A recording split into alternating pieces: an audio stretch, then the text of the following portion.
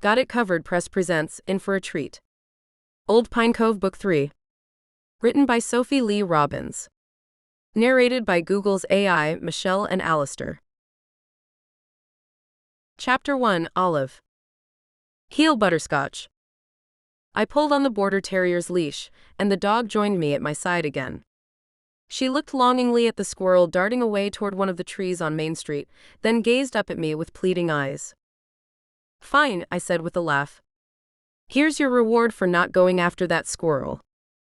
I got a fish treat out of the Ziploc bag in my pocket and fed it to her. Butterscotch wagged her tail in gratitude while we continued our stroll.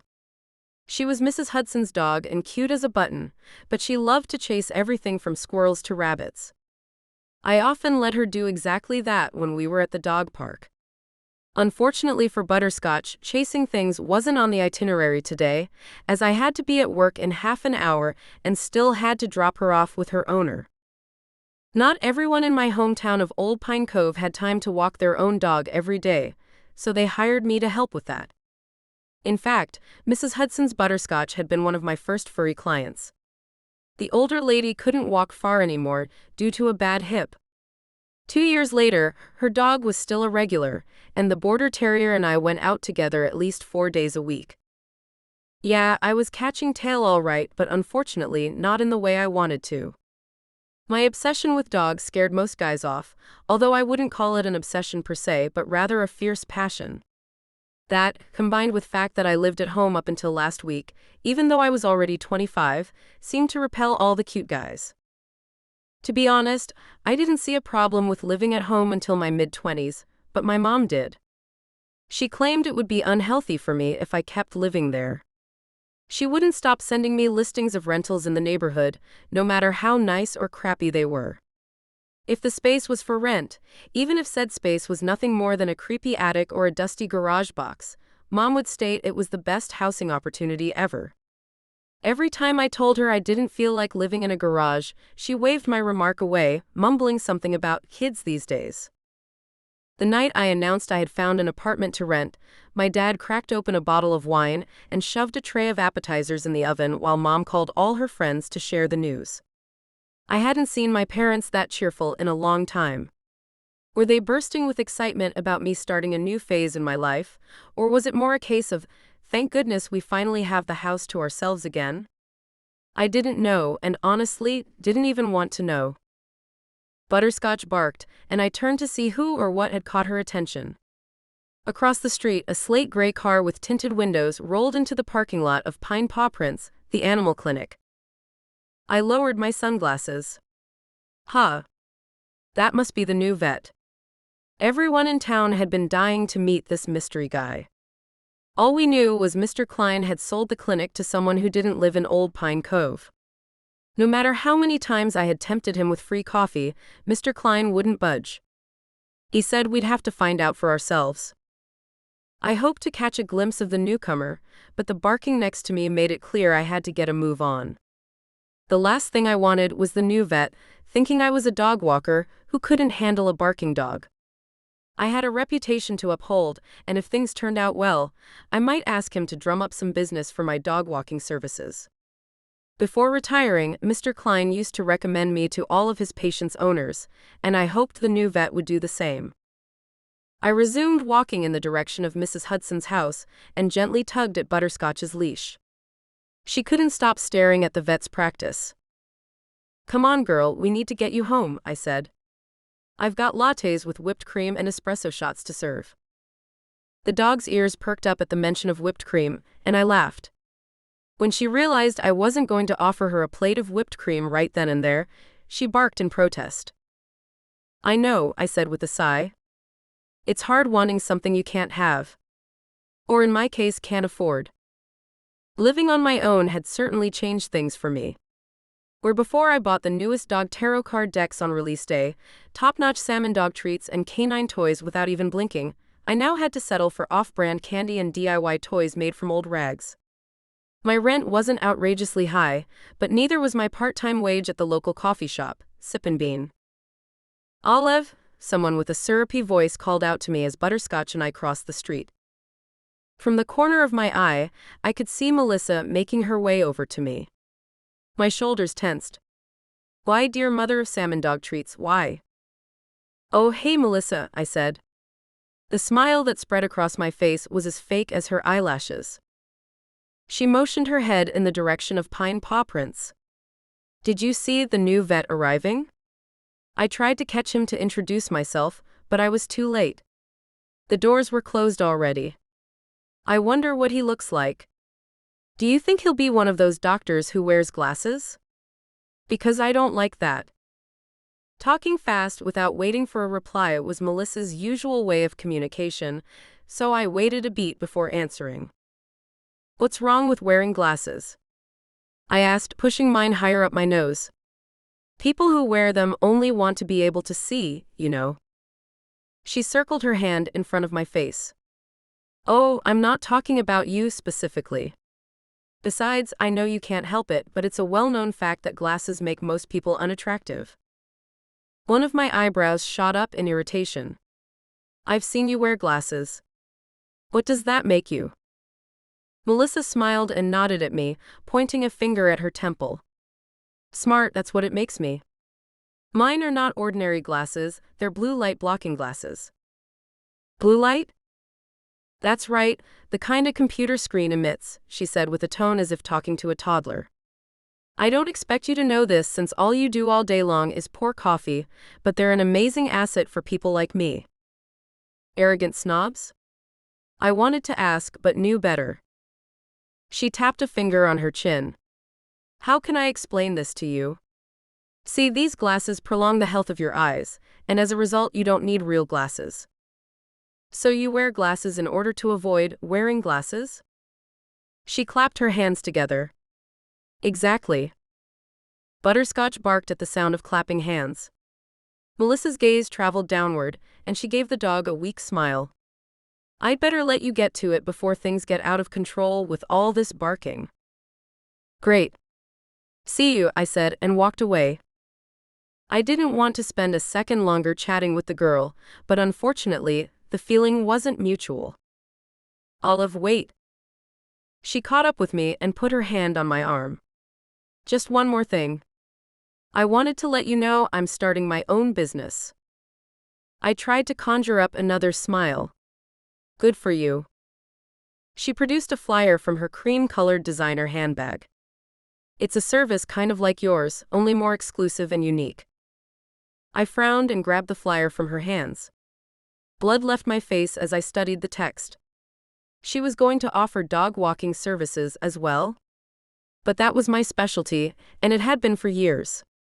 Old Pine Cove was a small town, which meant there was no need for multiple dog walkers. You can't do this, I said, shoving the flyer into a nearby trash can. Melissa shrugged in reply. Why not? We target a different market. You walk mixed breeds and mutts, I'll only be dealing with purebred dogs. Besides, it's too late for me to back out now. My shipment of tailor-made dog collars is already on its way. Those rhinestones sure cost me enough, so I plan on using them often. I let out a puff of air. Rhinestones? Look, you can't just swoop in like this. I've been working on this business for years. She shook her head and removed some imaginary lint from her cold-pressed blouse. You know, Olive, if you're convinced your service is amazing, then you've got nothing to worry about. Besides, it's a free country. I do what I want. With those words, she turned on her heel and walked away. My nostrils flared and I felt like punching something. Purebred dogs? Butterscotch was as pure as they get, and I walked her, didn't I? Honestly, what kind of person made that kind of distinction? There was nothing wrong with dogs who weren't purebred. That was like saying ice cream made from soy milk isn't real ice cream. Come on, girl, I told Butterscotch. We're running late. The two of us proceeded toward her owner's house, the sound of her paws on the pavement setting a steady rhythm. I silently wished Melissa would step in a turd with her clickety-clack heels, preferably a mutt's turd. Ever since we were in high school together, she had made my blood boil. Well, mine and most of the other girls in our class. It didn't help that her parents were loaded, which meant Melissa hardly had to lift a finger to make a living. She lived rent-free in a house owned by her parents and worked a part-time job at her father's accounting firm. According to Melissa herself, she was the best thing since sliced bread. I ran up the steps to Mrs. Hudson's house and rang the doorbell. Butterscotch's tail wagged in delight. I often wondered what it would be like to be a dog. They always seem so content and happy.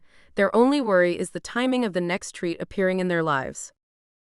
The door slowly opened, and Mrs. Hudson appeared. "Olive, come on in," she said while motioning toward her living room.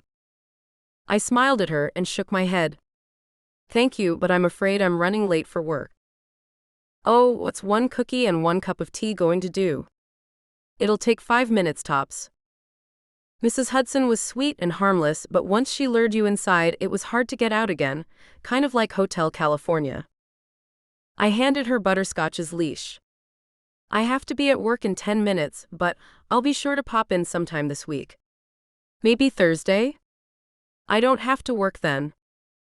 Mrs. Hudson unclipped the leash, and Butterscotch dashed inside. She went straight for one of those squeaky toys shaped like a squirrel. "Thursday is great. I'll make those cookies you like," she said with a twinkle in her eye. Then she reached for her purse and pressed a $5 bill into my hand. "Don't spend it all at once." "I won't, thank you, Mrs. Hudson," I said. $5 wasn't much for a 30-minute private walk, but I hadn't found the courage yet to tell her I raised my prices last year. And even then, I charged way below the national average. I guess it felt weird asking lots of money for something I loved so much, even though business-wise it was a dumb move. "Have a nice day, Olive," Mrs. Hudson said, giving me a warm smile. I said goodbye and walked to work. My car was at the shop, again. Honestly, my vehicle got towed so often, I wondered if I should just bring it to the scrapyard and be done with it. I could swap the faulty thing for a bike and get around just as easily. I arrived at Sip and Bean with only 2 minutes to spare. The scent of fresh coffee and cake wafted to me as soon as I pushed the doors open. I took a deep breath. To me, coffee was one of life's best scents. I greeted my colleague Juliet with a quick hello and ran into the back room to change into my Sip and Bean t-shirt and navy blue apron. Both pieces of clothing had a coffee cup embroidered on them, giving the uniform a nice touch. As soon as I got changed, I headed out front and took my spot behind the counter. "Anything interesting happened today?" I asked Juliet. She shook her head while frothing milk. "Not really, just the usual.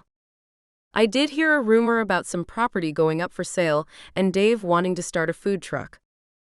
She handed a cup of coffee to her customer and wiped her hands clean on her apron before untying it. "Well, I'd better go. I've got an appointment at the hair salon. Will I be able to recognize you tomorrow?" I jokingly asked.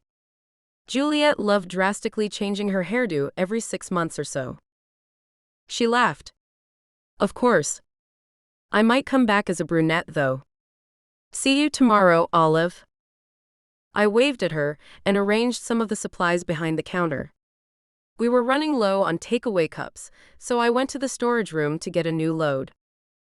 When I came back, a dark blonde guy was standing in front of the counter, scanning the menu on the wall behind me. I hadn't seen him before, which could only mean one of 3 things. Either he was new in town, he was here visiting someone, or he had been a recluse up until that moment, and the thought of fresh coffee had finally lured him out of his house. "Welcome to Sip and Bean," I said.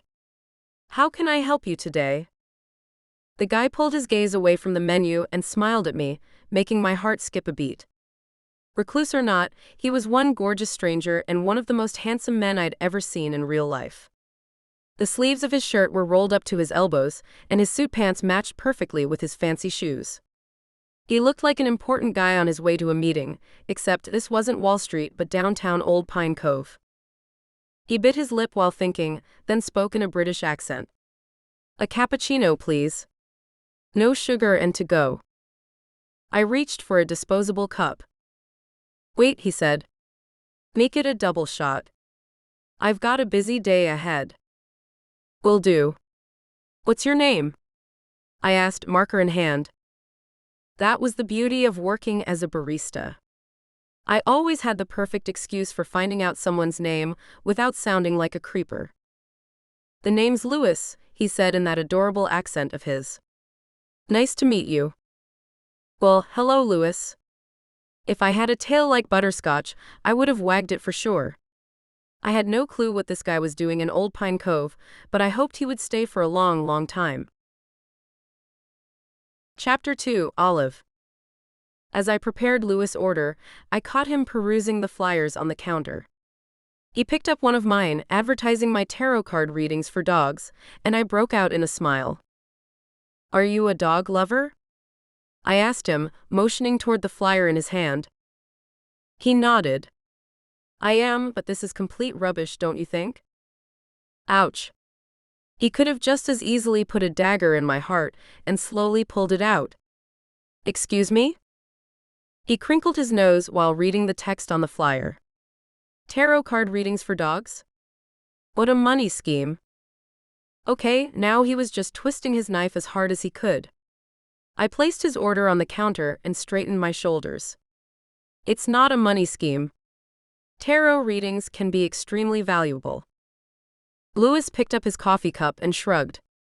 Valuable for the person offering them, that's for sure.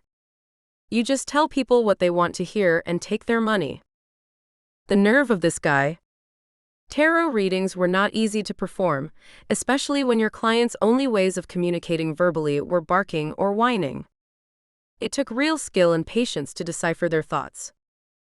"Don't judge something before you try it," I said. Like handing out tips. I smiled at him so I didn't look completely desperate, begging for his money. He let out a laugh and produced a dollar bill from his pocket. "You're right, I keep forgetting to tip. I'm not from around here, as you can probably tell." I smiled at him. "Yeah, your accent gave you away. What brings you to Old Pine Cove, Louis?" Apart from dissing a wonderful service performed by one of Old Pine Cove's favorite people. Okay, I might have been laying it on way too thick, but I wanted him to know his remarks had hurt me. As I couldn't jeopardize my job by getting full-on angry at him, the only road to take here was the passive-aggressive one. He held his hands up. "Look, I'm sure this person reading tarot cards for dogs is wonderful. In fact, if she comes to me with a problem, I promise I won't talk badly about the unusual services she offers. Everyone is entitled to their own likes and dislikes." It sounded more like Louis was the one offering unusual services. I frowned. "Why would she come to you with a problem?" He broke out in a smile, showing his perfect teeth. "I'm the vet who's taking over the practice on Pinewood Lane." Huh. Louis, the tarot card-hating hunk, was Old Pine Cove's new vet. I snickered as I thought back to what Melissa had said earlier about him having glasses, or not. He wasn't wearing a pair, but I did spot a black frame casually dangling from the hem of his shirt's neckline. I could just imagine him with those glasses on, gently examining someone's fur baby with those big hands of his. Melissa could say what she wanted, but glasses on this guy would only add to his sexiness level. "What's so funny?" he asked, his green eyes full of curiousness. I rearranged a basket of sugar packets that didn't need rearranging at all. "Let's say your arrival has already been discussed by the lovely townspeople here." He pulled a face. "Should I be worried?" "That depends," I said with a wink. "People here are nice but rub them the wrong way and... well, I guess that's for you to find out." He ran a hand through his wavy hair, an expression of uncertainty on his face.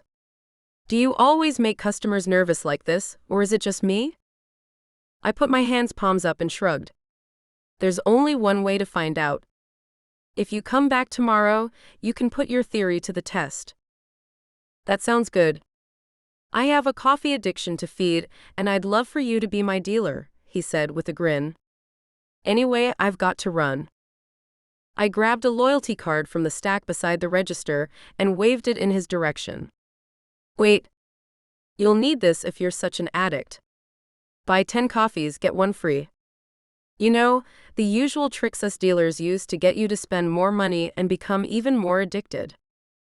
Louis slid the card in his back pocket. His eyes zoomed in on my chest, and it took me a couple of seconds to realize he wasn't staring at my boobs, but instead reading my name tag. Thanks, Olive. I'll see you around.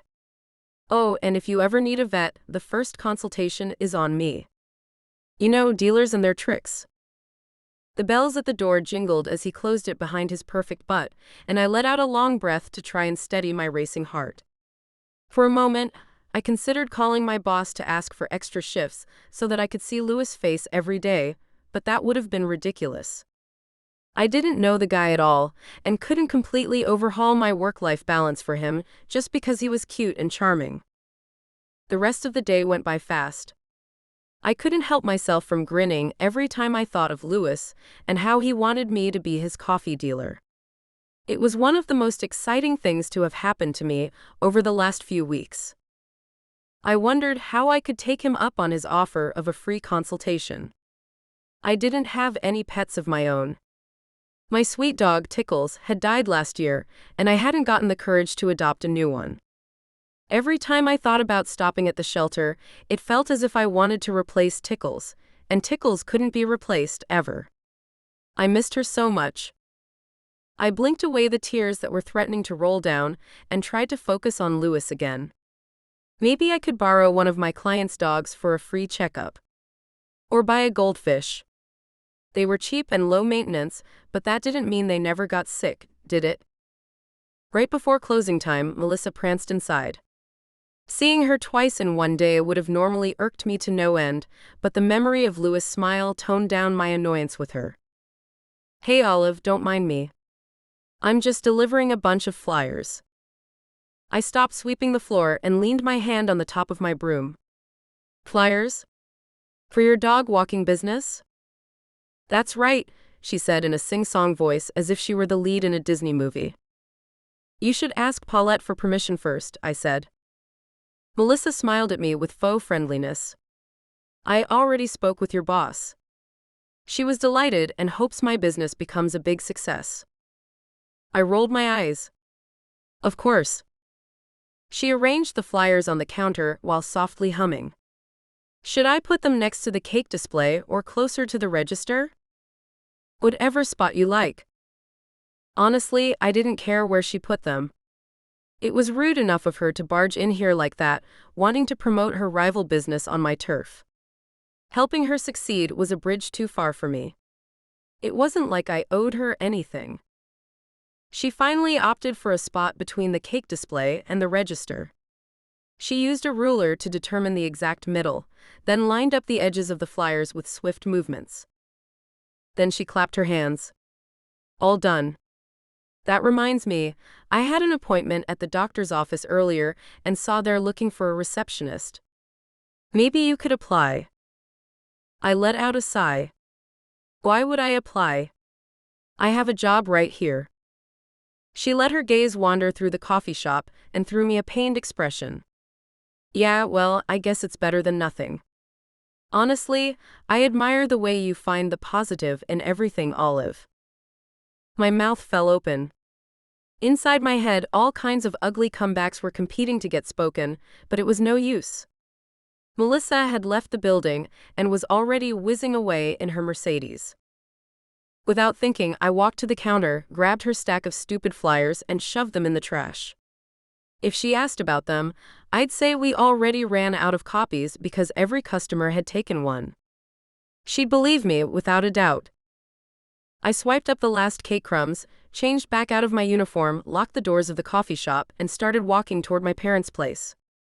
I had left some of my things behind after moving out, and according to my mother, their presence disrupted the house's feng shui.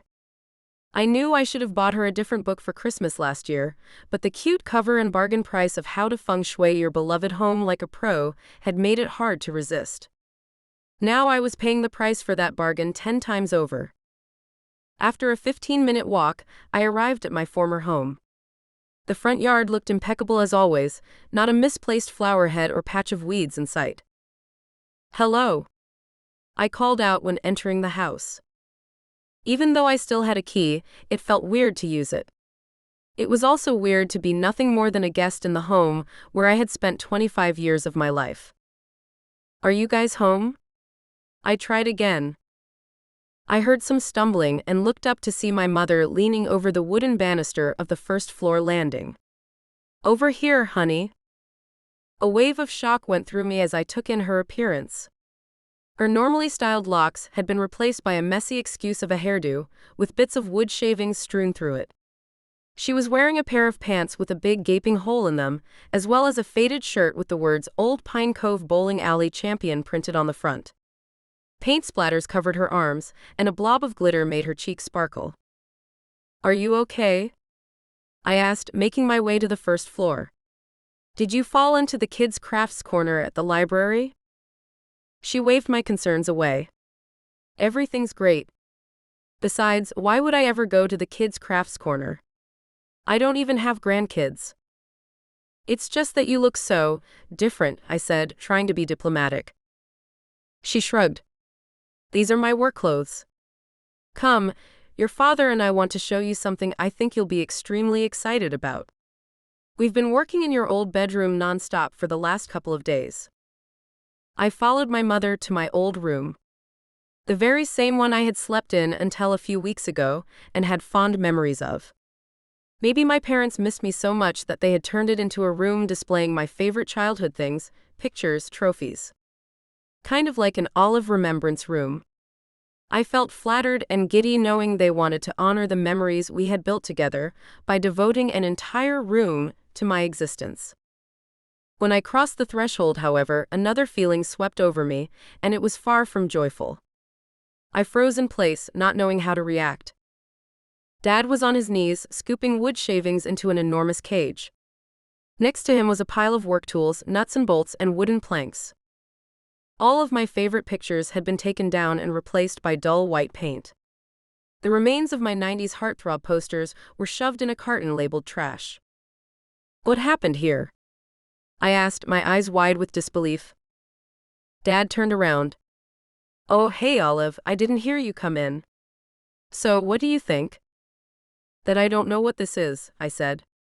The more I looked around my beloved room, the more freaked out I got. Mom's eyes sparkled. "This is something I've dreamed of for a long time now. We're opening a themed hamster hotel." I shook my head in disbelief. "I'm sorry, what?"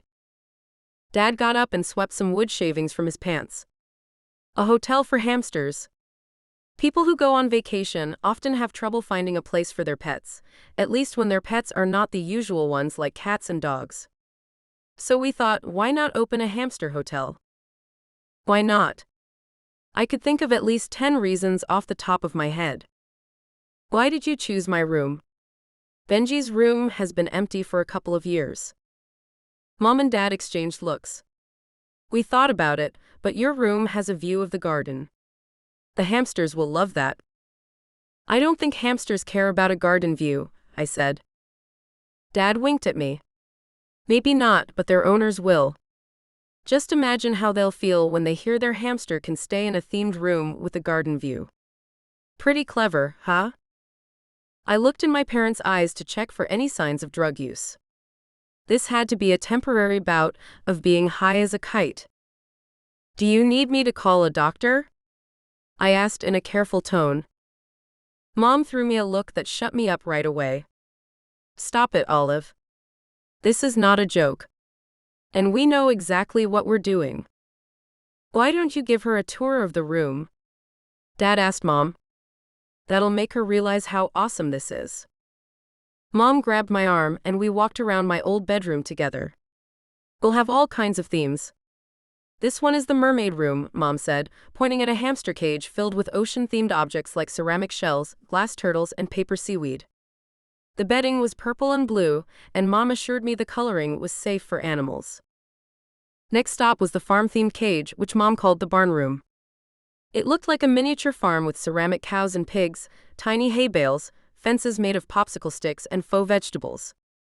I had to admit their project looked impressive and unique, despite feeling sad my old room was no more. "Do you already have guest bookings?" I asked after Mom showed me the cupcake-themed and forest-themed hamster cages. She picked up a notebook from the windowsill and put it against her chest as if it were her most prized possession. Hamlet, the hamster, is due to arrive this Sunday. His owners picked out the barn room for him. He's going to have so much fun. Honestly, I still wasn't convinced my parents weren't tripping on mushrooms. Never in my 25 years of living with them had they talked about opening a hamster hotel, but if Mom said it was a lifelong dream of hers, who was I to argue with that? It does look nice, I said with a smile. That reminds me, Dad said. He crouched down on the floor and leafed through an old shoebox filled with envelopes. When he got up again, he handed me a blue one. We're having a launch party this Friday. You'll be there, right? I studied the envelope before opening it. Why does it say Olive and Partner? You guys know I'm not seeing anyone at the moment. Mom and Dad exchanged a look. We know, Mom started. But it would mean the world to us if you would bring someone along. Who would I bring? Mom shrugged. I don't know, a nice guy. Someone you can have a good time with, maybe let it grow into something more. I slumped my shoulders. I can't find an amazing date on such short notice. Aren't there apps for that these days? Mom asked. What's that popular one called? Finder? Dad pulled on her arm and led her away from me. Unfortunately, my old bedroom wasn't that big, and I could hear every word they were saying. Colleen, I told you writing Olive and Partner on that envelope was a bad idea. Mom glanced over her shoulder at me before returning her attention to Dad. But she never brings anyone home. Never. We have to try, don't we? At this rate, we'll never have grandchildren. Maybe she's pansexual, Dad said with a shrug. We should respect that. Mom shook her head. It's called pansexual, Gary. And so what if she is? She can still have kids, you know. Why the obsession with me getting pregnant and producing grandkids? I held up my hands. Guys, please stop. Mom and Dad exchanged some more whispers, then turned around to face me. I rubbed my temples with my fingers. First of all, the correct term is pansexual. And second, I have brought guys home before. You mean Stefano? Mom asked with creased brows. The one who left you to work with rescued chickens in Brazil? I nodded. Yes, him. Maybe he wasn't the best example, but he was the only guy I'd ever brought home with me. Too bad he flew the coop when things started to get serious between us. Who else? Mom asked, one of her eyebrows raised. Well, don't you remember, that one guy? I came up blank. There had been no other guys apart from Stefano. Dad hurried closer and put his hands on my shoulders. Sweetie, we'll love you just the way you are. Bring someone or don't. We won't fret about grandchildren or marriage, right, Colleen? He threw Mom a pleading look. She let out a defeated sigh. Yes, your father is right. Even though I'm dying to have grandchildren, we won't nag you about it. I smiled at both of them. Thanks, that means a lot to me. A look of relief crossed Dad's face. Do you want to stay for dinner? We're having lasagna. I'd love that, I said, happy I wouldn't have to eat alone in my tiny apartment. As I walked to yoga class at the community center later that night, I thought about how my parents' new beginning put a definite end to the years in my childhood home. I'd always be welcome there, of course, but unless I wanted to sleep in a room filled with hamsters, I could never return. A feeling of sadness washed over me. What if I ended up all alone, just like my parents clearly feared I would? I unlocked my phone and opened the Loud and Clear app to continue listening to the audiobook I had borrowed from the library. A good dash of cozy mystery would take my thoughts off the loneliness that was settling in my heart. I was enjoying a series featuring a clever amateur sleuth called Daisy Dollops, and Book 4 had just been released. At least this way, I could live vicariously through others, even if said people were nothing more than fictional characters. Chapter 3, Lewis. Honestly, Lewis, I still don't understand why you had to cross the pond for a job. There are plenty of veterinary clinics in Britain, you know. I balanced my phone between my ear and shoulder as I unlocked the doors to Pine Paw Prints and switched on the lights. My dog Archie dashed inside, excited to explore the place once again. I know, Mum, but this is a fantastic opportunity. What I can achieve here was out of reach for me at South Devon Vet Care. You know I'm an ambitious guy. My mother let out a heavy sigh. I could just picture her sitting in the brown leather armchair near the window, shaking her head. All I'm asking is for you to make some friends as soon as possible. You don't know anyone in that small town. I don't want you to get lonely and work all hours like you did at your previous job. Poor Mum. She was still convinced me being lonely was the reason I had worked so much in the past.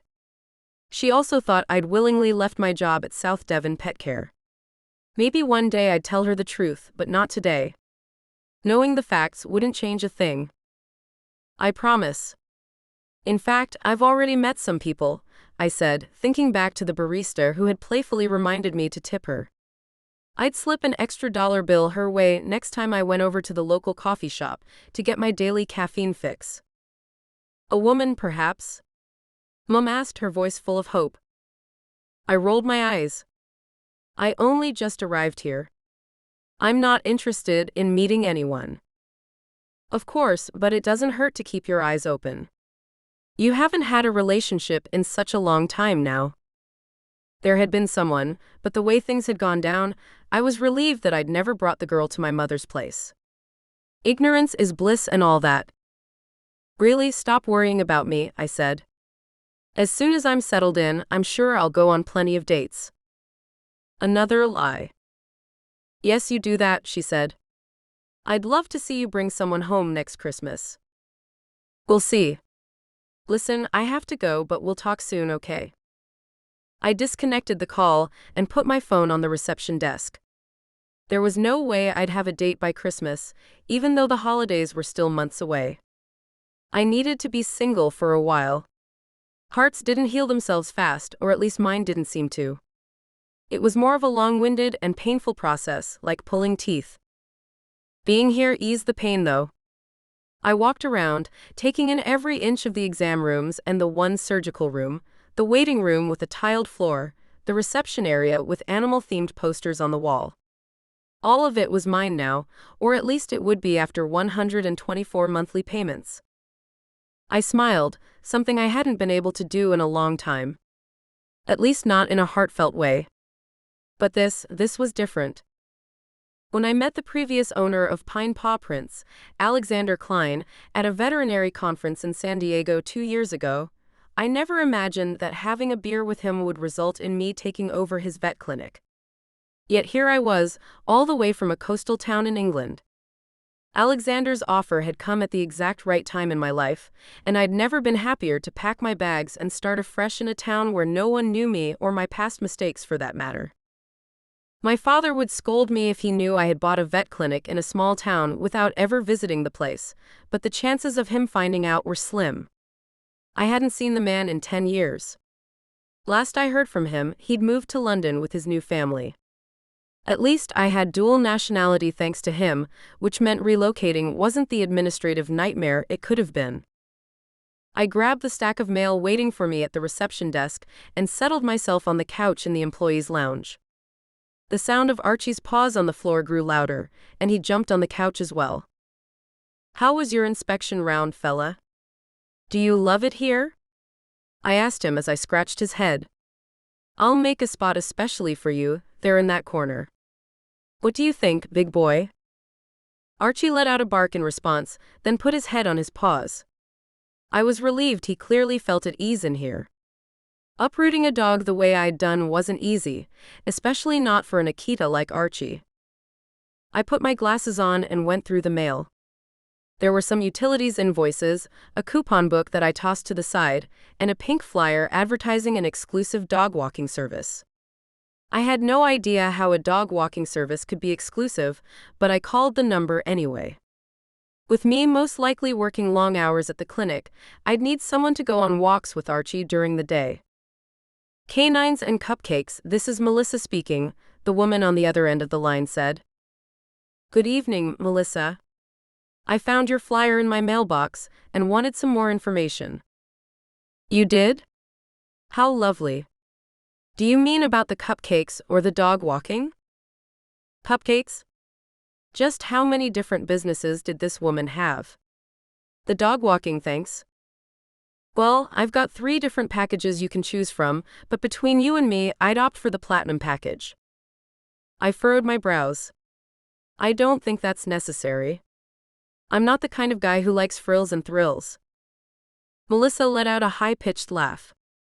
Oh, don't worry, it's nothing over the top. I'm talking glitter poop bags so your dog feels like a true star. And we offer personalized rhinestone collars as well. They're only an extra $60. One time only, no hidden costs. I let out a whistle. Wow. That sounds nice, but I'm going to decline. But you didn't even hear about the other packages I have to offer, she said, her voice laced with disappointment. Yeah, I'm sorry, Melissa. Archie isn't the kind of dog who cares about glitter and rhinestones. Thanks anyway. Call me back if you change your mind. I'll even give you a discount. I put the phone in my lap and looked at Archie. That was not a success, but don't worry, pal. We'll find the perfect dog walker for you. At the words dog walker, he jumped up and wagged his tail. Tell you what, I said, getting up as well. I'm going to work for another 30 minutes or so, and then we'll jog home, okay?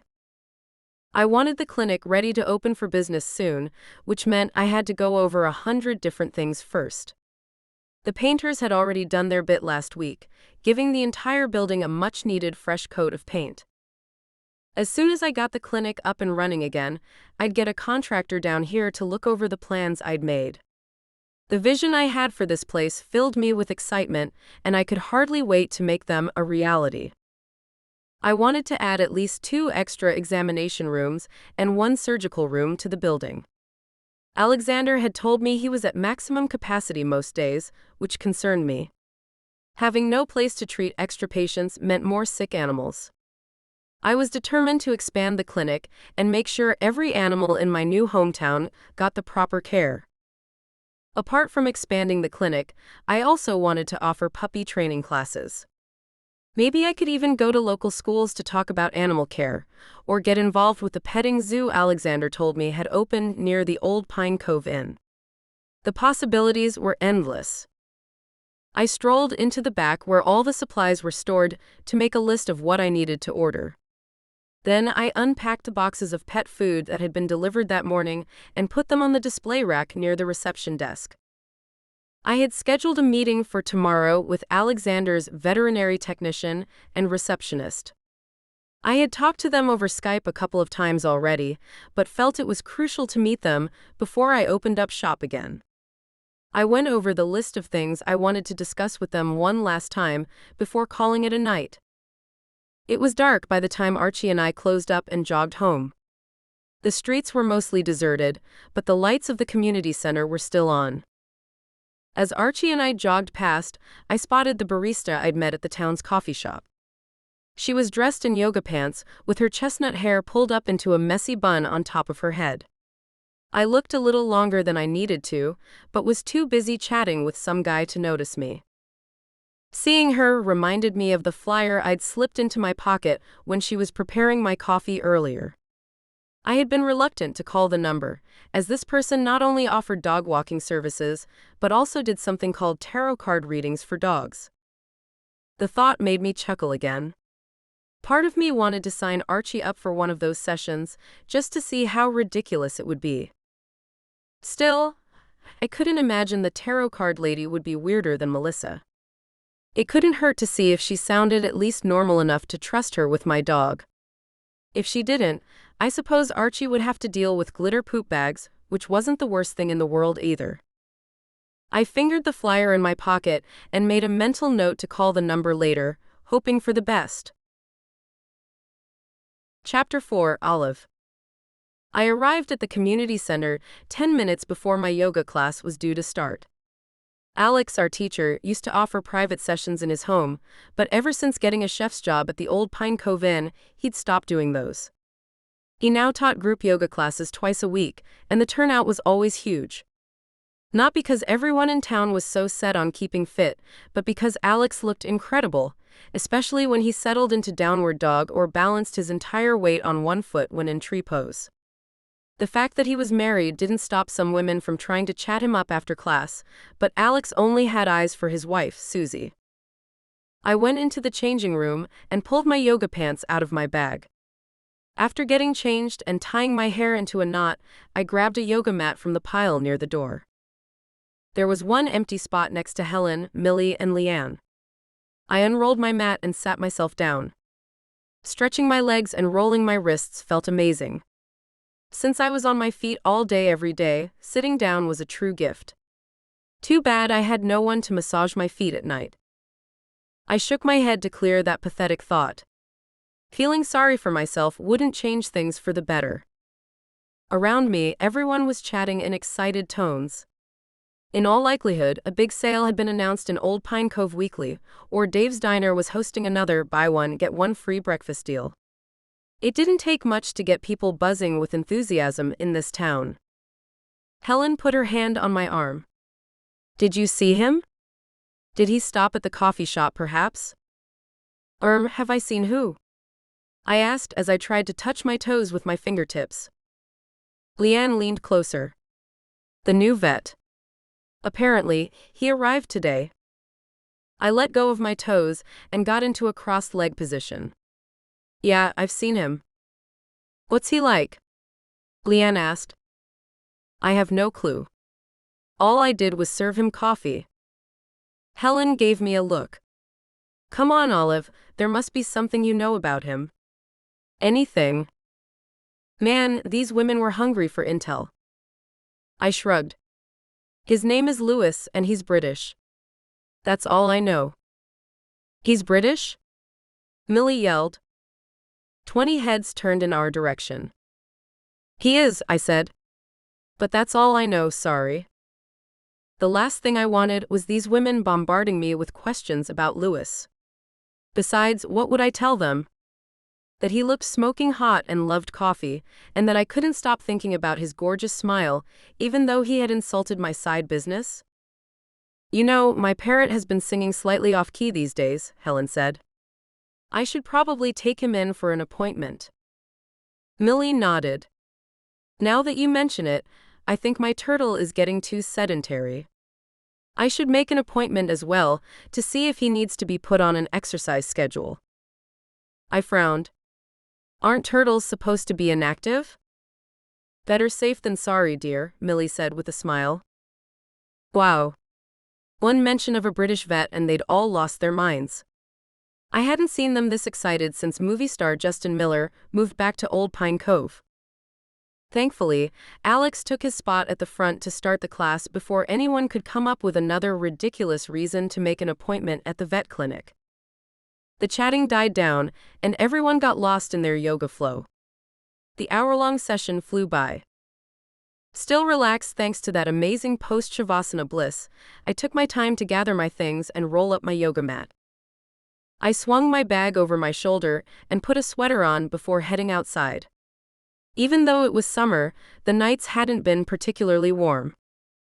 As I opened the doors of the community center, I spotted Justin Miller at the top of the stairs, waiting for his wife, Addie.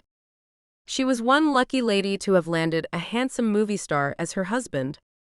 Justin stopped by Sip and Bean a couple of times a week, and even though I didn't really know him that well, he always asked me how I was doing and if my side business was going well. It was nice to have people care. Hey Olive, he said, the dimples in his cheeks deepening with his smile. Let me guess, Addie is still in there chatting with Susie? I laughed.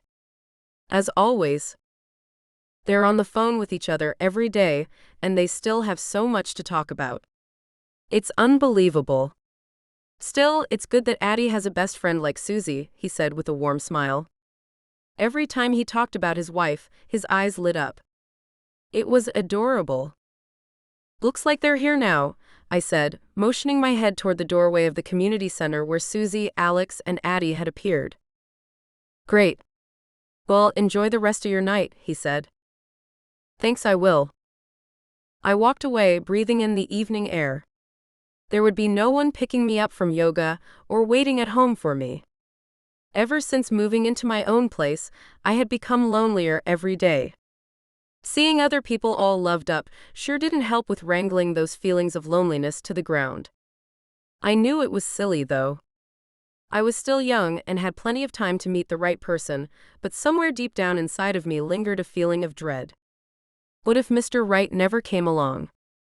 I'd have to eat alone for the rest of my life. Not to mention die alone, probably surrounded by a slew of pets who wouldn't think twice about eating my lifeless body. I took a couple of deep breaths. I needed to snap out of it already. Self-pity wasn't going to help me attract some nice guy into my life. What I needed was a positive mindset. I promised myself that I would change things for the better. I stopped in front of my apartment building at Rainbow Lane and fished my keys out of my bag. The building was old, but housed some beautifully renovated apartments. None of them were mine, unfortunately. The only one in my price range was a studio that looked as if it had been pasted to the building as an afterthought. It had one window and a small balcony, just big enough to fit 2 chairs. Inside, I flicked the lights on, threw my keys in a bowl by the door, and kicked my shoes off. The mail I had plucked out of the mailbox didn't look promising, but there was no point in postponing the inevitable. I settled myself on the couch and ripped all the envelopes open. One of them contained a coupon book, which I gratefully leafed through before stuffing it in my purse. All the other ones were bills, bills, bills. I groaned as I tallied up the numbers. $200 for basic needs like utilities, and that wasn't even including the $300 I owed Jean for my latest car repair. I took a deep breath. I wasn't going to sit and wallow. All I needed was a plan. Maybe I could ask for extra shifts at the coffee shop after all. Plus, I could finally tell Mrs. Hudson I actually charged $10 for half an hour of dog walking, not 5.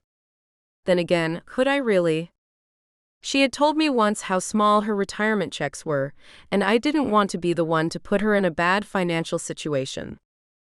My phone rang, filling the quiet room with the tones of me and you and a dog named Boo. I picked it up from the coffee table and swiped to answer. Olive speaking. Hello, I'm sorry to call this late, but I wanted to inquire about your dog walking services, a guy said in a British accent. Louis? I asked. Is that you? Apart from him, there was no one in town who had that accent or could pull it off so well. There was a beat of silence. Yes, this is Louis. Are you a psychic as well as a dog walker? His question made me laugh. I thought you didn't believe in those kinds of things. Didn't you say tarot card readings were a real money scheme? Silence again. Then he said in a cautious tone, Is this the same Olive who works at that coffee place? Ha, he had put the pieces together all on his own. The one and only. He groaned. Let me guess.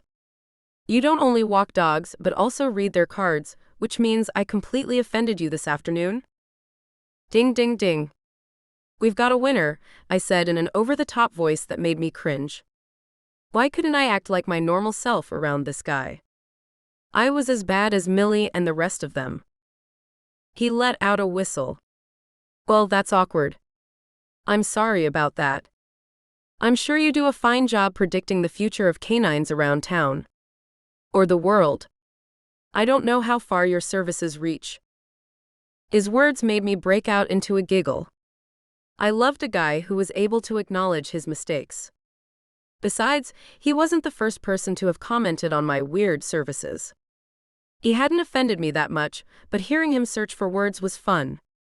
At least I wasn't the only one feeling like a fool. Does this mean I blew my chances of hiring you as Archie's dog walker? He asked. I sat up straight. No, not at all. I am absolutely available to walk your dog. In fact, I'm wide open.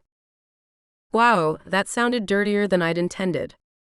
I felt my cheeks redden. Thank goodness Louis couldn't see my face through the phone. As long as you're sure about that, and you promise not to spit in my coffee next time I visit your place of work. I won't, I promise, I said. He chuckled. Great, because I had already talked to another dog walker, and she babbled on about rhinestone collars and glitter poop bags. I hardly got a word in. All I'm looking for is the service without the fluff. What? Melissa was getting the stink eye from me next time I saw her. That's me, I said. No fluff, no glitter. Just plain old no nonsense. That's good to hear. He sounded genuinely relieved. How do we proceed? Is there a contract for me to sign? A contract? Never in my years of dog walking had I considered drawing up a contract, but I was positive the internet was filled with examples. Sure, yeah, you get a contract. Shall we set a date to meet then? My heart picked up a notch. To meet? So we can discuss the details? Don't you want to meet my dog first? Oh, of course. He didn't mean like a date. I slapped my hand against my forehead. I could be so dense sometimes. Actually, yes, meeting the owner and his dog are part of the process. We'll need to see if there's a click on both sides. Just let me check my schedule real quick. I knew my schedule by heart since it hardly contained anything, but Lewis didn't need to know that. It was bad enough that I sounded like a complete doofus on the phone. I leafed through an old copy of Old Pine Cove Weekly to make my fake calendar check sound more convincing. Yes. Maybe. Would tomorrow work for you? I can squeeze you in around 10. 10 works for me.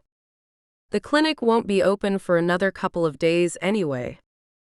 Just give me your address and I'll be there at 10 o'clock sharp. It's best if I can observe the dog on his own turf. Holy moly, that must have been the most nonsense I'd ever uttered in a span of mere minutes, but I couldn't help it. There was something about Lewis that made me want to be near him. And when would I ever get another perfect opportunity to see where he lived? I live down on Snow Globe Lane, number 22. I jotted his address down on the back of Old Pine Cove Weekly. Great, we're all set. I'll see you tomorrow. I can't wait, he said. I grinned as I put the phone down. I couldn't wait either. Chapter 5, Olive. As soon as sunlight broke through my one and only window, I threw the covers off and headed to the bathroom, where I squeezed myself into the shower. It wasn't easy, but doable. If I angled my body the right way, I could even shampoo my hair without bumping my elbows against the wall. Of course, I also had to make sure the shower curtain was closed far enough, or the toilet got soaked. After my shower, I poured cereal into a bowl while the coffee maker sputtered to life. For once, I wasn't concerned about how I would pay my bills. I had my appointment with Lewis to look forward to, and I was positive the experience would brighten my entire day. I had spent the rest of the previous evening searching for model contracts, as well as practicing British expressions. Everything's hunky-dory, Lewis, I rehearsed while scooping up my cereal. My breakfast was proper tasty. I hoped I didn't sound like an overachiever. Maybe talking British to him wasn't my best idea after all.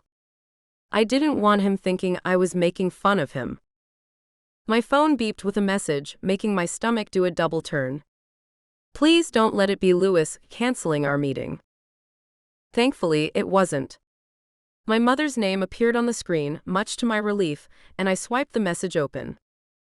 Don't forget the party is this Friday. And dress up, please. I could have guessed my parents would turn it into a themed party. A hamster hotel opening called for fun outfits after all. I'd stop by the costume store after my appointment with Lewis. If I didn't act fast, all the good ones would be gone already. I fired off a quick okay and put my empty bowl in the sink. After making sure I had everything I needed for my meeting with Lewis, I went on my way. It was quite a walk to Snow Globe Lane. Thankfully, Jean had told me my car would be ready tomorrow. It would put a serious dent in my finances, but at least I'd get around a lot faster. Lewis' home was located a few houses down from the local bookstore got it covered. I had never paid a lot of attention to the other houses in the street before now. They were all freestanding, and each one had a nice front yard and wraparound porch. All in all, the neighborhood looked like the perfect spot to raise a family, but I could imagine it was also a solid choice for people with dogs who needed lots of space to run around. Louis had chosen a great place to live. I came to a standstill in front of number 22 and took a deep breath before walking up the steps to the front door. Nerves raced through me as I rang the doorbell. Not only because I'd see Louis again, but because I really wanted to be his dog walker. Louis opened the door and broke out in a smile. "Ah, my coffee dealer. Quick, hum in before anyone catches us." I laughed. "Just so you know, I don't have any coffee on me," I said, following him inside. "You'll have to stop by Sip and Bean this afternoon to get your caffeine treat. And I'll reward you generously this time," he said with a wink. "Oh yeah? You'll leave me a tip? I guess I'll have to wait and see before I believe that." He locked eyes with me, which caught me off guard and made me grin like a fool. "You're one cheeky dog walker, Olive." I cleared my throat. "Sorry, I didn't mean to insult you or anything. I would have punched myself if that wouldn't have looked completely weird. I always did this. Every time someone acted all happy and funny around me, I had to take it a smidge too far." Louis smiled at me, his features softening. "It was just a joke. I love cheeky dog walkers." My heart fluttered to life again after hearing him say those words, yet I made a deal with myself to try not to come on too strong. I wanted to land Louis as a client, not repel him after our first meeting. We stepped into the living room, which was stacked with moving boxes and half-assembled furniture. I didn't have a lot of time to look around, though, because a dog came running toward me, almost toppling me over. "This must be Archie," I said with a laugh. "How are you doing, big boy?" I rubbed his head, and the dog put his paws on my stomach. His head was incredibly soft and furry, and he looked like a living teddy bear.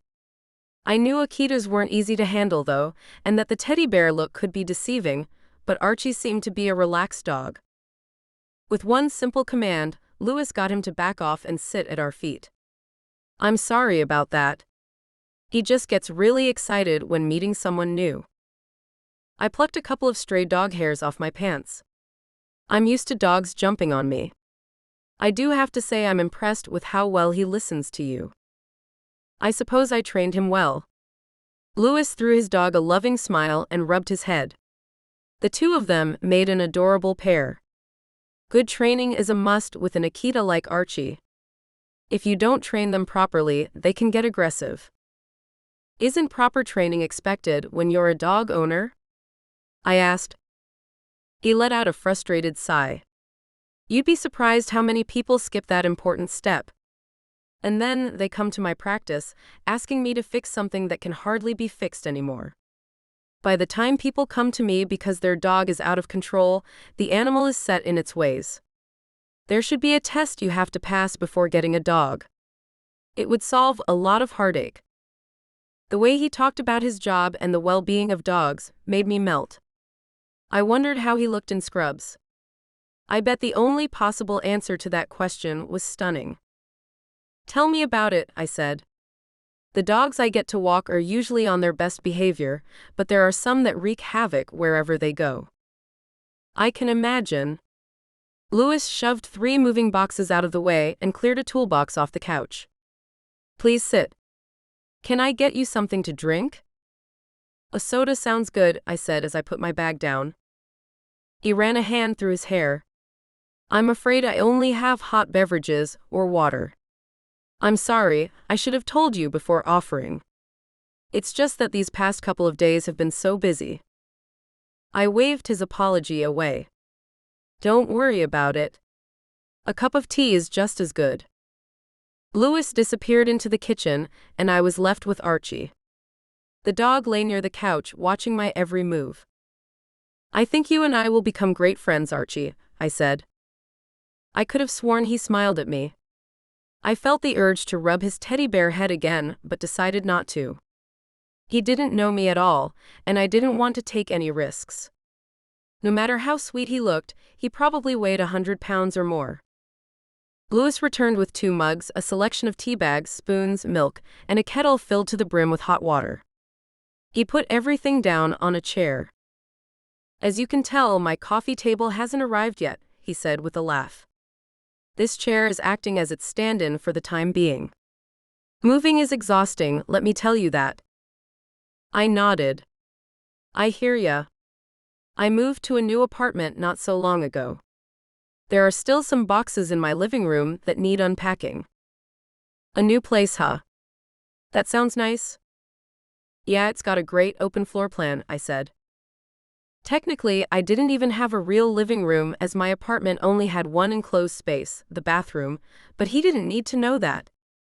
I deemed it best to come across as an accomplished adult, not someone living in a tiny studio and driving an old clunker for a car. Louis handed me one of the mugs, then sat himself down next to me.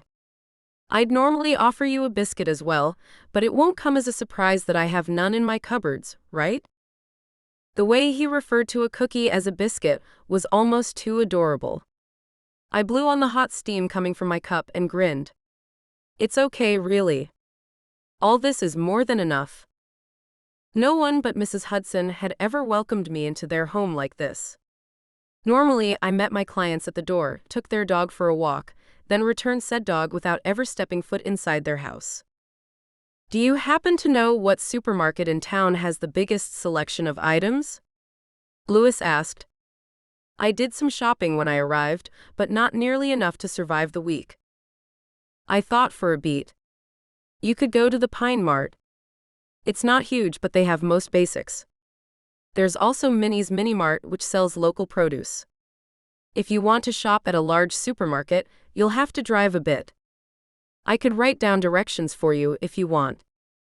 Louis looked at me without saying a word, making me wonder if I had said something wrong.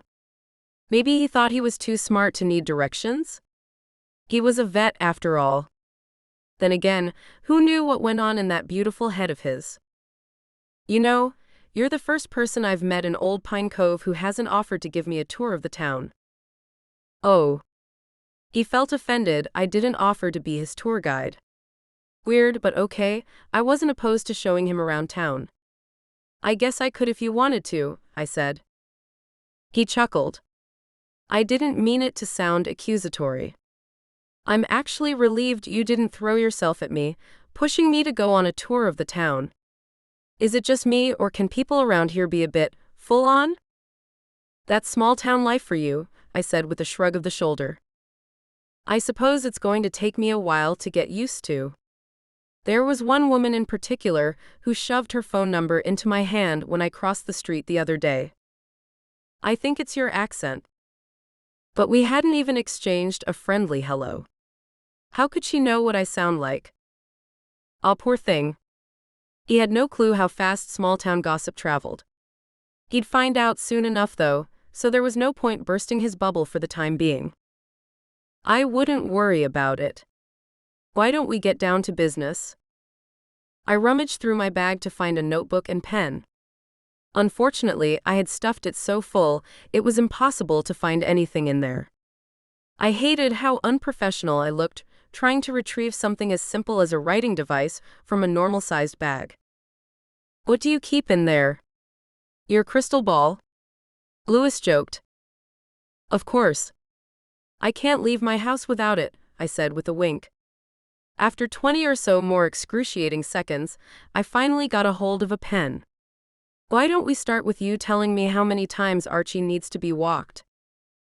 20 minutes later, Louis had signed my contract, agreed on a fantastic rate, and scheduled Archie's first appointment.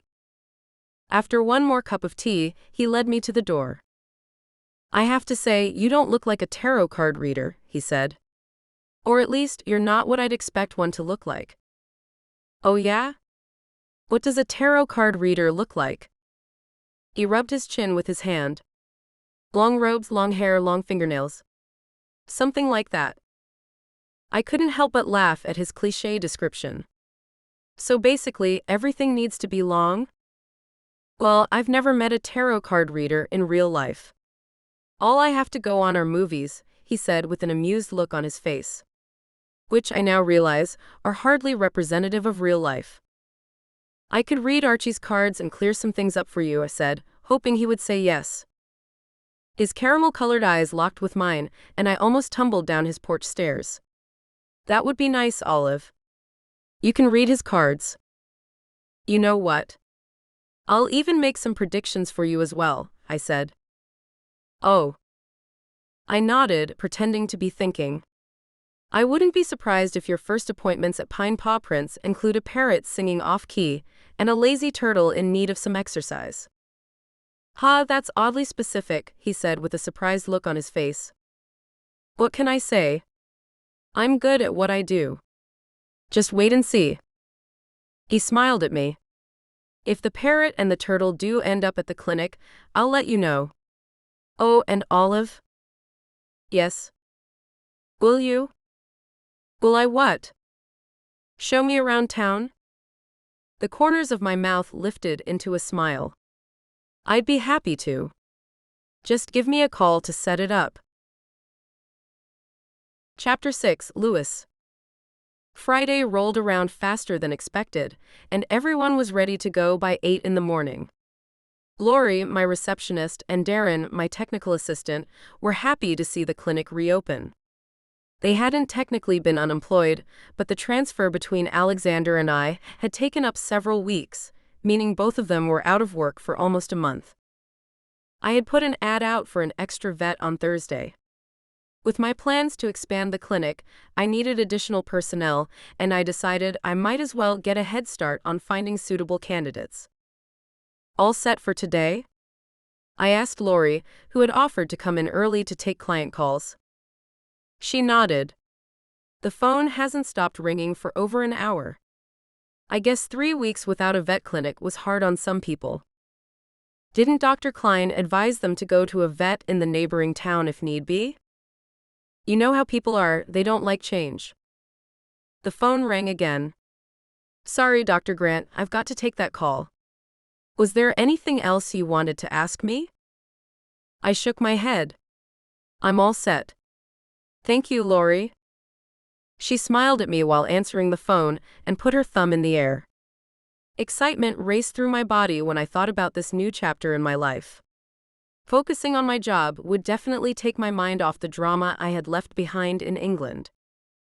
My first patient was set to arrive in 15 minutes, which gave me a small window of time to grab a coffee from the employees' lounge and look at the records of those with appointments. Alexander had been using paper files up until now, so I'd need to get the clinic a proper computer system soon. I poured myself a fresh cup of coffee, then sat down at my desk in examination room 1. First up was Lulu, a 3-month-old Pomeranian puppy who needed her vaccinations. I scribbled down some notes before moving to the next patient on the list. I almost choked on my coffee when I read the information. Scheduled for an 8:30 appointment was a turtle. Under reason for visit, Lori had put owner fears animal doesn't get enough exercise. How did Olive know? After our extremely pleasant meeting at my house the other day, she'd specifically predicted a turtle and a parrot would come into the clinic. I frowned. Could it be she knew more than others and was in fact a psychic? I chuckled at how gullible that made me sound. There was no such thing as psychic powers. I was positive there had to be another, much more logical explanation. I sat back in my chair, my thoughts drawn to the enthusiastic and quirky person that was Olive. I couldn't quite pinpoint what it was, but something about her made me want to spend more time with her. Her beautiful smile had crept into my dreams the other night. The memory made me feel good, even though I knew dreams weren't real. What was real, though, was having someone you love and trust stab you in the back. I let out a sigh and warned myself, don't go there. Not right now, anyway. A knock at the door pulled me from my thoughts. Come in, I called out. Lori peeked her head inside. Your first patient is ready, Dr. Grant. Shall I send her in? Yes, please. Oh, and I've emailed you your schedule for next week. Could you go over it when you have a minute and let me know if it's a schedule you're comfortable with? There are several non-urgent cases on there, so I could switch some things around if need be. I gave her a warm smile, feeling blessed to have such great employees to work with. Great, thanks a lot, Lori. I'll just send Lulu and her owner Diane in then. Lori left the door ajar, and a moment later, an older woman walked in with her dog in her arms. "Good morning, Mrs. Phillips. Nice to meet you." "Please take a seat," I said, motioning toward the chairs opposite me. "Oh, Dr. Grant, please call me Diane," the lady said. "It's such a pleasure to meet you.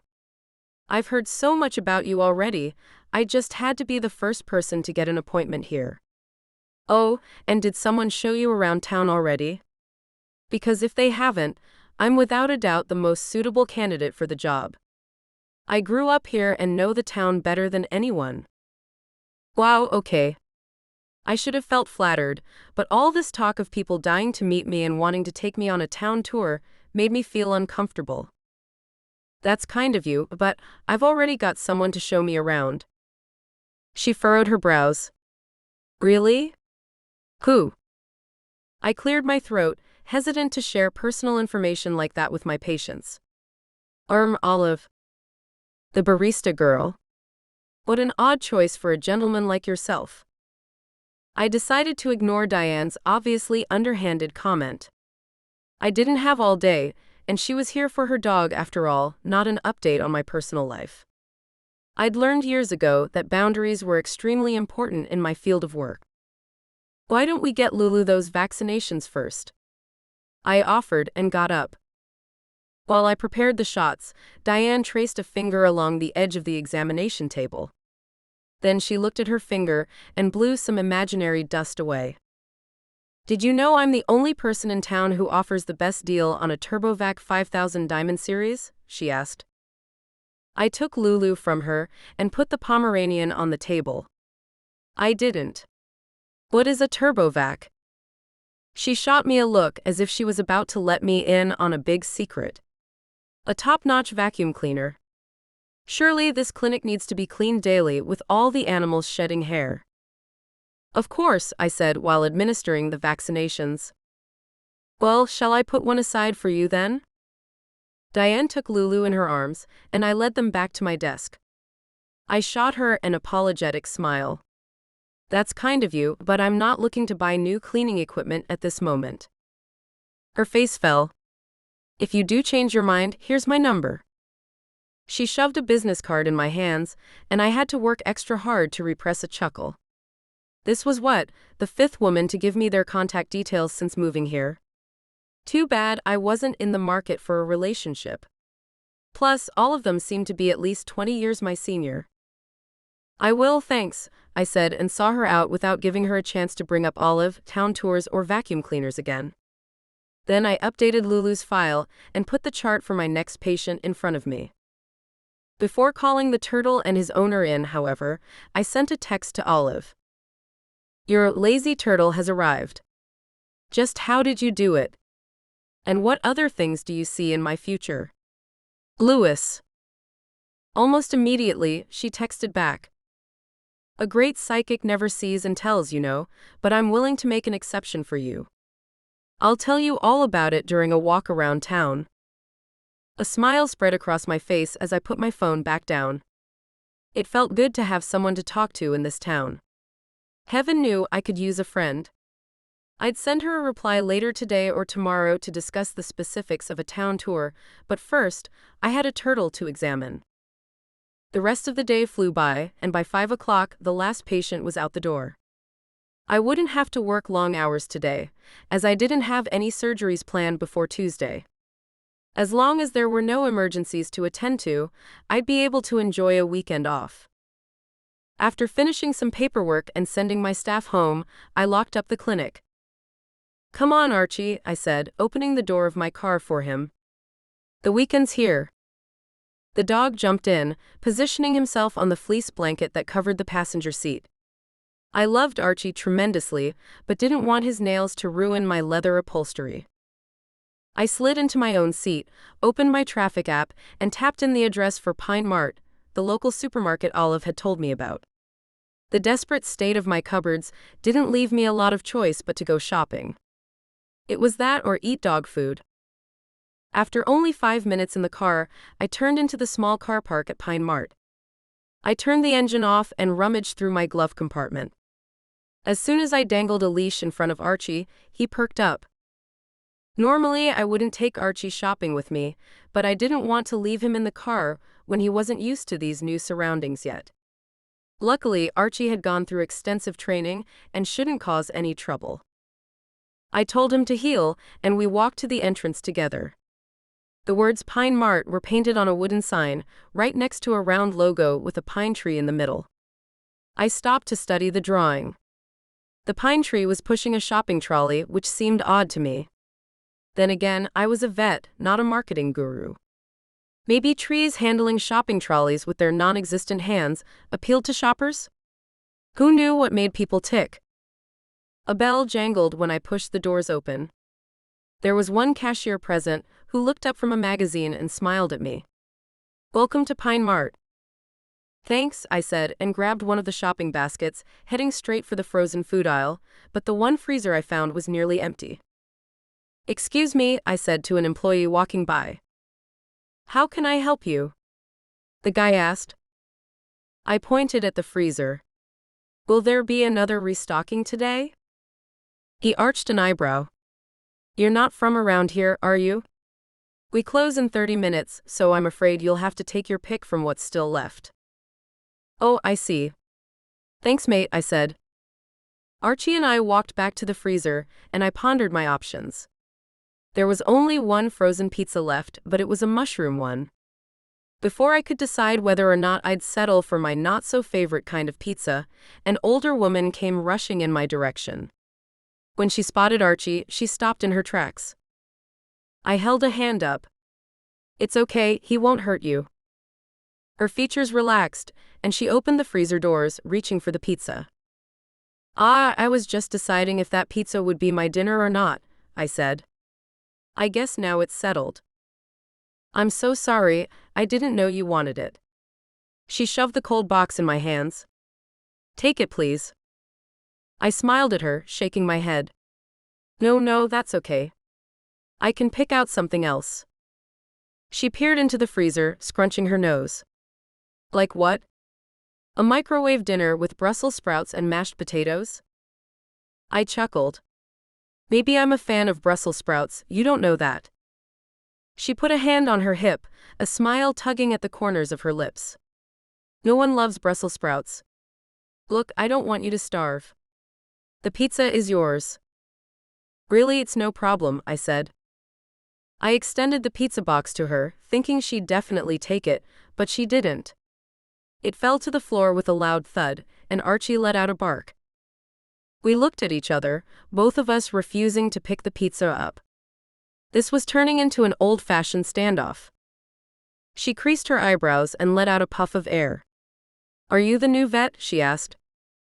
Talk about a change of subject. "I am." "Did my accent give me away?" "It did." "I've heard so much about you already," she said, bending down to get the pizza off the ground before throwing it into my shopping basket. "I have an excellent idea. The name's Colleen, by the way." "I'm Louis." "Nice to meet you, Louis. Look, you're new in town, right? I'm having a party tonight, and I'd like you to come." Not this again." I tried to think of an appropriate response, but nothing came to mind. "Don't worry, it's nothing weird," she said with a laugh. "My husband and I are opening a hamster hotel, and we're celebrating tonight. That's why I'm here. They sent me to get more food because, according to my kids, there wasn't enough. Honestly, do you feel like 10 bags of chips, 5 frozen pizzas, 7 kinds of cakes, and 50 hot dogs aren't enough for a party?" The beat of silence clued me into the fact she didn't mean it in a rhetorical way.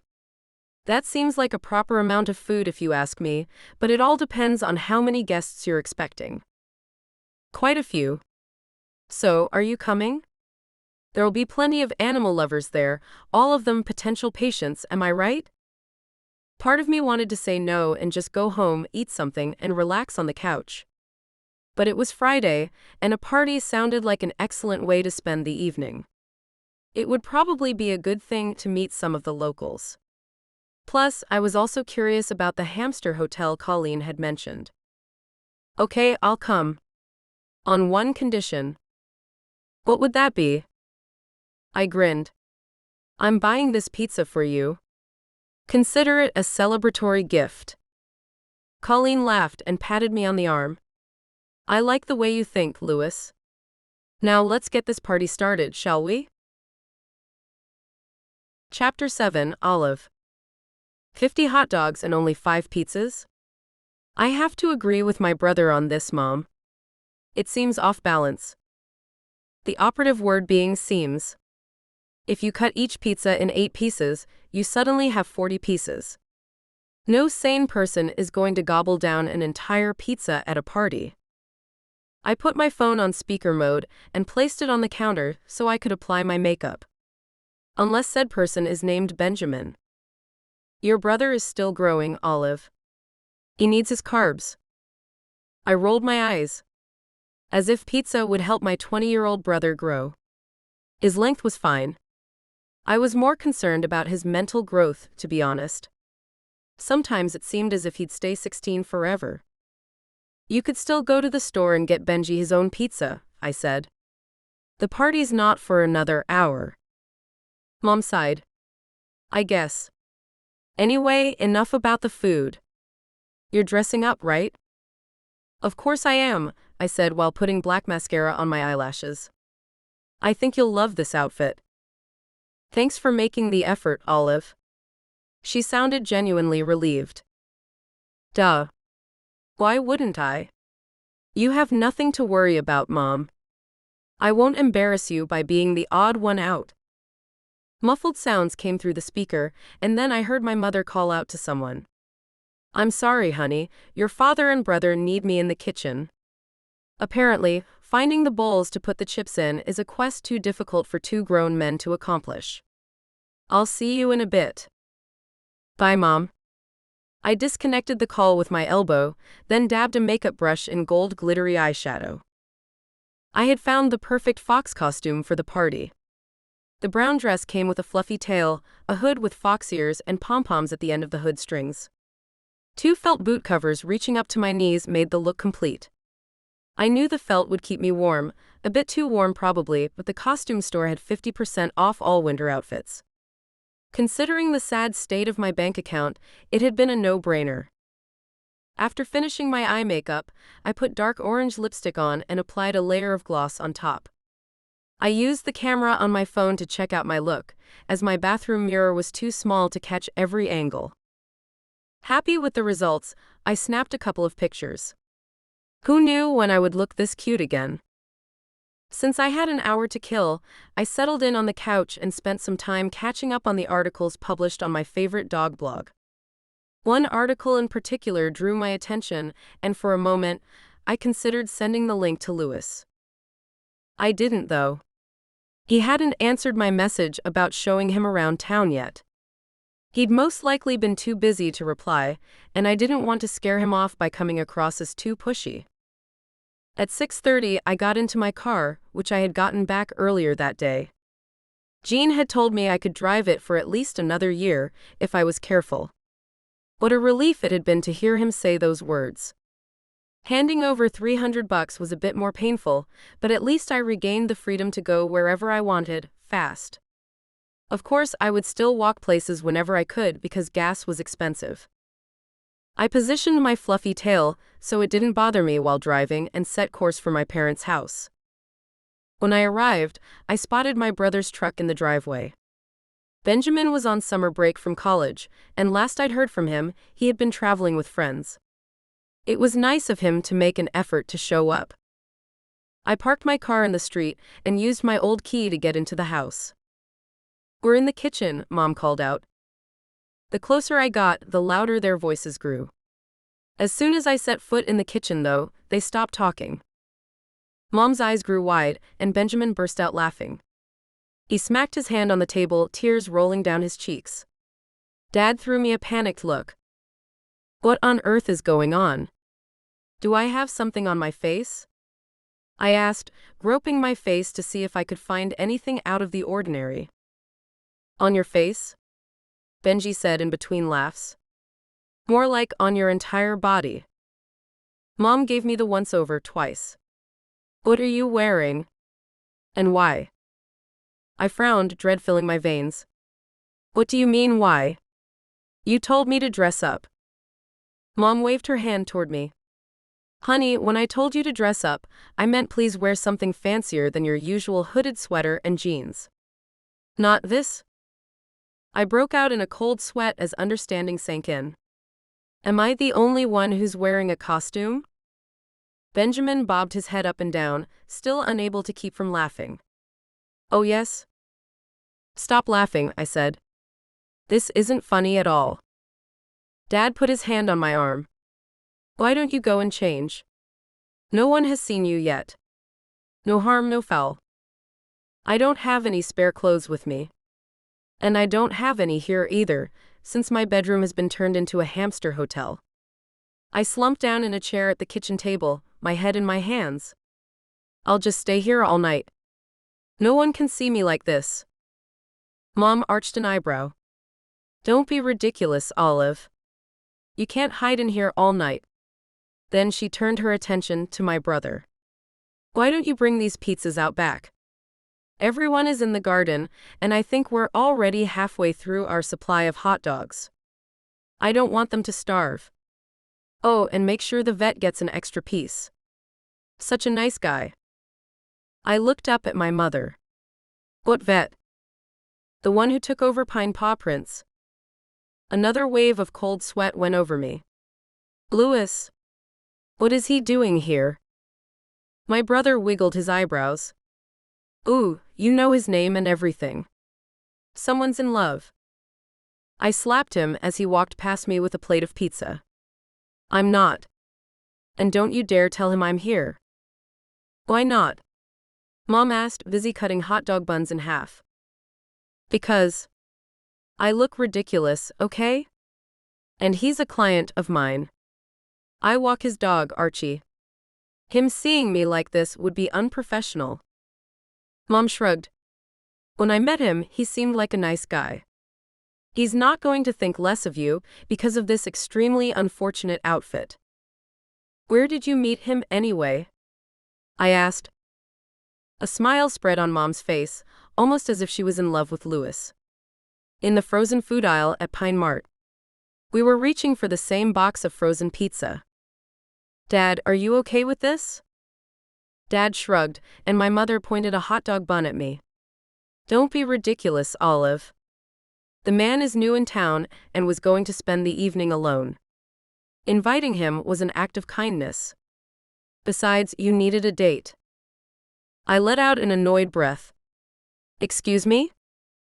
My father took a step forward, but Mom stopped him in his tracks by holding her knife in the air. The invitation was for you and a partner, but I had a feeling you wouldn't bring anyone along, so I helped. No, you meddled. You told me the other day that you'd stop harassing me about being single. And now you bring a man home, hoping we'll get it on? She scrunched her nose. Who said anything about getting it on? Fine, no one, at least not today, I said with a mumble. Mom put the knife down and arranged the hot dog buns on a plate. Your father and I dated for a whole year before we started getting it on. You and Louis have plenty of time. You stop it, Mom. And we're not even a couple. Colleen, let the girl be, Dad whispered. I've told you putting pressure on her is not going to work. In fact, what if she brings home some loser like Stefano out of sheer desperation? I got up. You guys, I might not have a boyfriend, but I do have functioning ears. Will you please stop talking behind my back when I'm in the same room? Mom turned around and smiled at me. You're right. It's easier to talk about you when you're not around. Will you take this cake out back, please? I have to keep an eye on the oven so the pizzas don't burn. She handed me a glass plate with a cake on it. The top was filled with marzipan hamsters who were bathing in pink frosting. I knew Mom wouldn't back off, so I kept my mouth shut. There was nothing left for me to do but go into the backyard dressed like a fox, offering a piece of hamster cake to everyone who wanted one. As I approached the door to the yard, I ran through possible options for disappearing. I could start a new life in Europe where no one knew me, except that would cost money I didn't have. I could pray for a sinkhole to appear. Maybe I could tell people that wearing this outfit had been part of a bet. Another option was, "Wow, careful," a familiar British voice said. "Eyes on the ground is never a good idea, you know." A set of strong hands grabbed my arm, steadying me, but it was too late for the cake. I looked up in terror to see marzipan hamsters and frosting smashed all over Louis' shirt and tie. "Olive?" he asked, locking eyes with me. I smiled sheepishly. "That's me. I'm so sorry about your suit." "That's okay. Are you, though? Okay? You look a bit pale." I nodded. "I was so caught up in my thoughts, I didn't see you open the door. I didn't mean to throw a cake at you." Louis let out a warm laugh. "Forget about it. Do you happen to know where the bathroom is so I can get cleaned up a bit?" "I do. This is my parents' place," I said. "Follow me." I put the half-ruined cake on the living room table and pointed to the staircase. "Second door on the left, upstairs. Towels should be in the cabinet right next to the double sink." Louis ran a hand through his hair. "Would you mind coming with me? I feel weird opening drawers and cabinets in other people's homes." "Sure, let's go." Once in the bathroom, I grabbed a couple of towels and positioned myself on the edge of the tub, watching Louis undo his tie. He ran hot water over it before scrubbing the frosting with a towel. He looked over his shoulder at me. "I hope you don't mind me asking, but why are you dressed like that?" "Like a sad fox, you mean?" He bit his lip and his eyes sparkled. "More like a sexy fox, but yeah." I felt my cheeks warm at his comment. There was a miscommunication about tonight's dress code. I feel like a fool now. "Don't. I like it." He held the tie in the air. "What do you think?" "That I should buy you a new tie." "I don't think this frosting is going to come off," I said, taking the tie from him. I hoped it wasn't one of those ties that cost $1 gazillion and was crafted by blind nuns in Tuscany. "Don't be silly, I've got plenty of ties. Besides, these pink smudges make it look horrible." "I was going to say unique," he said with a grin. "But horrible works too." I hung the tie on a hook next to the tub. "I'll get this horribly unique tie dry for you. We can assess the damage later." When I turned around, he was unbuttoning his black shirt. One by one, the buttons popped open, revealing an extra inch of skin with every move of his hands. I watched with a half-open mouth as he took the shirt off to rinse it in the sink. My mouth suddenly felt dry as a desert at noon. Seeing his bare skin set mine on fire. I had to get out of there before I burst into flames. "I'll go see if my brother has a clean shirt for you to wear. I hope you're a fan of 90s rock bands." I dashed out of the bathroom and ran into Benji's room. I needed a serious breather. Chapter 8, Louis. It had been a while since Olive ran out of Colleen and Gary's bathroom to find me a clean, dry shirt, and I was starting to worry I'd scared her off by calling her a sexy fox. The words had tumbled out of my mouth before I could think them through. I now regretted not biting my tongue. They were true, though. Olive might not realize it, but holy guacamole, she was one gorgeous girl. That fox dress she was wearing showed off her beautiful legs, and the hood with fox ears made her look even cuter. I took a deep breath. I needed to get her out of my head. This wasn't the time or place to focus my thoughts on a sweet, gorgeous girl with adorable quirks. I had a clinic to run, a past to forget, and a heart to heal. "Sorry it took so long." Olive popped back in, closing the door behind her. She held out a black shirt, which I gratefully accepted. "I hope you like Foo Fighters." "Are you kidding me?" I pulled the shirt over my head. "I love them." I then plucked the tie from its hook and put it on. It was damp but wearable. "What are you doing?" Olive asked, the pom-poms on her drawstrings bobbing up and down as she laughed. "Some may call this tie ruined, but I still call it unique. Why should you be the only one to look out of the ordinary tonight?" She threw me a smile that made my heart do a double take. It does fit with that Foo Fighters shirt well. The pink gives it a soft touch. We looked at each other for a beat, neither of us speaking. Then Olive cleared her throat. Do you want to check out the hamster hotel? The official tour won't start for another half hour, but I figured it would be better to see the finished room without all those people around. I nodded. That's one of the reasons I agreed to come tonight. I must admit, I've never seen a hamster hotel before. She drew in a breath of air. Neither have I, believe me. It's not what I imagined would happen to my old room when I moved out. I followed her to a rainbow-colored door. She glanced at me. You're probably thinking my parents were the best to give their daughter a rainbow door, right? Of course. My sister would have gone crazy for something like this. She smiled, running a hand over the woodwork. Me too, except this door has always been a dull brown. I did beg them to add some more color to it when I was little, but I guess my pleas weren't as convincing as those of a couple of hamsters. I smiled. Hamsters are known for having exceptional persuasion skills. They'd outsmart a little girl any time. Oh, really? You don't happen to know if one of them is hosting a course on the topic, do you? I mean, you're a vet after all. You probably have the inside scoop on everything hamster. I tapped my chin with my finger.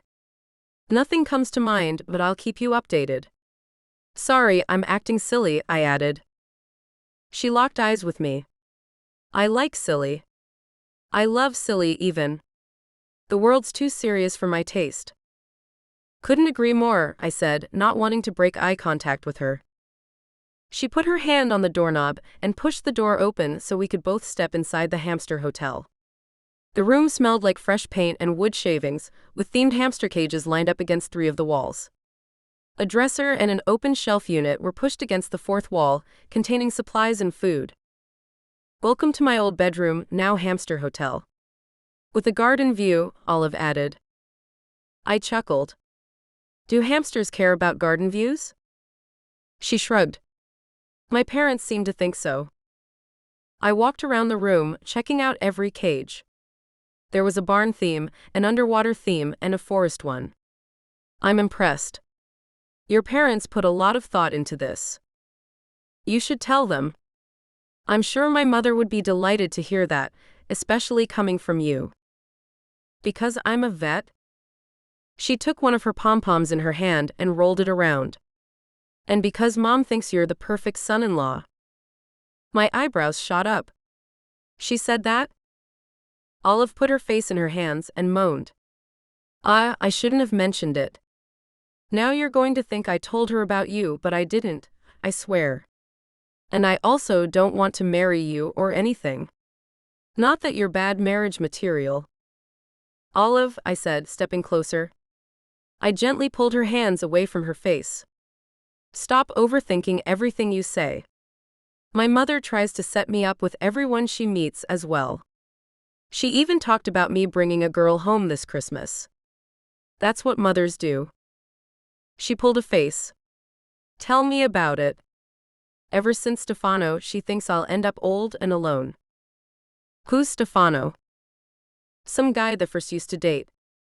He left me to go work with rescue chickens. There were no chickens to rescue right here? She bit her lip. The ones in Brazil were more important to him. That, or he couldn't think of any other way to end our relationship. I swallowed. I knew all too well what it was like to get dumped like that.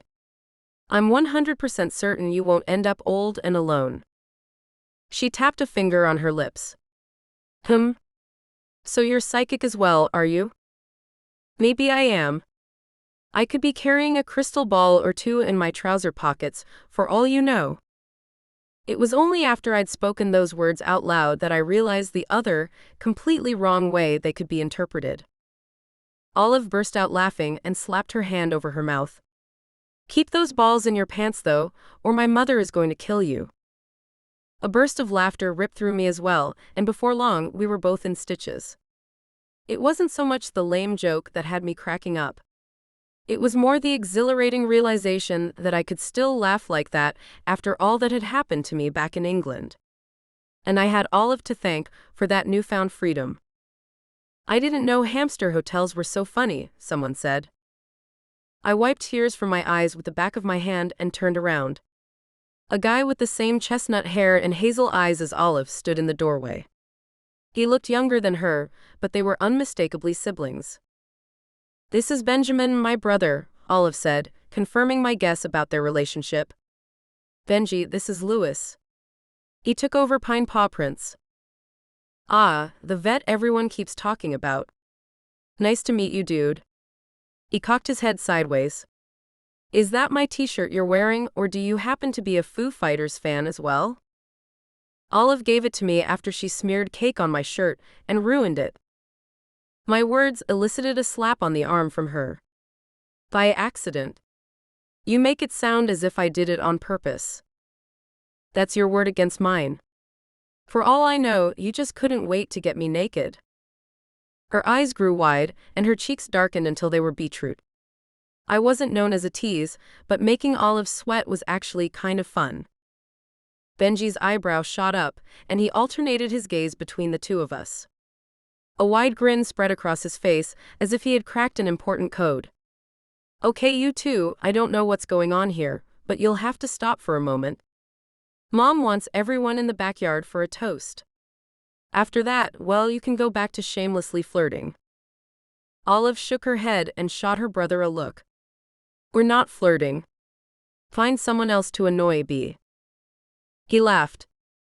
"Oh, little O, you forget I can see right through you. I lived with you for 18 years, remember? I know when you're into a guy or not." Benjamin walked away, leaving Olive and me alone in the hamster hotel. Through the window, I saw more and more people gathering in the backyard. "We should probably go as well before everyone thinks there's something going on between us," I said. Olive nodded, still looking flustered. "Yeah, we don't want that to happen." I followed her down the stairs. Right before we got to the backyard, she turned around. "Please ignore my brother. He loves getting on my nerves, and I always fall for it." "Don't worry about it," I said. We joined the other guests in the yard, and a couple of minutes later, Colleen got on a chair, starting her toast. I stood right behind Olive, the perfect position to study her without her noticing. She kept playing with one of the pom-poms attached to her hoodie's drawstrings. I couldn't help but wonder if she was thinking about what had happened between us in that room. Not that something crazy happened, but I was positive she'd felt the charged air between us too. She must have. Colleen ended her speech, and Olive turned around, showing me a heart-stopping smile. "Want to grab a drink?" She led me to a folding table decked out with cups and a variety of beverages. I uncapped a beer bottle and took a sip. "Don't look now," Olive said, "but this girl who is trying to steal my clients is walking toward us." Of course I looked. I had to know who would do something like that. The girl in question made a beeline for the table. I expected her to greet Olive, but instead, she extended her hand to me, completely ignoring Olive. "Louis, right? I'm Melissa. We talked on the phone about your dog walking needs. You look amazing, by the way. I love the tie. It's truly special." Oh, everything clicked now. "You're the girl offering glitter poop bags and rhinestone collars?" "I am." She beamed at me. "If you're still looking for a respectable dog walker, I'd be happy to go over my packages with you." In private, she added, shooting Olive what was definitely a fake smile. "I admire your determination, Melissa," I said. "But I've already found a dog walker." Her eyebrows shot up in surprise. "Let me guess, her?" She motioned her head to Olive. Then she leaned closer and whispered in my ear. "You're new in town, so there's no way you could have known, but Olive here is a bit weird. I mean, look at her outfit. Don't you think that costume is something a 6-year-old would wear? Plus, she claims to be a tarot card reader. Are you sure you trust a hippie like that with your dog?" Ouch, Melissa clearly wasn't the subtle type. I wanted to set her straight, but I didn't. If there was one thing I'd learned about bickering women, it was not to get involved. Archie loves her, so yes, she's going to walk him. I'm sure you'll find plenty of other clients, I said. An awkward silence filled the air between us. I looked around for Olive, but she had disappeared. Great. I took a long sip of my beer to occupy myself. Melissa rummaged through her handbag and shoved a stack of flyers in my hands. Would it be a problem for you to hand these out at Pine Paw Prints? Only to clients with purebred dogs, of course. Purebred dogs only? Why? She put her hand on my arm. Because they're my target audience. I did a marketing course online, and I know for a fact it's crucial to niche down. I can't possibly walk everyone's dog, so I chose purebred dogs. It was an easy decision, really. Her hand was still resting on my arm, drawing both our attention toward it. Oh, I'm sorry, Louis. You don't mind a bit of physical contact, do you? She asked in a syrupy sweet voice, still not letting go. Now she was rubbing my arm as if we were best friends or more. I was starting to see why Olive wasn't fond of her. Melissa didn't exactly come across as genuine or kind. Kind of like Sue. No, I couldn't let thoughts like that get to me. Not anymore. Just when I was about to think of an excuse to leave, Colleen came rushing toward me, her face radiating joy. There's my handsome vet. Do you have a minute? There are some people here I want you to meet. Anything for you, Colleen? I said with a smile. I excused myself, leaving a pouting Melissa behind. So, who did you want to introduce me to? I asked when we were out of earshot from Melissa. Colleen grinned at me. No one. I just thought I'd rescue you. That looked like an uncomfortable situation. Melissa's not a bad person, but she can be full on for sure. Now, do you want a private tour of the Hamster Hotel? It's themed and has excellent feng shui. Her question sounded so full of expectation that I didn't have the heart to tell her I'd already seen the room. I'd love that, Colleen. Lead the way. Chapter 9, Olive. As Melissa tightened her grip on Louis, I snuck away and took refuge in the kitchen. I positioned myself at the sink so I could push the curtain aside and catch a glimpse of what was going on outside. Louis owed me nothing, but I enjoyed talking to him. I should have known Melissa would show up and ruin it for me. What are you doing in here? My father asked, making me jump. The party's outside and in full swing, might I add. The hot dogs are all gone, several people have already subscribed to our newsletter, and Charlie from the pet store told me he can get us a deal for hamster food if we buy 10 dozen bags at once. I let go of the curtain and sat down at the table. If you must know, I'm hiding. From whom? I sighed. Do you have an hour? Because I have a whole list of people I don't want to see right now. Dad put down the empty tray he was carrying and sat down beside me.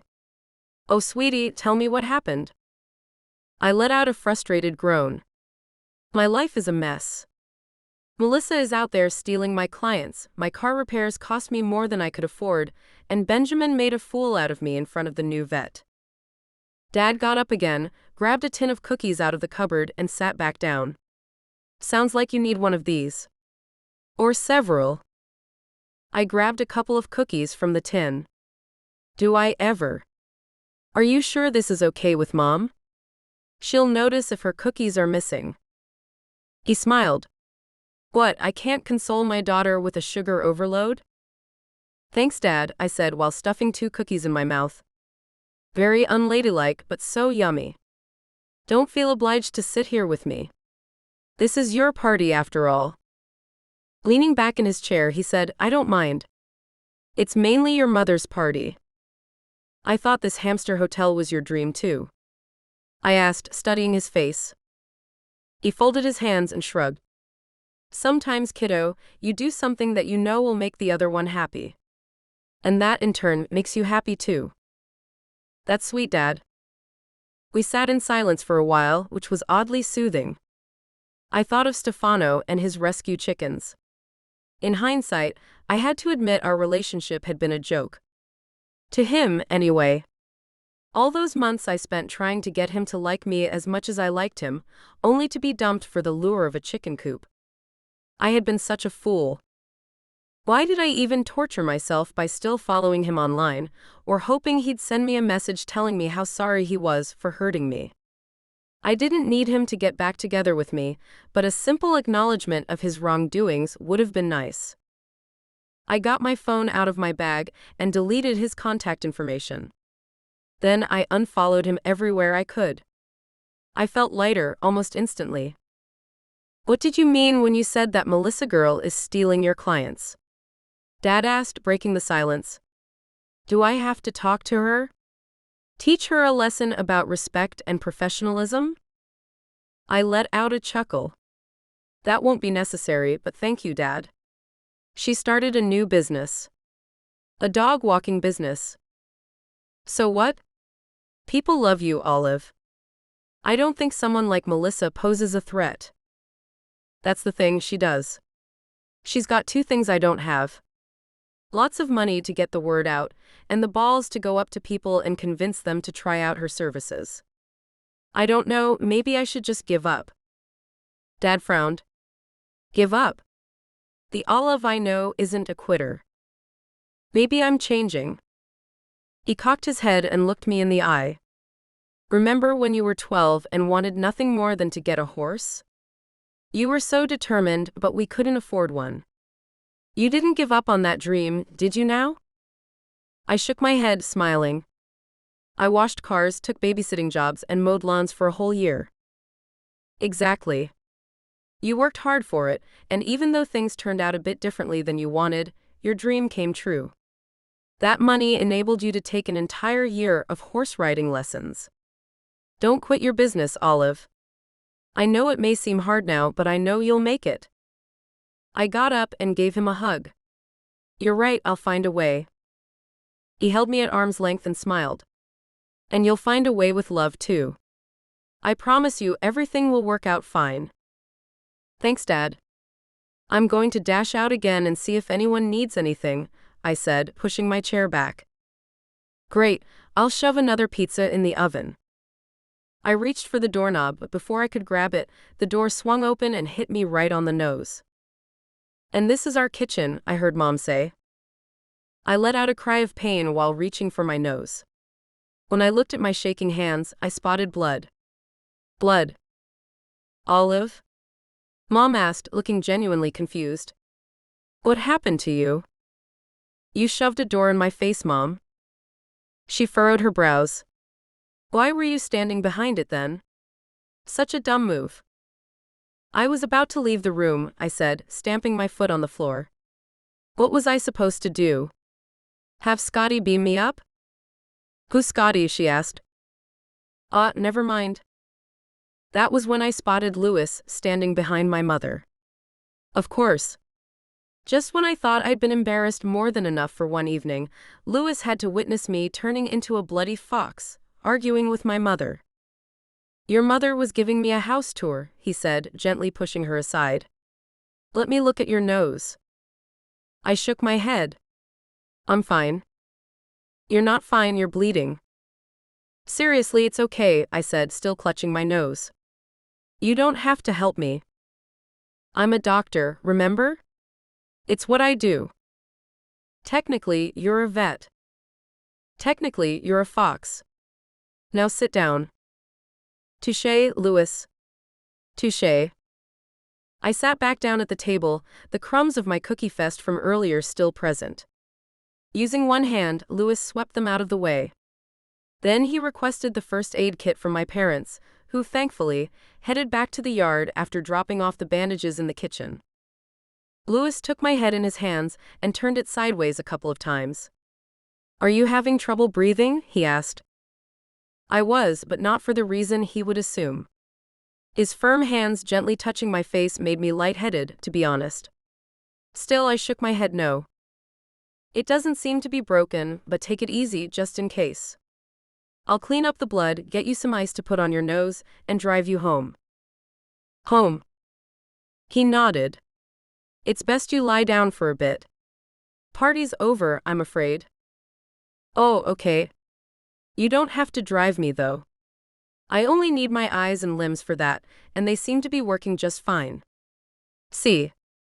I asked and flexed my hands. He let out a laugh. You can be stubborn, you know that? I'm driving you, doctor's orders. 10 minutes later, I left the party with a bag of frozen peas on my face. It wasn't exactly the gracious exit I dreamed of, but it was better than walking around with a bloody, swollen nose. When Louis and I passed my car, I gasped. Louis followed my appalled gaze and sucked in a breath. Ouch. That's brutal.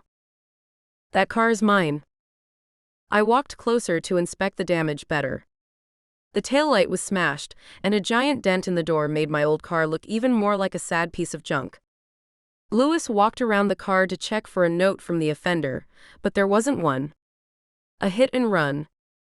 Just what I needed. I closed my eyes and tried to think of things I enjoyed, all so I wouldn't start crying in front of Louis. I knew my car was dead. There was no use having it fixed, not to mention that I wouldn't be able to pay for repairs even if I wanted to. Shall I call a tow truck? Let's just go home, I said, not wanting to bum Louis out with the details of my crumbling life.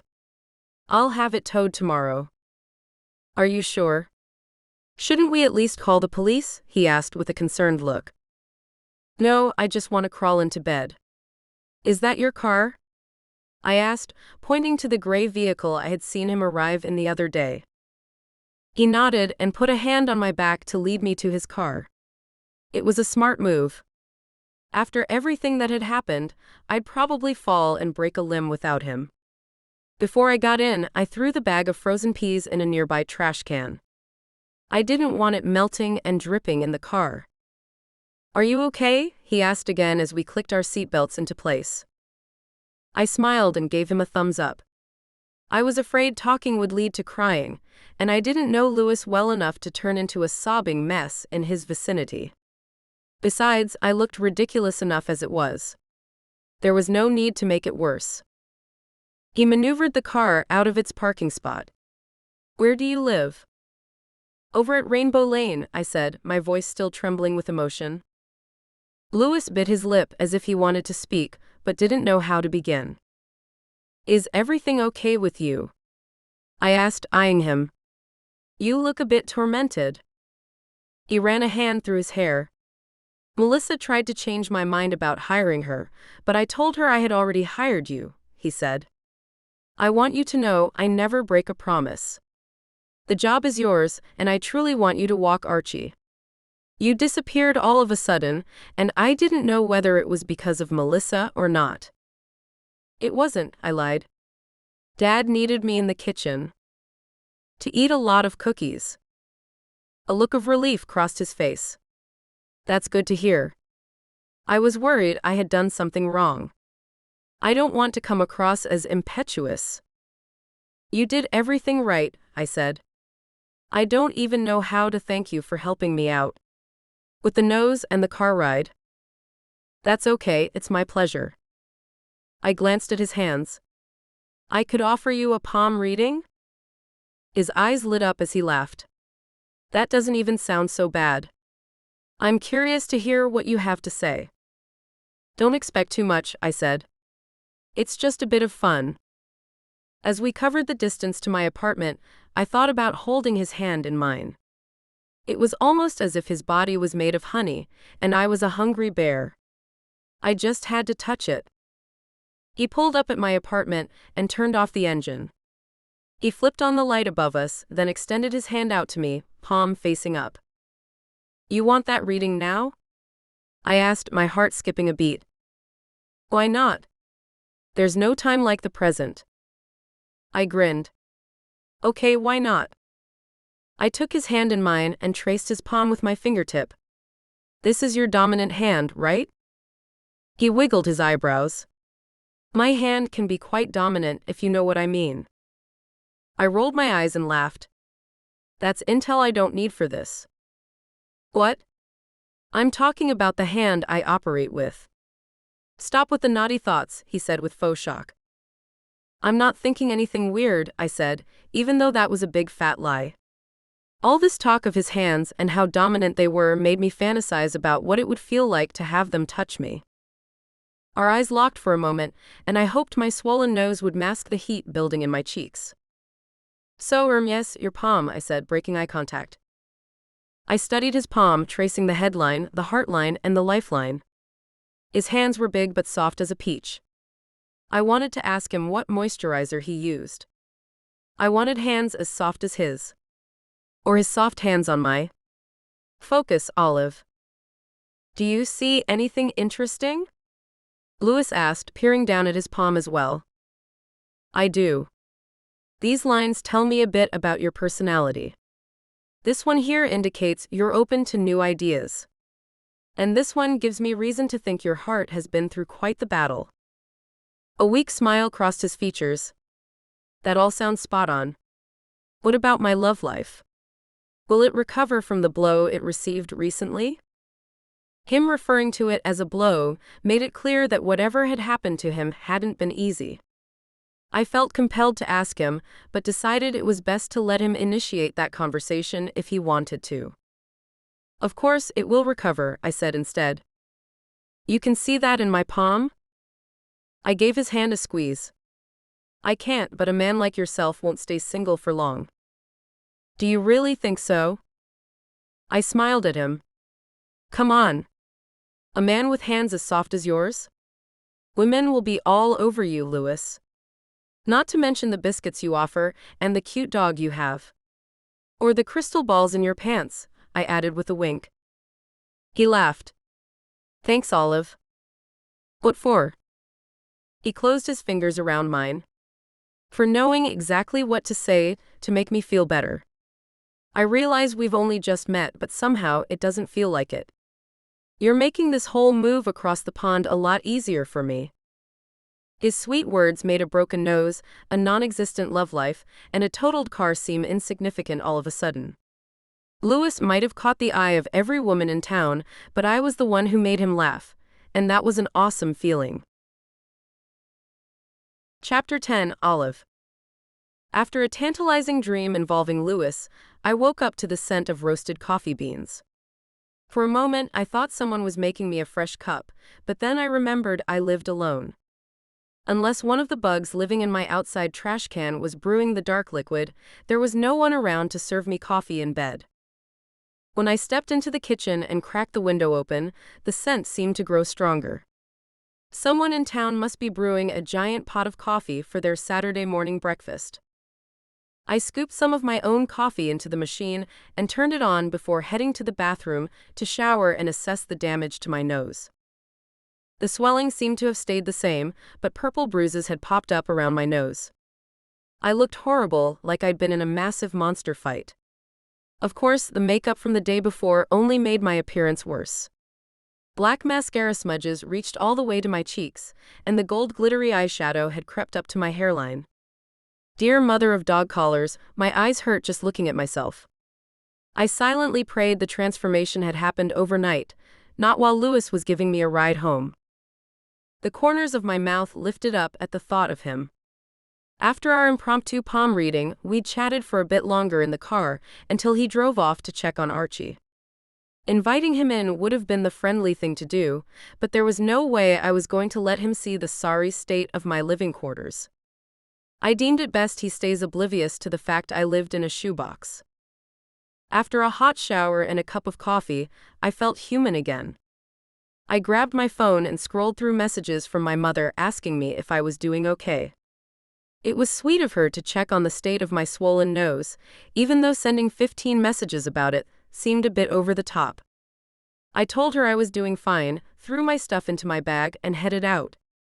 I had promised the Spaldings, who lived down the street from me, I would take their dark-haired dog Ginger for a walk. The bearded collie had lots of energy and needed daily walks, but the Spaldings manned a food stand they took to neighboring towns on the weekends. When I didn't have a Saturday shift at Sip and Bean, I took Ginger to the dog park. At 10 on the dot, the Spaldings stopped their food truck in front of my apartment building. Thanks so much for this, Olive. It's good to know we can always count on you, Mrs. Spalding said, as she handed me her dog's leash. The key to let Ginger back into our house is under the same terracotta pot as last time. Got it, I said. Mrs. Spaulding gave Ginger one last hug before hopping back into the vehicle. They whizzed away, and it was just the dog and me. What do you say, Ginger? Good day to hit the dog park? The bearded collie barked in response, and we went on our merry way. I was silently hoping Louis would be at the dog park too. He'd told me he usually took Archie for long morning walks over the weekend, so maybe I could not so accidentally run into him. As we made our way to the town center, dark smoke clouds circled overhead. The scent of burnt coffee beans grew stronger, almost unbearable even. The streets were bustling with people, all of them chattering in excited tones. An uneasy feeling settled in my stomach. This wasn't what a typical Saturday morning in Old Pine Cove looked like. Something must have happened. Something out of the ordinary. Maybe even something bad. I settled into a light jog. Ginger eagerly followed my example. We made it to Main Street where police cars and fire trucks blocked the road. I pushed through the crowd and gasped at the sight in front of me. The facade of Sip and Bean was as black as coffee. At least, what remained of it was. What happened here? I asked someone at the front of the crowd. The coffee shop burned down last night. There's talk of the place being completely ruined, and by the look of it, those rumors are true. I tugged on Ginger's collar, and we crossed the street to the town square. I scanned the groups of people huddled together until I saw Juliet. With quick steps, I made it over to her. "Oh, Olive," she said, sobbing. She pulled me into a hug. "The place is completely ruined. We're out of a job." The blood left my face, and I had to steady myself to prevent my knees from giving out. Juliet was right. Without a place to serve coffee, there was no need for a barista. I had become redundant overnight. "Is everyone okay?" I asked in a shaky voice. "What exactly happened?" "A fire broke out around 6 this morning. No one got hurt. That's all I know, really." She shook her head and grabbed my arm. "What are we going to do? I have bills to pay." Next to me, Ginger was growing anxious. The noises and stressed-out people were probably getting too much for her. I had to get her out of there before she ran away. "Will you call me if you have news? I want to stay, but Ginger here doesn't." Juliet wiped the tears under her eyes away with her fingers and nodded. "Of course." Still dazed and confused, I walked to the dog park. I unclipped Ginger's leash from her collar, and the dog happily dashed around on the grass, playing fetch with an old tennis ball I always carried with me whenever I walked a dog. I slumped down on one of the wrought iron benches and tallied up the facts. I was carless, jobless, and soon probably homeless. Despite the sorry state of my tiny apartment, I had actually grown to love it and didn't want to say goodbye so soon after moving in. But crying or complaining about my situation wasn't going to change a single thing. All I could do was take action. Ginger came running back with the tennis ball, and I absent-mindedly threw it away again. "Hey, watch out," someone shouted. I looked up to see Louis a couple of feet away from me, rubbing his head. When he turned around and our eyes met, his annoyed expression morphed into a surprised one. He walked over to me, Archie in tow.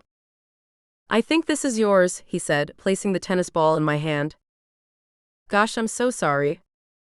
I didn't mean to hit you on the head. I'm here with Ginger." He frowned. "A friend of yours?" "No, silly, Ginger's a dog. Why on earth would I take a friend to the dog park and throw a ball at them?" He sat down next to me and grinned. "I was teasing you, Olive." He unclipped Archie's leash to let the dog roam free. "How are you feeling? Your nose looks like it still hurts a lot. And I hope you don't mind me saying this, but you look a bit out of it," he said, studying my face. I bit my lip. "The coffee shop burned down this morning. No one got hurt, thank goodness, but I'm out of a job now. I'm sorry, Louis, I can't be your coffee dealer anymore." His eyes grew wide. "Wow, what a nightmare. So that's where that coffee scent came from. He threw me a worried look. What are you going to do now? I gave him a weak smile. I'll figure something out. Is your car still at your parents'? I nodded. Let me get it towed for you. Consider it one less thing to worry about.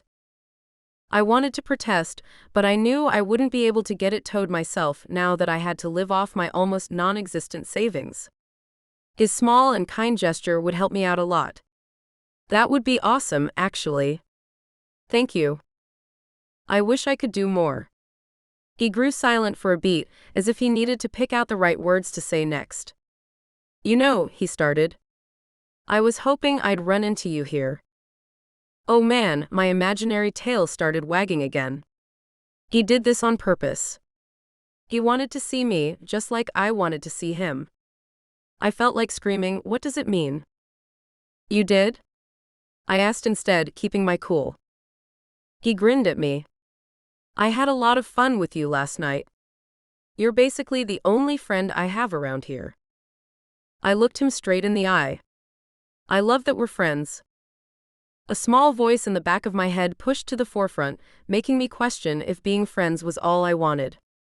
I quickly pushed the thought back. Louis was sweet, charming, and hot, but that didn't mean I had to fall for him, did it? Given the current state of my life, I didn't think adding a crush to my pile of problems would help me. Besides, my imagination was stretching it too far. Louis had said he was happy to be my friend. It's not like he had told me he harbored intense feelings for me and wanted to make me his wife. He cleared his throat. So, I wanted to ask if I could cook for you sometime. If you'd like me to, of course. Well, I love to eat and you're great company. Consider it a big fat yes, I said, unable to refrain from smiling. A look of relief crossed his face. Are you free this Friday? I am, I said. To be honest, I'd have canceled any plans just to be able to eat at Louis' place. Great, I'll see you around 7 then, he asked. I'll be there. He got up and called Archie. I have to get going. Let me know if there's anything I can do for you. I will. See you later, Louis. He walked away, giving me ample opportunity to check him out without him noticing. His well-formed back. His strong hands. His legs. Plus, his hair looked like something I'd love to get my fingers lost in. Stefano didn't have any of those things. Not that I cared about looks that much, but still, I'd never been as attracted to him as I was to Louis now. And Stefano had never cooked for me, unless you consider ordering a pizza and shoving a piece on a plastic plate cooking. I blew out a breath. Why was I comparing Louis to Stefano? It was no use. The more I focused on all the qualities Louis possessed, the more obsessed I'd get, and the more likely it was I'd get my heart broken again. A successful guy like him was never going to fall for a girl like me. I called Ginger and clipped her leash back on. We have to head home, I told the dog. We might make a detour to the supermarket, though. My thoughts wandered back to the burnt-down coffee shop, making me crave something sweet like chocolate chip cookies. It was a universal fact that chocolate never failed to help anyone who felt bad. The dog and I crossed the street, but we didn't make it far. Gabby, who owned Wondrous Hair Affair, waved at me from behind her giant window, motioning for me to come in. I popped my head in, thinking I'd be in and out in a jiffy. I hadn't counted on Mom being there, though. Your mother wanted to talk to you, Gabby confided in me. She told me to keep an eye out for you, and then you passed by. What a fantastic coincidence. Oh great. Everyone seemed to have eyes everywhere in this town. Take a seat, Mom said, pointing to a chair close to her as if she owned the place. I'm getting my hair colored. Honestly, all this stress is turning my hair gray. What stress? I asked. You, she said with a roll of her eyes. What else? Why would you say that? Sip and bean. I heard what happened. And your hair has turned gray in the 2 hours you've known about the fire? She pressed a finger against her temple. You know how sensitive I am, honey. Now, what are you going to do without a job? I don't know. Honestly, I only found out this morning. I haven't even had time to see who's hiring.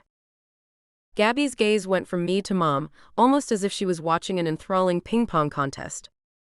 I felt awkward talking about personal stuff while she was busy flipping my mother's hair around and smearing coloring paste on it. I should really get going, I said. Ginger is growing restless. Gabby and Mom turned toward the dog, who had lain down and was snoring lightly. She seems to be doing fine to me, Gabby said. Mom nodded in agreement. She's obviously comfortable. It would be a shame to leave now. I rolled my eyes. What if you don't find a good job? Mom asked, a concerned look on her face. You're not moving back home, are you? I lifted an eyebrow. That's what you're worried about? She laughed nervously. No, of course not. It's just that you're finally on your own now, and the hamster hotel is doing great.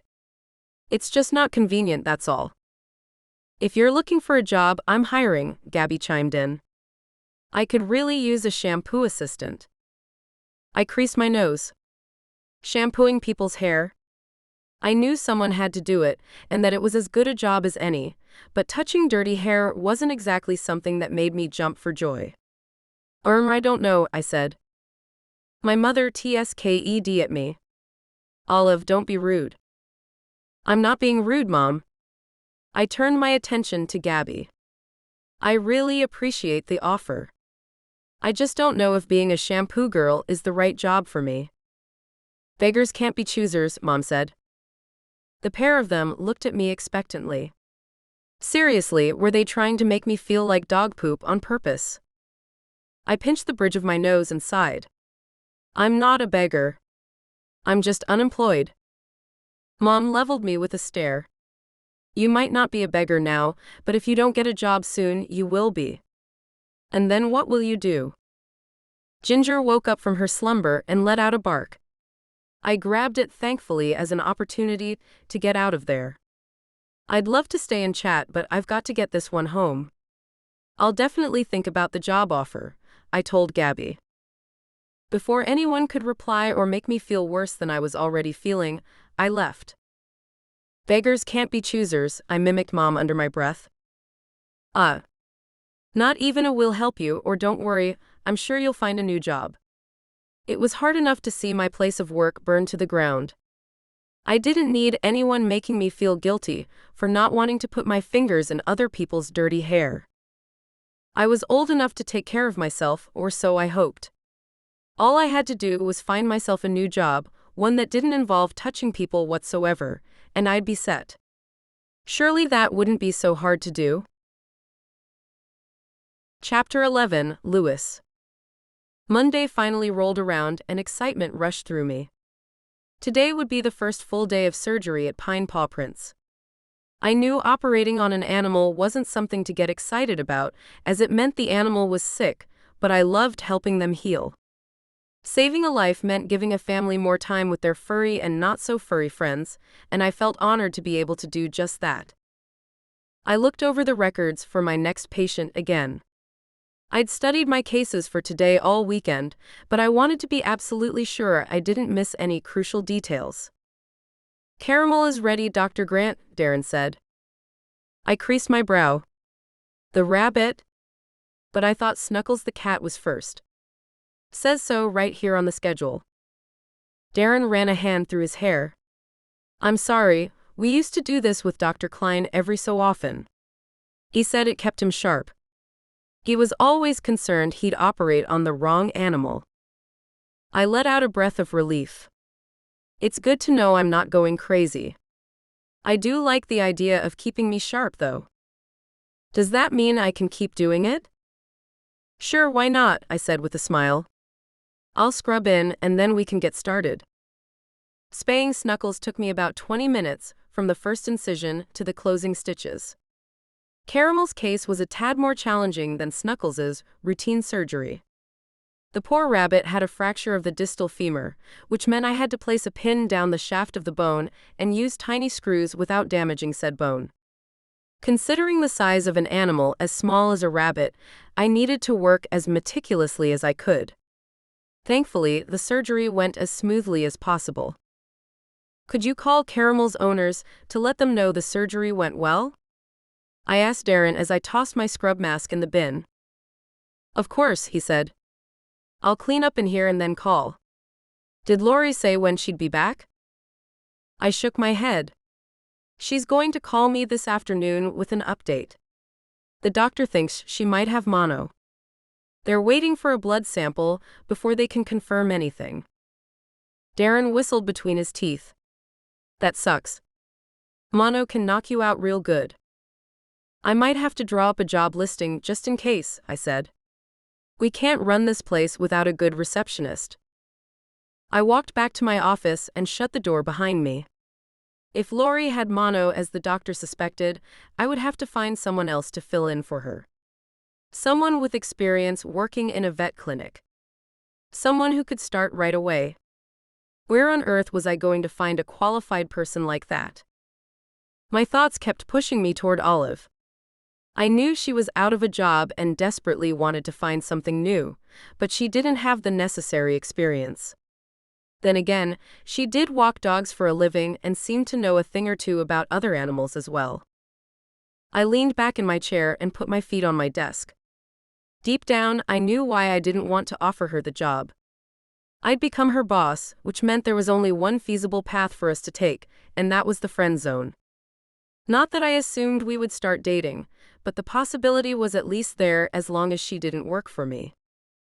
Experience had taught me workplace romance could result in a true disaster. One that left you with a broken heart or professional humiliation. Both even. It was hardly a choice anyone would make voluntarily. The smart thing to do was follow common sense. Don't hire Olive. Too bad my heart kept screaming to be heard as well. The bloody thing might have been broken, but it wasn't ruined completely. It still worked. It jumped in my chest every time Olive treated me to one of her knee-buckling smiles. It popped out sparks whenever she studied my face, as if she was dying to know what I was thinking. I groaned. I had to stop this. I left England because of a woman ruining me, and I wasn't planning on getting involved with someone again anytime soon. My computer screen buzzed to life when I touched the keyboard. I opened the folder containing all the job applications the clinic had received over the past year and went through them. I'd make some calls as soon as I heard back from Lori and hire anyone who wasn't Olive. The rest of the day went by fast, thanks to back-to-back surgeries. After I updated all the necessary paperwork, Lori's husband called to tell me she did indeed have mono and wouldn't be able to return to work for quite some time. I went back through the applications and printed off the best ones. I'd sift through them again when I wasn't feeling so tired. At 6:30, there was a knock on the door. Even though a big sign told whoever was out there that the clinic was closed, that clearly didn't deter them from knocking again and again. I pushed my chair back and headed through the reception area and waiting room to open the door. The clinic might have been closed, but that didn't mean I should turn away someone with a potential emergency. I unbolted the door and was greeted by Colleen, much to my surprise. Hi Colleen, I said. Do you have a hamster-related problem? She waved my remark away with a flick of her hand. Not at all. I brought you a casserole. Oh really? I didn't recall making food arrangements with her. She smiled sheepishly. I'm sorry, I don't mean to intrude or anything. It's just that you're a man alone, and I always make way too much for Gary and me anyway. I'd rather feed you with it than throw it out. I opened the door further and motioned for Colleen to come in. That's okay. I must say it does smell delicious. Right on cue, my stomach growled and we both laughed. Sorry, I've been working all day and hardly took a break to eat. Colleen leveled me with a stern look. You're supposed to eat, Louis, even when you've got a lot of work. It's important to take care of that body of yours, especially yours specifically. Mine specifically? You know, the strong, handsome type. She cleared her throat and glanced at her watch. Not that I've noticed, but my daughter might have mentioned it. Huh. Olive had been talking to Colleen about me. Again. I motioned my head toward the casserole in my hands. I think there are some clean plates in the employees' lounge. Will you join me? Oh, I've already eaten. She fiddled with her watch again. I must get going. Gary and I are heading to the bowling alley. Have you been? I shook my head. Can't say that I have. Well, you should come sometime. I'm sure the ladies of the bowling club would love to have you there. If you go on a Thursday, though, make sure to arrive on time. That's when you get free chicken wings if you buy 2 drinks. The place is always packed to the rafters. Free chicken wings, huh? I said. She slapped her hand over her mouth. Oh dear, you're one of those vegetarians, aren't you? Being a vet and all. I chuckled and gave her a reassuring look. I don't eat a lot of meat, no, but I do love chicken wings. She beamed at me. Great. I hope to see you there one of these days. Outside, someone honked their car horn. Colleen put her head out the door and waved to Gary, who was behind the wheel of their car. I really have to go now, she said. Manic Monday is always a ton of fun. Anyway, enjoy your dinner. Thanks a lot, Colleen. Have fun at the bowling alley. She waved goodbye and got back into the car. I put the casserole on the Formica table in the employees' lounge. At the sound of me grabbing plates and cutlery, Archie came dashing inside. Let's get you something as well, right, big fella? I measured a portion of dog food for him and put the bowl on the ground. Enjoy, Archie. Looks like it's just you and me tonight. Again. Eating alone was one of those things that made me feel even more lonely. At least back in England, I had my friends and family. And Sue, before she went all backstabbing crazy on me. The microwave dinged, and I took a seat at the table. I scooped up some food with my spoon, blowing the steam away before I took a bite. The casserole tasted delicious. It had the perfect amount of seasoning and sauce. I was about to relish another bite when the doorbell rang, followed by a couple of bangs on the door. I threw my spoon down and rushed to the front. I was sure that this time, there would be an actual emergency. Lewis, the woman with the Pomeranian said. I thought I remembered her name was Diane. Hi there. I'm so sorry, but the clinic is closed. Is there a problem with your dog? I asked, glancing at her dog, Lulu, its ears sticking out of Diane's oversized handbag like a cute teddy bear. The canine looked as healthy as the last time I'd seen her, but it was better to be safe than sorry. Diane walked over the threshold without waiting for me to invite her in. Lulu's doing fine. I had something I wanted to discuss with you. Oh, okay, I said. I couldn't imagine what could be so pressing that she'd have to barge in here like that, though. We'd better make an appointment then. I was just sitting down to eat. I walked over to the reception desk to check the calendar for free appointment slots, but Diane walked right past me. I'd love to eat, Lewis. So kind of you. What the? I ran behind her to the employees' lounge. I've never been back here, she said, soaking up the room as if it was a Hollywood backlot. So this is where you guys spend your time in between appointments, huh? Archie let out a growl when he spotted her. Diane did a small jump, her hand flying to her heart. Oh my, that's a giant dog. Or is it a bear? I gave Archie a pat on the head and told him there was nothing to be afraid of. I didn't know if that was true, considering the liberties Diane took around here, but I had to make sure Archie didn't feel threatened by anything or anyone. This is Archie, my dog, not my bear. Diane's eyebrows shot up. Huh. Well, could have fooled me. What brand is he? Do you mean what breed? She lifted her shoulders. Brand, breed. It's all the same. Archie here is an Akita.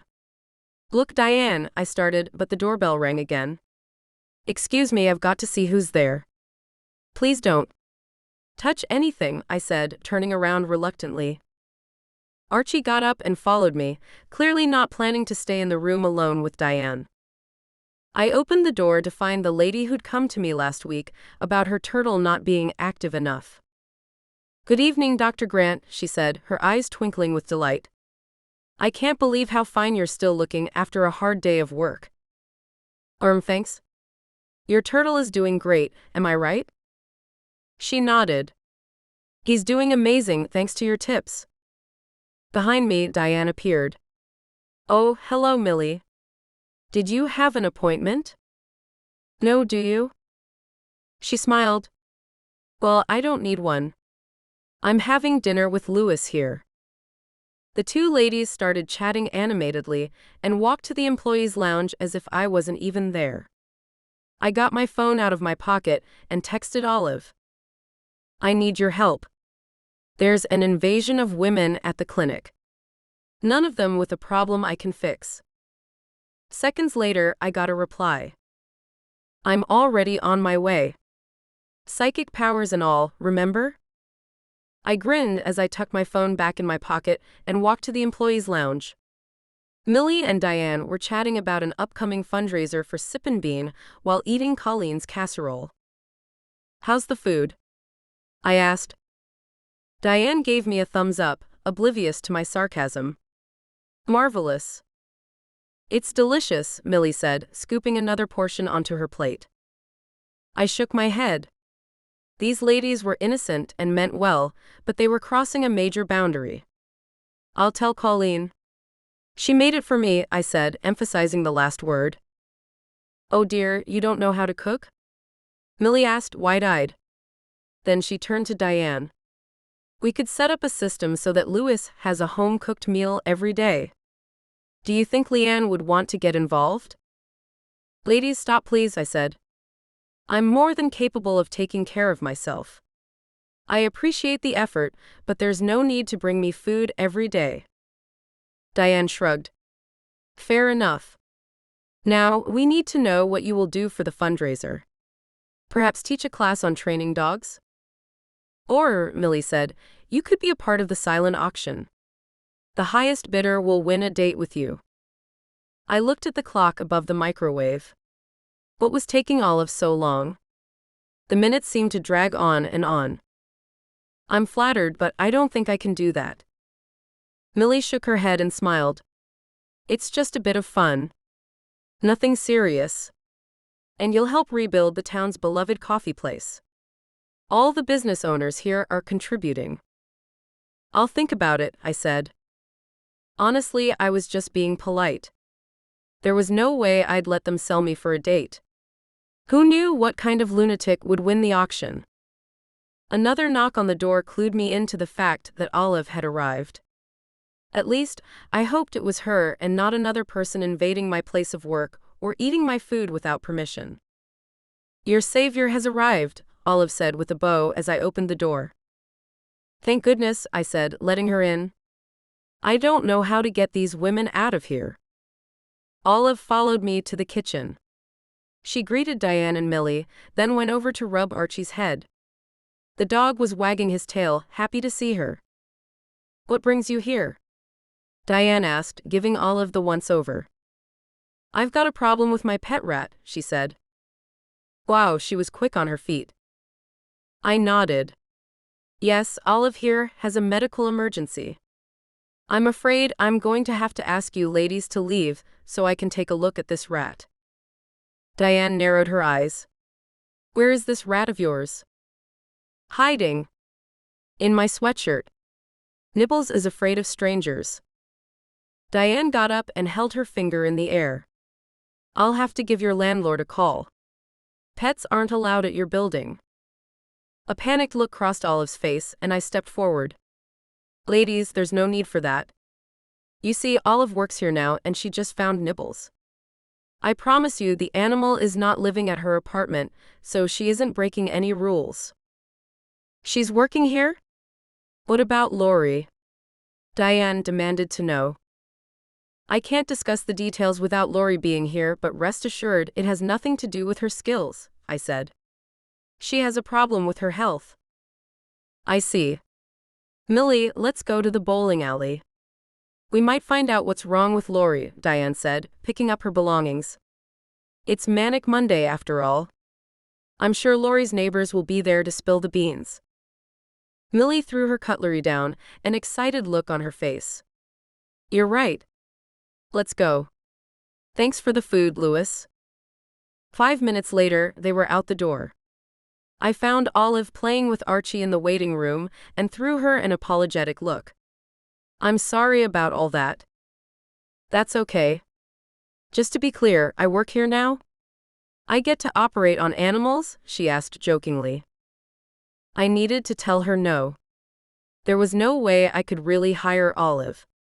The stack of job applications was waiting for me near the printer, and I was going to hire one of those candidates. Not operate, run the front desk.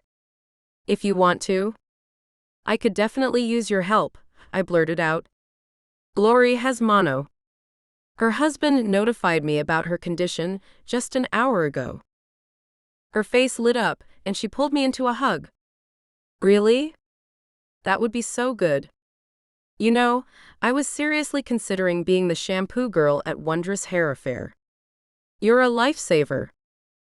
I put my arms around her as well and got a whiff of her. She smelled like chocolate cookies, and I loved it. Still, this was all completely wrong. Why did I even offer her the job? Why did my mouth refuse to listen to my head? I had a feeling hiring Olive would lead to nothing but trouble. Chapter 12, Olive. I still couldn't believe Louis had offered me a job. Before his question came my way, I'd seriously considered taking the shampoo job. The job at the vet clinic was only part-time, but it paid better than what I'd made as a barista. And I'd have enough time to keep working on my own business. The whole thing felt like a dream. Not to mention working for Louis and seeing him every day. I had only been at the clinic for 2 days, but every time he came out of the examination room, he floored me with that dazzling smile of his. When he was wearing his scrubs, well, I was this close to needing a doctor to help me with my heart palpitations. I wondered if looking that good in the workplace could be considered a violation. If it wasn't, the government should make it so to protect innocent employees like myself. Can you hand me the files for the patients this afternoon? Louis' voice pulled me out of my daydreaming. Of course, I said, grabbing a stack of folders from my desk. Here they are. I've put them in the right order and have also color-coded the files by animal type. He let out a whistle while leafing through the paperwork. I'm impressed. This makes my life so much easier. Thanks, Dr. Grant, I said, making him laugh. Please, you only have to call me that in front of patients. When we're alone, it's Louis. I knew he preferred to be called by his first name, but I couldn't help myself. Dr. Grant had such a nice ring to it. What does this red post-it mean? An appointment for a dragon? He threw me a puzzled look. You do know dragons don't exist, right? I frowned. What are you talking about? Have you never seen Dragonheart? And what about that dragon in The Hobbit? Smeagol? No, that's Gollum, the ugly guy who steals the ring. You're talking about Smaug.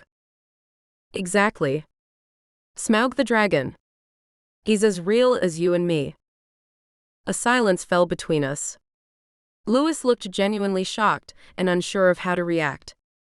I burst out laughing. Oh man, I was kidding. You should have seen the look on your face. His eyes sparkled, causing sparks to pop in my chest.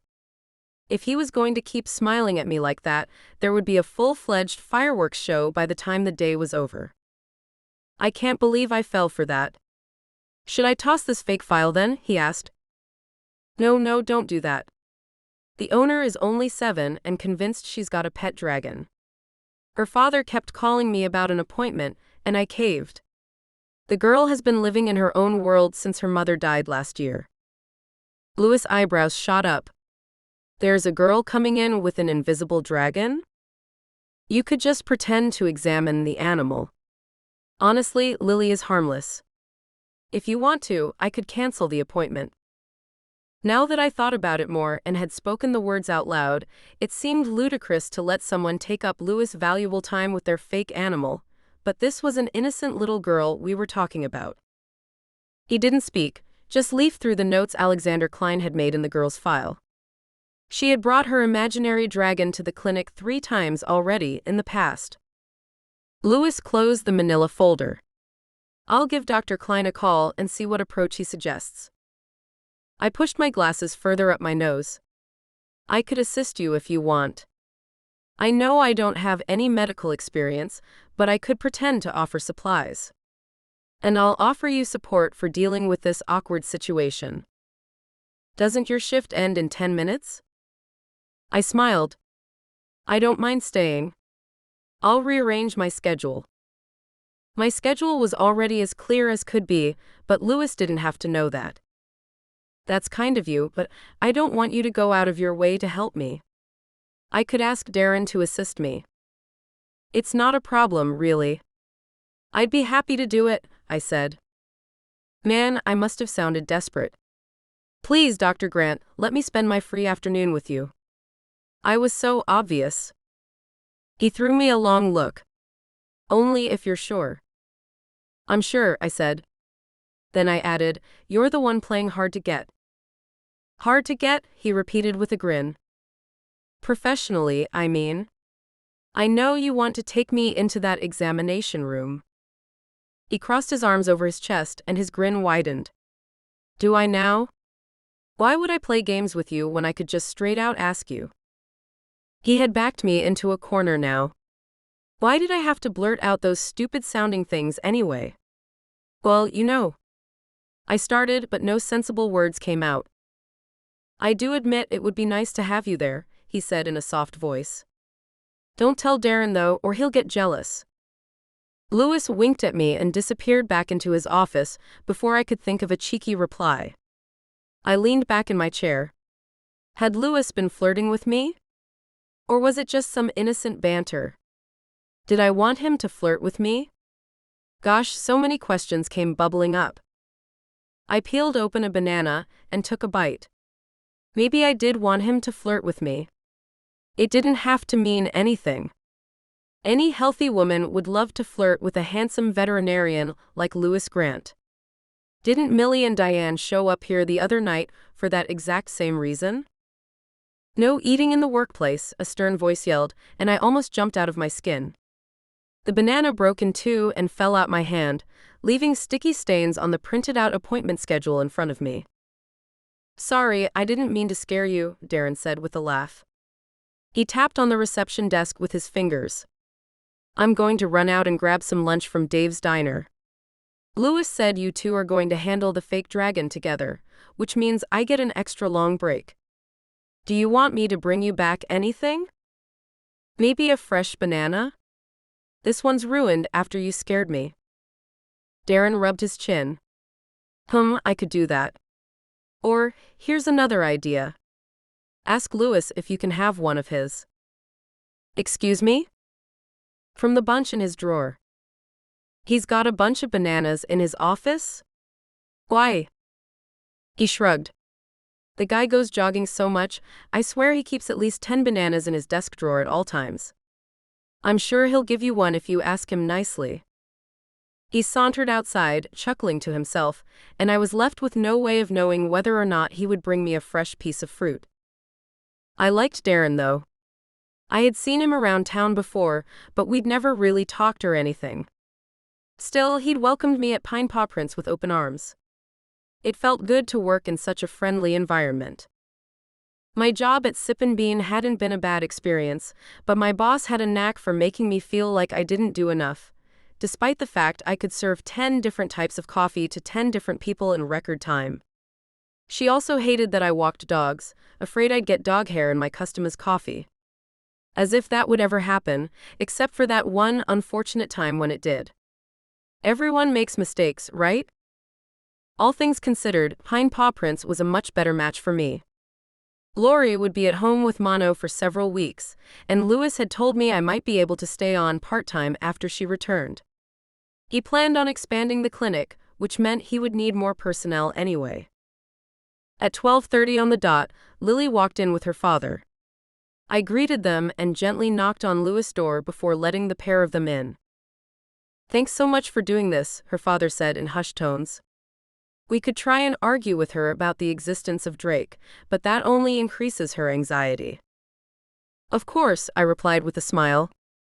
"It's our pleasure to take care of Drake." The girl and her dad took a seat in the chairs at the other end of Louis' desk. I stood to the side, not wanting to draw too much attention to myself. I'd hand Louis some equipment when he examined the imaginary dragon, but apart from that, I didn't want to meddle. "Welcome, Lily," Louis said. "I'm Dr. Grant, the new vet here at Pine Paw Prints." The girl dangled her feet. "My name is Lily. And this is my dad, James. He drove me and Drake here." Without missing a beat, Louis folded his hands and leaned forward. "Tell me, Lily, what seems to be the matter with Drake? He got into a fight with the neighbor's cat, and now he's limping. It's so sad to see him like this. Can you make the pain go away for him?" The girl looked so sad she tugged on my heartstrings. Louis nodded and gave her a big smile. "A fight with the cat, huh? Why don't you put Drake on the examination table, so I can get a good look at him?" Lily got up and leapt to the table, while James looked at her with a mixture of relief and concern. The girl placed a patch of air down, and Louis took his spot at the side of the table, pretending to examine the injured leg. Lily cocked her head sideways. "Why are you holding his head?" "I just want to get a complete picture of his health," Louis said, without so much as flinching. Then he turned to me. "Olive, could you hand me the Ladricon spray, please?" I grabbed the bottle for him. When our hands touched, the hairs on my arm shot straight up. Louis met my eye for only a second and smiled at me. "Shouldn't you take an X-ray first?" Lily asked. Louis shook his head. "It's just a small sprain. Nothing a bit of Ladricon spray won't fix." There was no such thing as Ladricon spray, but Lily didn't need to know that. Louis had put some saline solution into an empty spray bottle and printed out a fake label. When he showed me before, my heart had melted. Not many guys would do such a sweet thing, especially not for an animal that didn't exist. He had even told me not to charge James for the visit. He handed the bottle to James. "If you use the spray twice a day, the injury should be completely healed by the weekend." "Does that mean he's going to be okay?" the little girl asked. Louis kneeled down in front of her and took her hands in his. "He is going to be so healthy, he'll never lose another fight again." Lily threw her hands around his neck. "Thank you, doctor. I love you very much." He laughed. "Aw, that's sweet. Why don't you go with Olive and grab a lollipop from the candy jar while I talk to your dad?" The girl's eyes sparkled. "Can I, Daddy?" James nodded. "Of course. I'll be right out." Lily followed me to the reception area and chose a red lollipop from the jar. I took the plastic wrapper off for her, and she popped it in her mouth. My mom used to say I couldn't eat too many of these. She said candy isn't healthy. Is that true? "It is," I said. "Too much sugar is not a good idea." "Oh, okay. I guess I didn't know if she had lied about it or not. My mom once told me a big lie." "She did?" Lily pulled the lollipop out of her mouth. "She told me she'd be 80 years old one day. But Daddy says she only got to be 30. I swallowed. No wonder this sweet little girl had conjured up an imaginary dragon. It was probably her way of dealing with the death of her mom. "Well, I don't think your mother lied, sweetie. I'm absolutely sure she wanted to grow really old and wrinkled. But sometimes things don't go the way we want them to. Like when Santa doesn't bring you the toy you were hoping for?" I smiled at her. "Kind of like that, yes." James came out of the examination room and shook Louis' hand. "Thanks again. I really appreciate it." "You too," he said to me. He then turned to Lily. "Are you ready to go, sweetie? I've got Drake right here with me. Let's go home and get him tucked in, okay?" The girl ran to her father. "I'll hold him, Daddy, if you hold my lollipop for me." She pretended to take the dragon from her father's arms and smiled at me. "Thank you for the candy." The two of them left, and the clinic grew silent. Louis looked as emotional as I felt. We walked to the employees' lounge without speaking and shared a pot of fresh coffee. The next patient wasn't due to arrive for another half hour, so we had time to sit in silence together. "What did you tell him?" I asked when both our cups were empty. "It's all just so heartbreaking." I could hardly keep it together. Louis nodded. "I told James he's doing an amazing job and asked him if he needs someone to talk to. Being a widower at this age can't be easy." I put my hand on his. "That's really sweet of you." He turned his hand around and gave mine a squeeze. His eyes searched mine, making my heart race. I was positive he was going to say or do something romantic. Heck, I wanted him to, there was no more denying it. His thumb caressed my skin. I leaned closer, ready for whatever was coming next. "Do you want to have dinner tonight?" he blurted out. "I know you were supposed to come over tomorrow, but I just can't wait to cook for you." My smile grew, reaching all the way to my eyes. I intertwined my fingers with his, my heart almost exploding. "Like a dinner date?" The anticipation of the answer sent shivers down my spine. Louis smiled at me, opening his mouth to speak, but before he could say anything, the phone rang. We both immediately went back to professional mode, me answering the phone and communicating to Louis that there was an emergency at the Old Pine Cove Inn, him gathering his things to drive down there right away. And just like that, poof, the magic moment between us was gone. Chapter 13, Louis. As I sped away to attend to an emergency at the local inn, I couldn't help wondering if hiring Olive had been such a good idea after all. I loved having her around, and she did an amazing job, especially considering she had no experience as a receptionist for a medical facility, but things were getting too intense between us. When she put her hand on mine, stirring up feelings that weren't work-appropriate, I found myself asking her out on a date before I knew what I was saying. But there wasn't any way out of this. I was stuck.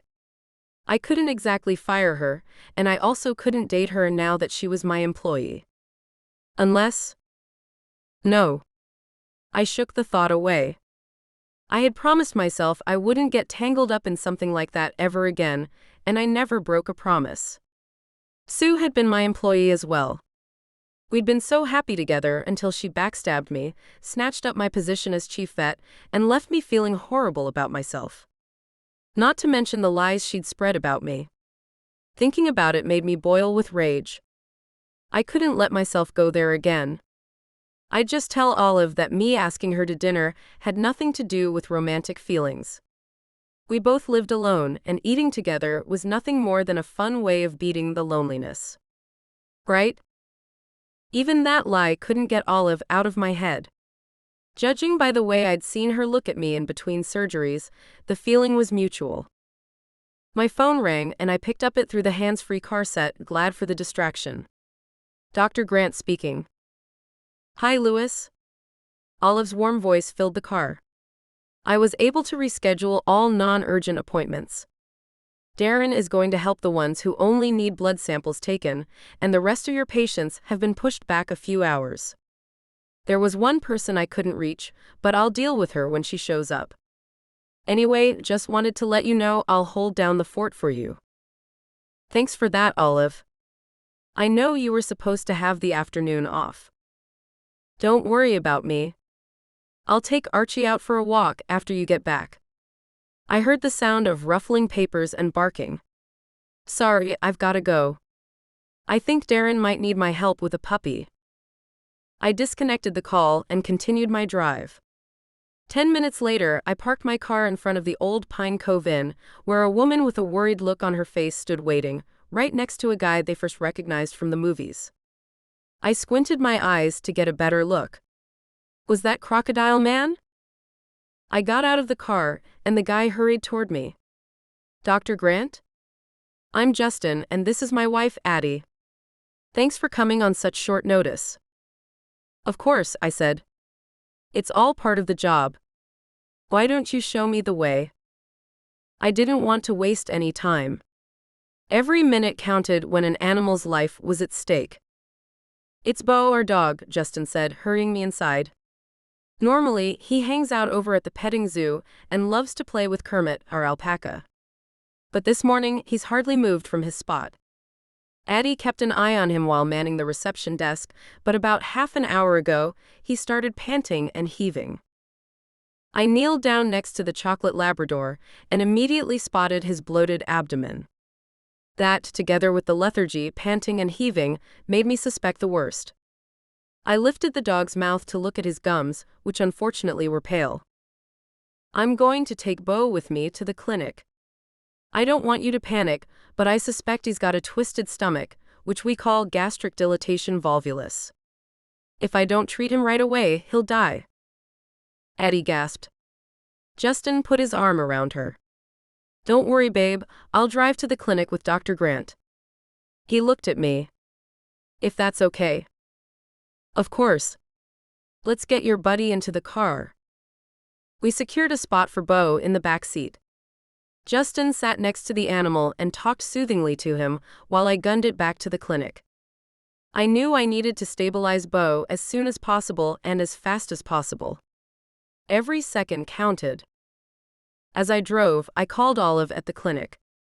She picked up after one ring. Pine Paw Prints, this is Olive speaking. How may I help you? She asked in a chipper voice. Olive, it's Louis.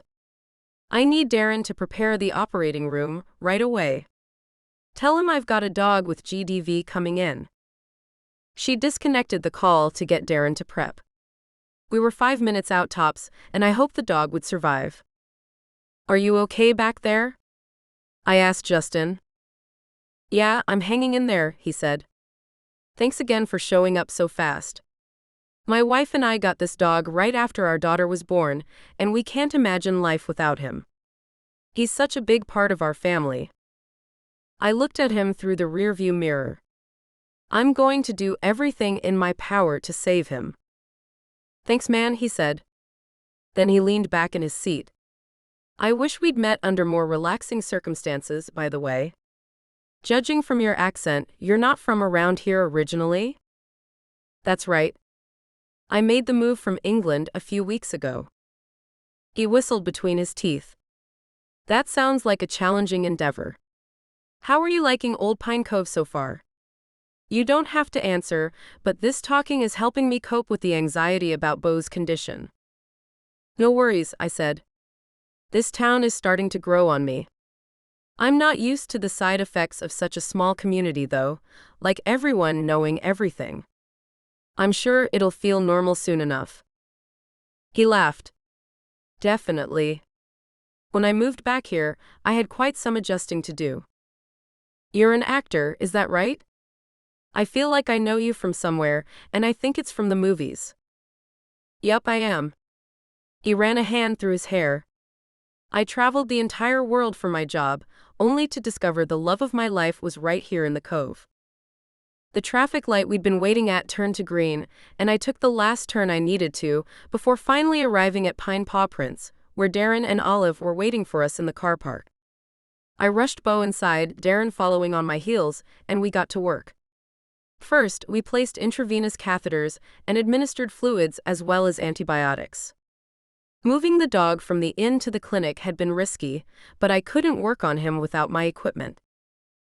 Luckily, he seemed to stabilize so we could do an X-ray. That confirmed my suspicions with 100% certainty. It's GDV, no doubt about it, said Darren, who had just finished getting blood samples. I put on scrubs and Darren followed suit. Despite the fact that we'd only been working together for a short period of time, we were like a well-oiled machine. I opened up the dog, wanting to decompress his stomach right away to lower the risk of complications. I carefully inserted a large needle into the stomach cavity to get the fluid out. After moving the stomach back to its normal location, I inspected the organ and surrounding tissue for damage. It seemed we were lucky, as the damage was minimal. The spleen could be saved, something that was not always that easy with GDV cases. After suturing the animal, we transferred him to the recovery room.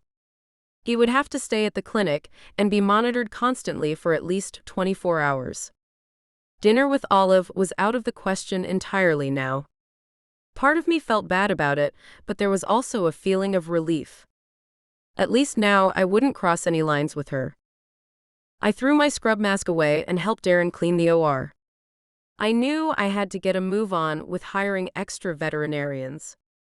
We had our hands full with one operation, not to mention the patients we had to reschedule because of it. What if another emergency occurred? I couldn't stomach the thought of having an animal die because we didn't have a big enough facility to treat it. I really needed to look at the applications I'd received for the job I posted earlier. I'd be stuck at the clinic overnight anyway, so I might as well make good use of my downtime. After leaving Bo with Darren, I got to speak to Justin, who was still sitting in the waiting area. He jumped up as soon as he saw me. "How is Bo? Did he survive the surgery?" His eyes were full of fear. I sat myself down next to him. "The surgery was successful and Bo's stable now. We're going to keep him overnight though. He needs medication and constant monitoring." Justin let out a sigh. "What a relief. I'm going to call Addie right away and let her know Bo's stable. Honestly, she's so stressed about him, I'm worried." "She's pregnant again," he said in a low voice. "But please don't tell anyone. It's early days yet." I patted Justin on the shoulder. "Congratulations, man. And don't worry, your secret's safe with me. Patient-doctor confidentiality, remember?" "Thanks. It's not easy being in the spotlight sometimes. Everyone wants to know everything about you. Secrets tend to find a way to get out, so I learned to keep my mouth shut instead." He let out a yawn. "Sorry about that." "That's okay. You've been here for quite some time. It's best you go home. I'll call you in the morning to give you an update on Bo's condition." "I don't know how to thank you, man. You saved his life," Justin said. I shook my head. "No need. Saving lives is part of my job. I'll buy you a beer soon." "Are you coming to the fundraiser?" he asked. "I don't know. Millie asked me to be part of the auction, but I don't know if I want people to bid on me, to have dinner with me. It feels weird." "I know, but it's all harmless," he said with a laugh. "Whether you get auctioned off or not, come and find me that night for a beer, okay?" "Definitely." He left pine paw prints and I retreated to my office. A pink post-it note had been attached to my computer screen. I peeled it off. "Archie and I are out for a walk," the note read. "Be back soon. P.S. Look in your drawer." I slid open the top drawer of my desk, wondering what I'd discover there. A small package lay atop my patient files, wrapped in yesterday's newspaper. Whatever was inside felt small but heavy. I carefully removed the wrapping. As I uncovered the gift, I realized it was a crystal ball. Another small note was attached to the bottom. "At least now, you can carry a crystal ball with you in your pants at all times and find guidance when you need it. Olive." I laughed, shaking my head. I tossed the ball in the air and caught it in my palm. Keeping my distance from Olive was getting harder and harder with each unexpected gesture of hers. Chapter 14, Olive. "Come on, Archie," I said, getting a bit desperate. "Just do your business for me, please." The Akita looked at me as if I had uttered an insane request. Or I could have been imagining it, of course. Did dogs have thoughts like that about humans, or were their facial expressions misleading us? It was quite possible that Archie was thinking about the dog treats I kept in my pocket, or the squirrel he'd like to chase. I had no clue. All I knew for sure was that time was ticking away, and I wanted to return to Pine Paw Prints as soon as possible. Lewis would probably be exhausted after that emergency surgery and all the patients he still had to see before dinner, but I couldn't go back before Archie finally chose a spot to relieve himself. We walked a bit further, passing several trees until lo and behold, Archie squatted down. I turned my head to give the dog a little privacy. He probably didn't care, but it felt like the right thing to do. Across the street, a group of women stood huddled together. I squinted my eyes. As far as I could tell, Millie and Leanne were chatting with Melissa, who had promoted herself to dog whisperer now. Honestly, sometimes all I wanted to do was grab her by the shoulders and shake some sense into her. That and some humbleness. I was pretty sure she'd never even heard of arrogance being a despicable characteristic. Millie spotted me and waved me over. I peeked over my shoulder to check on Archie's progress. He was all done.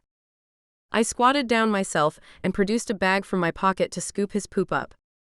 I threw the bag into a nearby trash can and crossed the street. "Hi, ladies," I said, trying to avoid eye contact with Melissa. "Is that Louis' dog?" "He looks so fierce and big," Millie said, her expression full of awe. Leanne nodded approvingly. "He kind of looks like a bear, don't you think? All big and cuddly." "Kind of like his owner," Melissa said.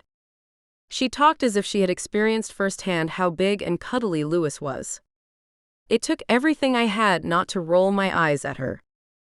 She tapped a finger to her chin while studying Archie. "You know, you should tell Louis to book a session with me. I sense his dog has an identity crisis." One of my eyebrows shot up. "You can sense that? And you believe dogs can have an identity crisis?" "Look at him," she said, motioning toward the dog. "Like Leanne said, he looks like a bear. What do you think goes through his head when he sees himself in the mirror? Is he a dog? Is he a bear? Is he some sort of crossover? The poor thing is probably confused beyond measure." I looked down at Archie, who quietly sat beside me, oblivious to all that was being said and going on around him. He didn't appear to be doubting anything about himself. Honestly, all Archie cares about is running around, playing, sleeping, and eating. His identity is not a problem. She shrugged.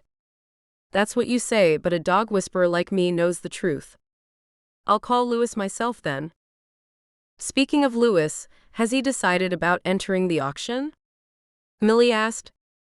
"If not, I should swing by and talk to him again. It would be such a fantastic opportunity for the town if he entered." I held up a hand. "I don't know, but please don't swing by right now.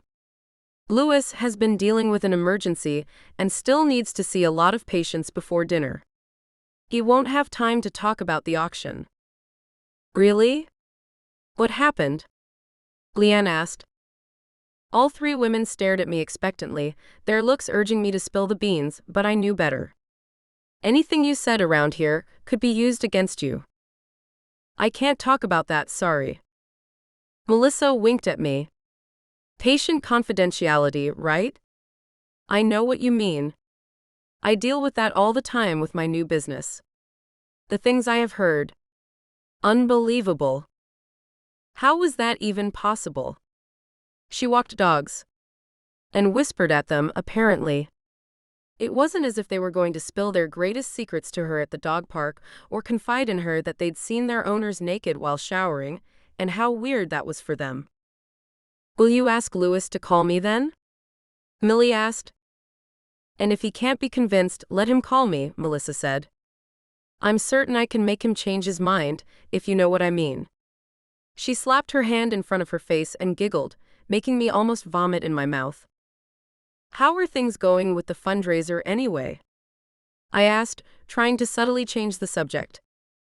"Susie's going to sell the best-selling books of the moment at a big discount, and she's going to donate all profits she makes off of her own books as well. Oh, and Alex is going to make snacks," Leanne said. "Dave will be serving hamburgers, of course, and Justin Miller will have a booth where you can get a selfie with him dressed as Crocodile Man. And your tarot readings will probably draw a crowd as well," Millie said, smiling at me. Melissa threw her a close-mouthed smile. "Don't forget about me. I'm gifting a few of my rhinestone collars to the silent auction. They should raise quite some dollars." "That all sounds good," I said. It's nice to see the community come together like this. What about you? Will you go back to Sip and Bean if and when we get the place up and running again? Millie asked. I shrugged. I don't know, working at the clinic is turning out to be great. But Lori will return at some point, won't she? Melissa asked. Her husband told me she'll be out for a few weeks, but after that, I'm sure she'll want her job back. What had I ever done to Melissa for her to treat me like this? She never directly insulted me, but all her comments were always underhanded. Next to me, Archie was getting restless. I don't know what to tell you, except we'll see what happens. And frankly, it's none of your business, I told Melissa. She gasped and looked genuinely shocked. Leanne and Millie shared a look. My comment would be the talk of the town now, no doubt about it. Well, I've got to head back to the clinic, I said, and waved the three of them goodbye. Archie was happy to be moving again, and so was I. I didn't know why it bothered me so much that Melissa clearly had a thing for Louis. Maybe the fact that she thought she could snatch him up without effort? Or even that he was hers to snatch up, as if Louis didn't have a say in the matter at all. I decided to pick up a pizza from Pete's Slices. Louis must be starving after such a long day. I placed my order and waited at one of the outside tables as dogs weren't allowed inside. Archie lay down at my feet after lapping up fresh water from a bowl one of the waiters had brought out for him. The tables were decorated with small vases filled with fake flowers. The napkin holders all featured a stack of flyers. I fished them out and went through them.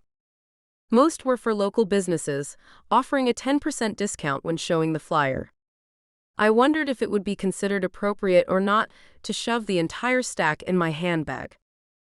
I chuckled as I came across a flyer for my parents' hamster hotel. Mom had clearly drawn up the entire thing with one of those free online tools. The tagline was pretty clever, though. It read, "Let your hamster unwind while you are two. Full hamster hotel with exclusive perks and a stunning garden view." I wouldn't exactly call the view of Mom and Dad's garden stunning, but that was marketing, right? You just had to word it in a way that piqued people's interest. I made a mental note to call my parents later and ask about their new business. It had been a while since we'd sat down and talked like a family. Living on my own was becoming easier every day, but I still missed having them around, despite the fact they could annoy me to no end sometimes. 15 minutes later, the pizzas were ready, and Archie and I made our way back to the clinic. I balanced the hot food in one hand while keeping a strong grip on Archie's leash with the other. No matter how sweet he was, he weighed 110 pounds and could easily pull me to the ground if I wasn't careful. I stepped inside of Pine Paw Prints and headed straight for the kitchen to grab some plates. I filled a bowl of water for Archie, then went to look for Louis. He was checking Beau's stats in the recovery room and jumped when he saw me. "Sorry, I didn't mean to startle you," I said. His face lit up as his gaze traveled to the pizza boxes I was holding. "You brought food." "I did. I figured you'd be hungry." He smiled. "Starved, actually." I put the boxes down on the desk in the corner and put a slice on each plate. We sat down on a couple of plastic chairs. "This is probably not what you had in mind when I mentioned having dinner together," he said in between bites. "What do you mean?" "I love pizza," I said with a wink. "This is perfect." "Just like my ball," he said. "I mean, the one you gave me. Made out of crystal. Anyway, I wanted to thank you for that gift." I laughed, almost choking on a piece of pizza. "Classy. I'm happy you love your crystal ball. I love playing with mine when I'm feeling stressed." Louis' eyes grew wide, and then he started laughing uncontrollably. He slapped his piece of pizza down and bent over, holding his shaking stomach. I shook my head and rolled my eyes, but still I was amused. "Oh, come on, Louis. It wasn't that funny." Tears streamed down his face, and I couldn't help but join in. For an entire minute, we cracked up laughing. Every time I thought I'd regained my composure, he looked at me, and we started all over again. "No more talk of crystal balls, okay?" I said. He bobbed his head up and down. It's been a long time since I've had someone to laugh with like this. I'm sure that's not true, I said. It is. Come on, a guy like you. He wiped away a few tears with his fingers. I never told you why I left England, did I? You did, I said. Alexander Klein was ready to sell, and it was the perfect opportunity for you to run your own clinic. He folded his hands. That part is true, but there's more to it. Oh. His eyes searched my face. Are you sure you want to hear about this? Of course I do, I said, throwing him a warm smile. I want to know everything there is to know about you, Lewis. Chapter 15, Lewis. I took another bite of the pizza Olive had brought with her and munched it slowly before speaking. My big move was not just for professional reasons, I started. There was a woman involved as well. Olive's soft gaze found my eyes and made my insides burn with desire. I figured as much. She must have hurt you pretty bad to push you across the ocean. I flinched, thinking about Sue. She did. You see, we worked at the same vet clinic. We often worked on cases together and performed surgeries side by side. Basically, we were spending lots of time together, sometimes even weekends and overnight. We grew to like each other, but I knew dating a coworker was unacceptable. I mean, I was her supervisor. It seemed unprofessional to me. Sue, however, was always pushing me to take it further. She convinced me to start a secret relationship. Olive drew in a breath. She must have been madly in love with you. I shook my head. That's what I thought. I believed she wanted to be together so badly that she'd do anything, even hide our relationship and spend important occasions like Christmas and birthdays alone. But it turned out I was wrong. She dumped you? Worse, I said. I knew she was ambitious and wanted to be chief vet like I did, but I never realized she'd go to such great lengths to achieve that goal. After we had been together for 5 months, she went to my boss and told him I had sexually harassed her. That I had pushed her into a relationship, and that she'd agreed out of fear of repercussions. Bollocks, of course. Olive threw me a sympathetic look. That's horrible. I ran a hand through my hair. I know. I lost my job. I lost the woman I loved and who I thought loved me back. I lost credibility in our community because who's going to believe a hotshot vet over a female vet in training? I figured moving as far away as possible would be best. You know, clean slate and all that. Olive looked shocked by my revelation. Well, couldn't you tell them it was nothing but lies? Show them messages, emails, anything that could serve as proof? I tried, but no one wanted to listen to me. I hesitated for a moment before continuing to speak. I just wanted to forget the whole thing as fast as possible anyway, so I didn't push it any further. I didn't even tell my mom because I felt so ashamed. Olive scooted closer and put her hand on my arm. The hairs on my neck shot straight up. I wished my body would stop reacting to her like that. It was no use anyway. We could never act upon any feelings between us if there was even such a thing as true feelings between us. Sue should be the one feeling ashamed, not you. Seriously, what kind of a person does something like that? It's so unfair and horrible. Not only to you, but also to everyone who has really been harassed. She paused for a moment. I can't believe someone would do that. It's just wrong on so many levels. I know. After it happened and the dust had settled, I promised myself I'd never get emotionally involved with a coworker ever again. Nothing good can come of such a thing. Olive creased her brows, and a look of disappointment ran over her face, only briefly but still noticeable. She licked her lips, playing with her hair before answering. Never say never, right? Not everyone is as evil as Sue. There are still good women in the world. Like you. I wanted to ask but bit my tongue. There's one thing I'm happy about though. She didn't put up a fight for Archie. It pains me to know she never truly loved him, but at least she didn't try to steal him from me. He's more important than any job. Olive wiped her mouth clean with a paper napkin. Archie's the best. I would put up a fight for him, no doubt about it. I laughed. You're not getting your hands on him, lady. Who says I'd leave you and him if you guys were mine? Oh, where did that come from? Was she being serious or still joking? Trying to make me feel better, maybe? She ducked her chin and laughed. Sorry, I have this problem where I just blurt out stuff without thinking about it first. You probably think I'm a desperate creep. Quite the opposite, actually, I admitted. Really? Her soft-looking mouth lifted up into a smile. Clearly, my answer made her feel happy. Our eyes locked, and it was like I forgot everything I'd told myself, everything that had happened and could still happen. There was only now. And Olive. Olive's lips looking so inviting, begging me to kiss them. We drew closer until our faces were only inches apart. Her fingers intertwined with mine and my breath caught in my throat. I knew where this was going if I didn't stop it. I had to stop. I can't do this, I said with a hoarse voice, yet ran my hand up her arm. You're my employee, this isn't right. I know, she said, putting her hand on my neck.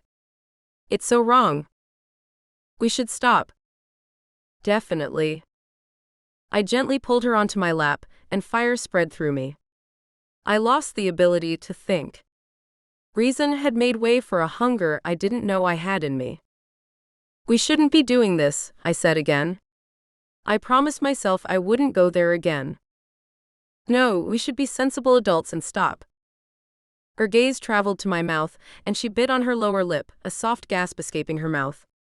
If she really wanted me to stop, she'd push me away. Instead, she leaned into me. I pulled her closer, and our lips finally met. The soft touch of her mouth made me delirious. I ran my hands all over her back, and she tousled my hair, gently tugging on the strands. Her hands then traveled over my scrub shirt, tracing the outline of my back through the fabric. She was killing me softly, slowly. Olive, I murmured in between kisses. Don't stop, she whispered. Please, never stop kissing me like this. My heart was about to explode. I looked into her eyes, and she giggled.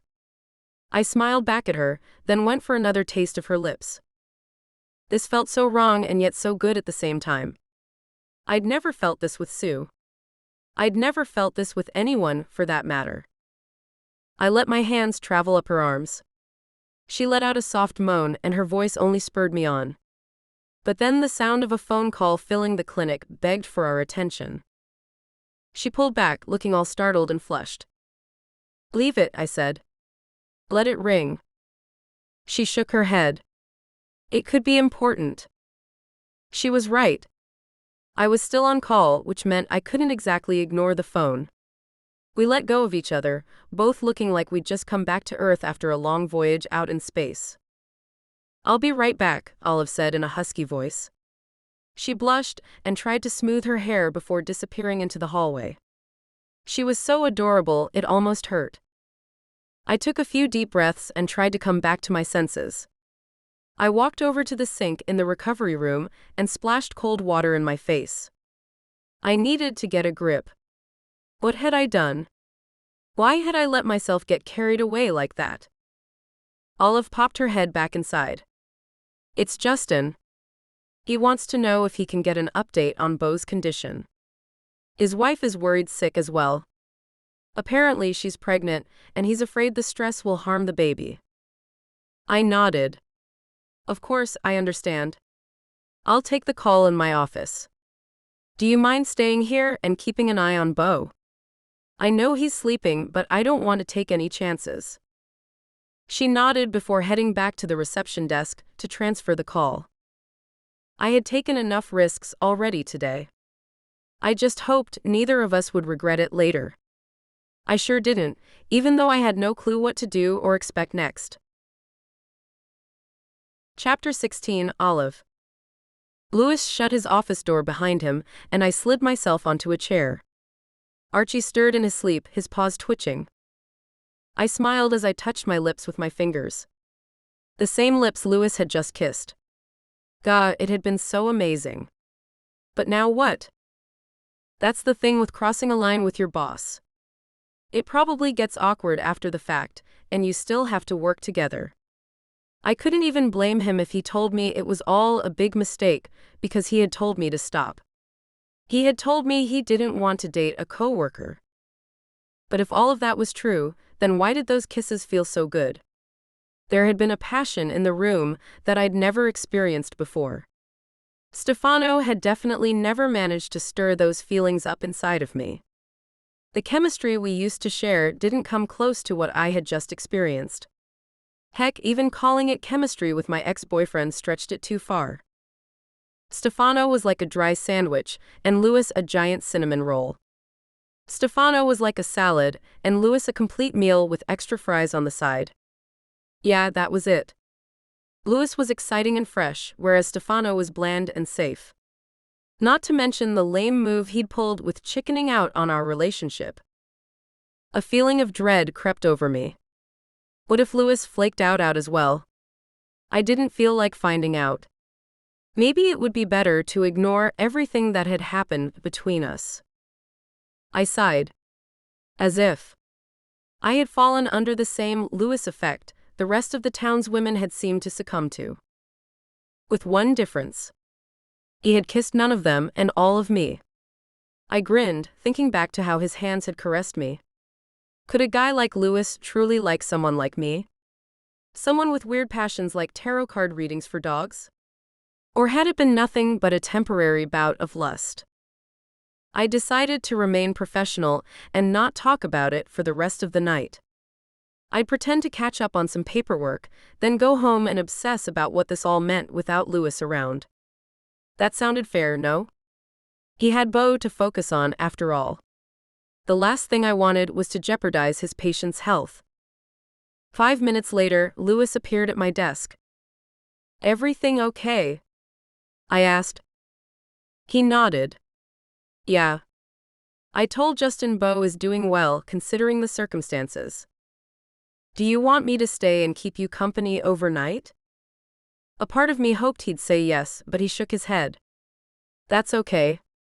At least one of us should get some sleep. Will you get home okay? Yeah, I could use a walk, I said, trying not to show how disappointed I was that we weren't going to continue our makeout session, or at least talk about it. Oh, and Olive? Yes. We should talk about what happened, he said as if reading my mind. This weekend, perhaps. I smiled at him and grabbed my handbag. Sounds good. Well, good night then, he said. I didn't know whether to pull him into a hug and give him a goodnight kiss, or be professional and do nothing. I squeezed past him, throwing him a quick smile. The look on his face let me know he was facing the same internal dilemma as me. He grinned and waved his hand at me. It was awkward, but not because we regretted what had happened. At least, not where I was concerned.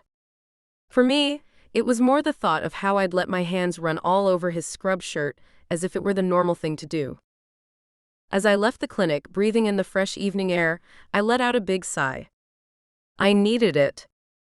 This entire night had been so confusing, so enthralling. I needed something to take my mind off it all. I rummaged around in my bag until I found my headphones. The walk home was the perfect opportunity to continue listening to my Daisy Dollops audiobook. She was the kind of amateur sleuth I looked up to. Daisy was courageous, bold, and sweet as a cookie. I crossed the street and started my walk home, completely intrigued by the story. As I passed the community garden to my left, a dark shape startled me. A set of piercing eyes stared at me, making me jump. I froze for a moment, then decided I should at least investigate. I paused the audiobook and let my headphones dangle from my neck. With one hand on my phone, I opened the gate to the community garden, ready to dial the cops if needed. I might have looked up to Daisy, who went into every situation without an ounce of fear, but I myself wasn't that brave. The dark figure jumped up from between the rhubarb patches, making me shriek. The creature threw me a curious look, and I laughed. Hey there, buddy. Are you lost? I asked when I realized I was dealing with a dog and not some ancient monster. The furry animal let out a bark in response. I gently stepped closer with my hand extended. Thank goodness I carried my small bag of dog treats everywhere. The dog approached me and eagerly swallowed the treat down. My heart skipped a beat when I looked at his adorable face.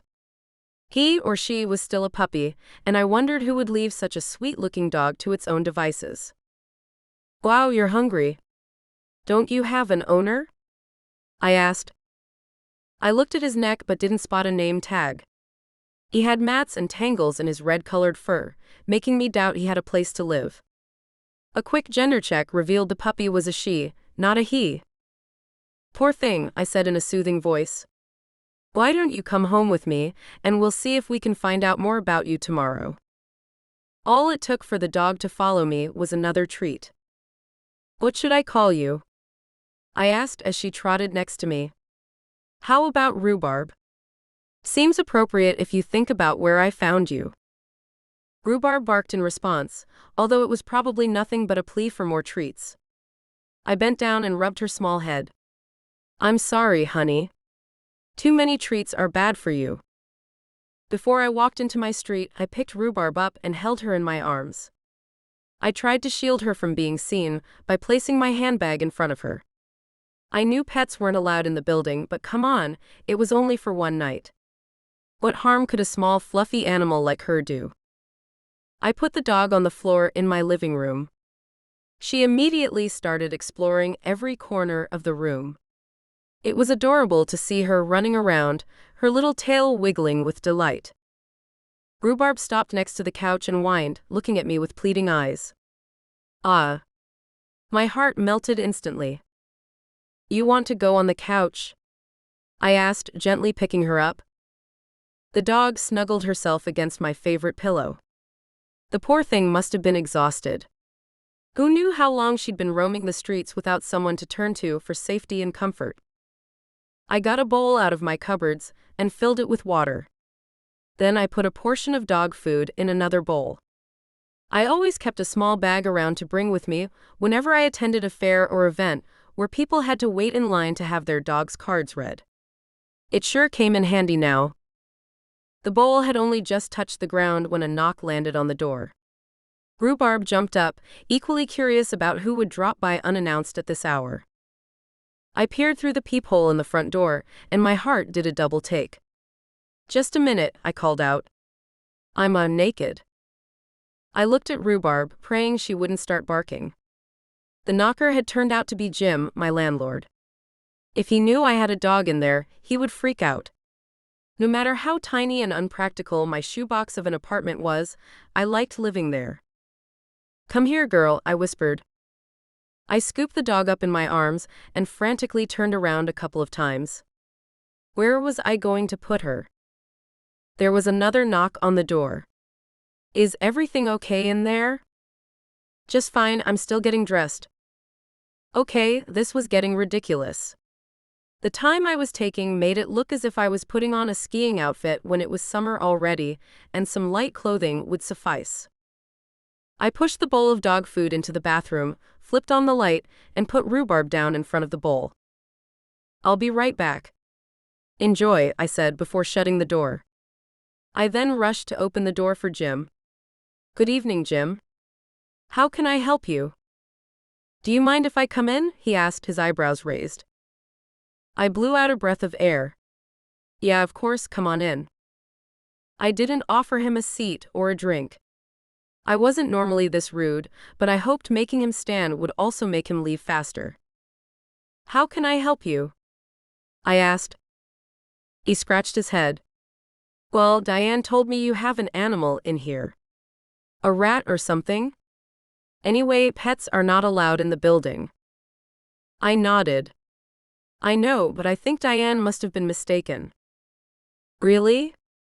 Because she sounded pretty convinced to me, he said while peeking over my shoulder to scan the room for illegal residents. He was looking straight at the bathroom. I didn't want him to become suspicious, so I grabbed his arm and twirled him around. Ooh, I sang. She was wrong. I came across as crazy, but at least now Jim was facing my couch and not my bathroom. Olive, are you okay? I cleared my throat. Yes, sorry, I'm taking singing lessons and I'm practicing every opportunity I get. He frowned. You're acting suspicious. Like a tenant who has something to hide. His tone came out all accusatory. Okay, so here's the deal, I said. I work at the vet clinic now, and Diane saw me there with a patient. I swear the animal didn't belong to me. What's that bag of dog food doing there? He asked with a triumphant look, pointing at the table where the open bag stood. He acted like the thing was a murder weapon, and he was the proud detective to have caught it. Maybe you don't have a rat in here, but a dog. Oh, that's just testing material from the clinic. He put a hand on his hip. Who's testing it then? I swallowed. Any minute now and Rhubarb would start scratching the bathroom door to be let out, or worse, bark. I had to think of something. Me, I said. That's right, I'm testing it. You? He asked, clearly disgusted. I nodded. Totally. So now that you know the truth, I'm afraid I'm going to have to let you go. My stomach isn't reacting so well to this dog food. The experiment has failed for sure. I clutched my belly with both hands for emphasis. If things didn't work out at the clinic, I could definitely become an actress. Jim walked to the front door, his forehead creased with concern. Do you need me to call someone? I could hear a soft whimper coming from the bathroom.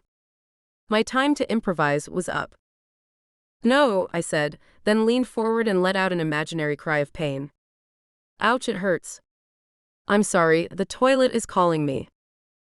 Those words seemed to do the trick. Jim ran out with a look of horror on his face, and I closed the door behind him. I could hear his footsteps echoing on the stairs. He was clearly in a hurry to get away from me. As soon as the sound of his footsteps had died away, I rushed to the bathroom to let Rhubarb out. The dog had eaten a small portion of the food, but apparently the other things in there had seemed more appealing to her. A complete roll of toilet paper lay unrolled on my floor, and one of my slippers had been chewed on. The bathroom towel I kept on a hook next to the sink was draped on the floor and seemed to be wet. Did she pee on it, or was it just saliva? Either way, I'd need to get that towel washed. Rhubarb looked up at me with her innocent puppy eyes. How could I get mad at her now? I scooped her up in my arms and cuddled her. Aren't you the cutest? Don't trash my bathroom again though, I said. She licked my face, making me laugh. I could hardly believe how amazing it was to have a living creature around again. The loneliness of living on my own had impacted me more than I had cared to admit to myself. Letting go of Rhubarb to find a suitable home for her was going to be hard, despite the fact she'd only been in my life for an hour. Sometimes it takes a lifetime to connect with a person or animal you meet. Sometimes that connection never even comes. And sometimes you meet another soul and you instantly click with them. Like little Rhubarb. And Louis. Most definitely Louis. Chapter 17, Louis.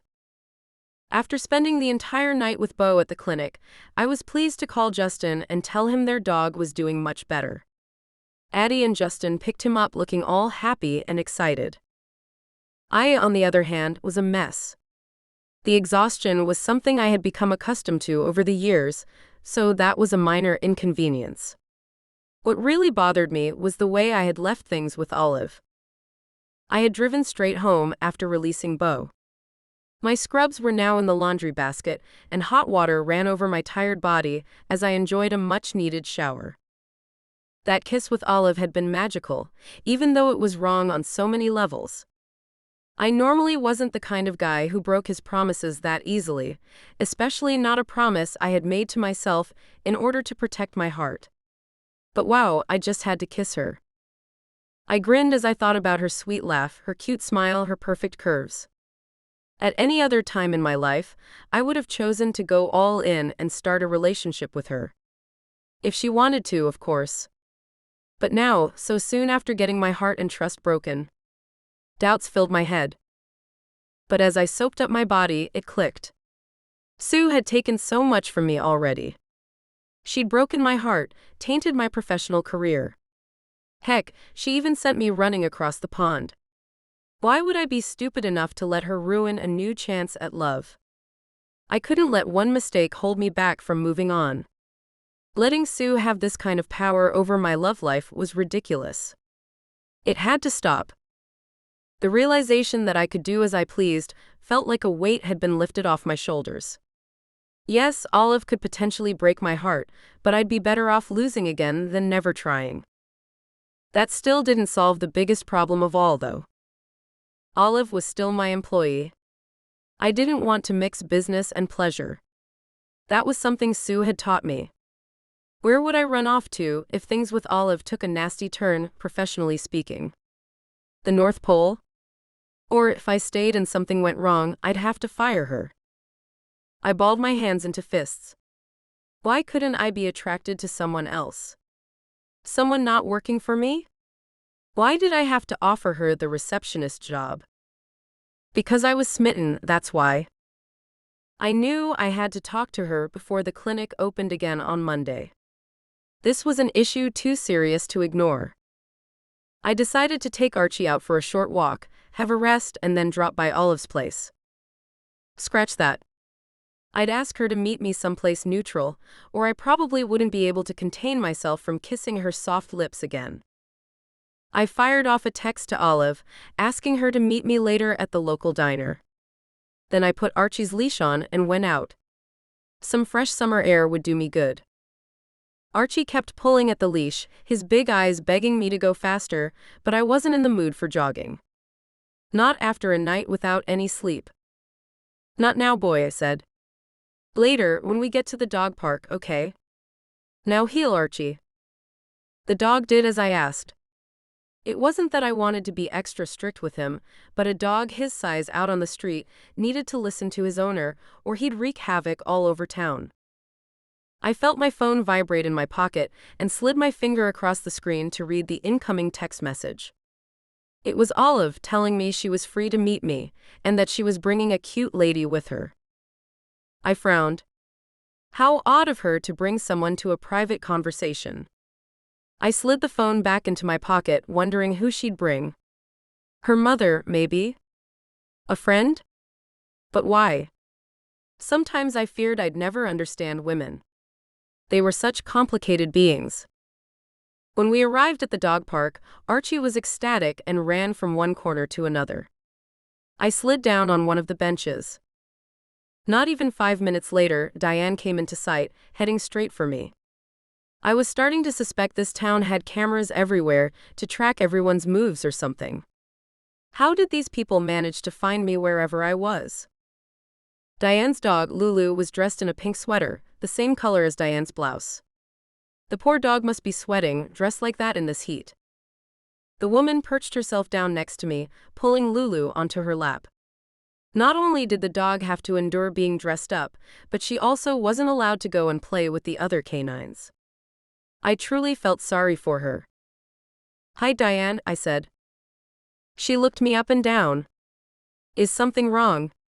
You have stubble and there are bags under your eyes." I shook my head. "Just a long night at the clinic. How can I help you?" "You know what this is about, Dr. Grant." "Ah, the fundraiser." She looked at me expectantly. "We need you." I blew out a breath. I know. I felt far too tired to argue with her over this fundraiser thing again. "You know what? I'll do it, but only if I can have a table set up with information about neutering and spaying. There are too many animals out on the streets left to suffer. I'd like to educate the people of Old Pine Cove about taking responsibility for their pets." She mulled it over for a couple of seconds. Yes, I can agree to that. But how about, instead of doing it at the fundraiser, you do a workshop at the community center next weekend? I'm sure there'll be a great turnout. Separating the events will have people more focused." "That's a great idea, Diane," I said. She gave me a curt nod. "You've got yourself a deal, Dr. Grant." Then she got up and brushed some imaginary dust from her blouse. Now, if you'll excuse me, I've got to check on my gardener. I instructed him to trim the grass in my backyard, but he's always at least half an inch off. She pressed her fingers against her forehead. Honestly, it's tiring to check on everyone all the time. Is it so hard to trim a yard to exactly 7/8 of an inch? Her questioning gaze let me know she expected a reply, but there were no words for this kind of nitpicking, so I just shrugged and smiled. I hope it all works out for you, I said, although the one I was keeping my fingers crossed for wasn't Diane but her poor gardener. She sighed dramatically. Me too, Dr. Grant. Lulu landed back in her oversized purse. The dog hadn't even set foot on the ground yet. I'd probably have to talk to Diane about it when she came back to the clinic for Lulu's next vaccinations. Gently, of course. But she had to know dogs needed exercise. They weren't some fancy accessory you carried around in your bag all day long. Archie and I made our way back to the house. I'd take a nap and then shave before heading to Dave's diner to meet Olive. I didn't want her to see me this tired or with an unshaven jawline. At home, I let myself fall back on my bed. It felt so good to finally be horizontal. My muscles relaxed almost immediately, and my eyes fell shut within seconds. I sighed. Sleep was all I craved. I drifted off into a deep slumber. Olive was there, and she was laughing nonstop. We were having so much fun, my muscles hurt from smiling. It was only when I woke up to the sound of my phone ringing that I realized none of it had been real. My phone rang again, and I stumbled out of bed, tripping over a box I still hadn't unpacked yet. I slid my finger over the screen while rubbing my head with my other hand. Luckily, the impact had been lessened by the carpet next to my bed. "Hello," I said in a croaky voice. "Okay. You're alive," Olive said. That's all I needed to know.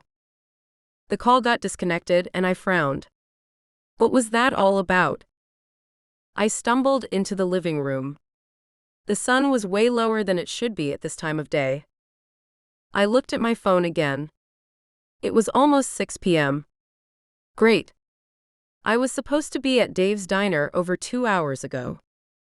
Olive had sounded mad, and I couldn't blame her. I had unwittingly stood her up. Who knew how long she'd waited for me at Dave's diner? I hopped into my pants, grabbed a clean shirt from the closet, and bolted out of the door.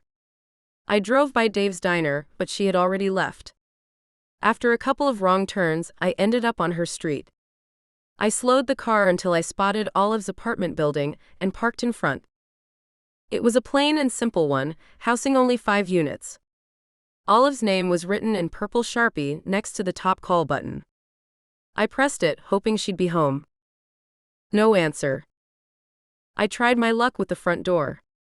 To my relief, it wasn't locked. I pushed it open and knocked on the first door I came across.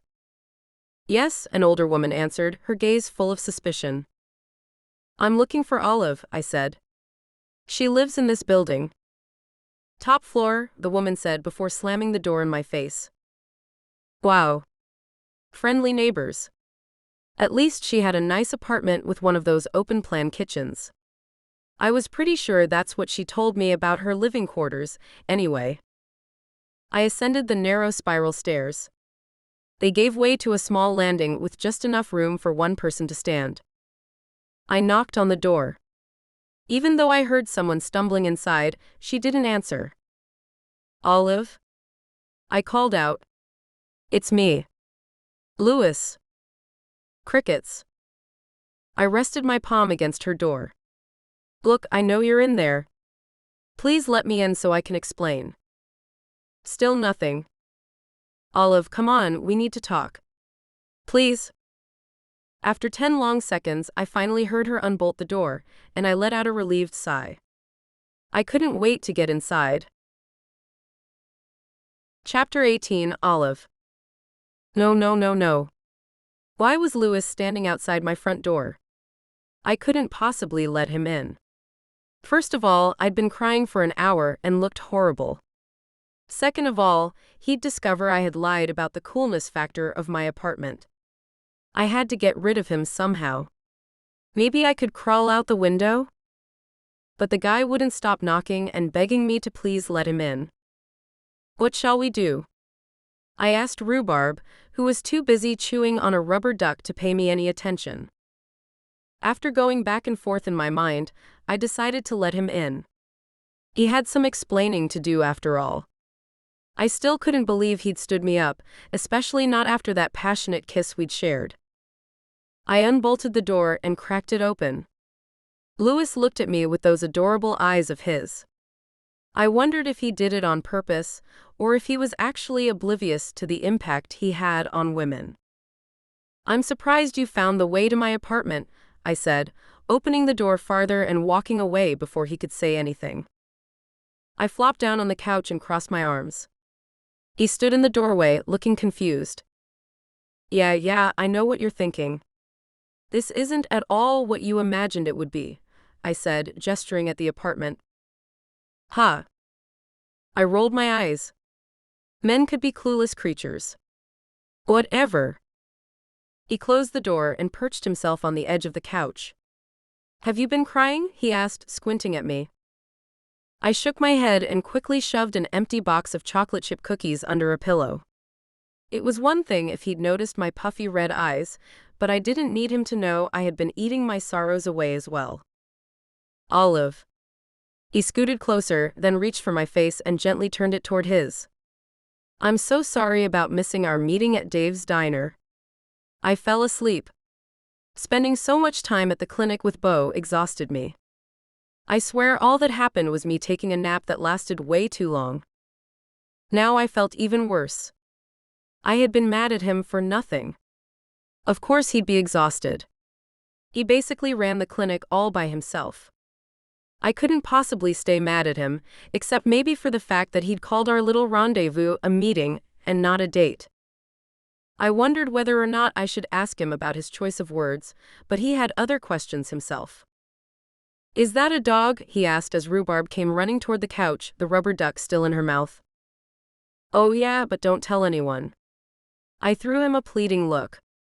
Yesterday my landlord stopped by because Diane had blabbed to him about me having pets. I had to sing and dance before he would leave. Louis' eyes grew big. "You sang and danced for him?" I laughed at his perplexed expression. Not in a weird way. I wanted to get rid of him as soon as possible. "And you sing so off-key that he ran away?" "Hey, watch it," I said, slapping his arm. "There's nothing wrong with my musical abilities." He smirked. "Will you dance for me if I refuse to leave later?" "Oh, stop it." I looked away, feeling my cheeks heat up. "So, the dog," he said, not pushing the whole dance issue any further. "How did he or she end up here?" "I found her at the community garden. Her name is Rhubarb, by the way." He smiled. "Is she the lady you were bringing to the diner?" "Gotcha. Would you mind giving her a checkup one of these days?" "Of course. Bring her with you to the clinic first thing Monday morning." I threw him what I hoped was my most adorable look.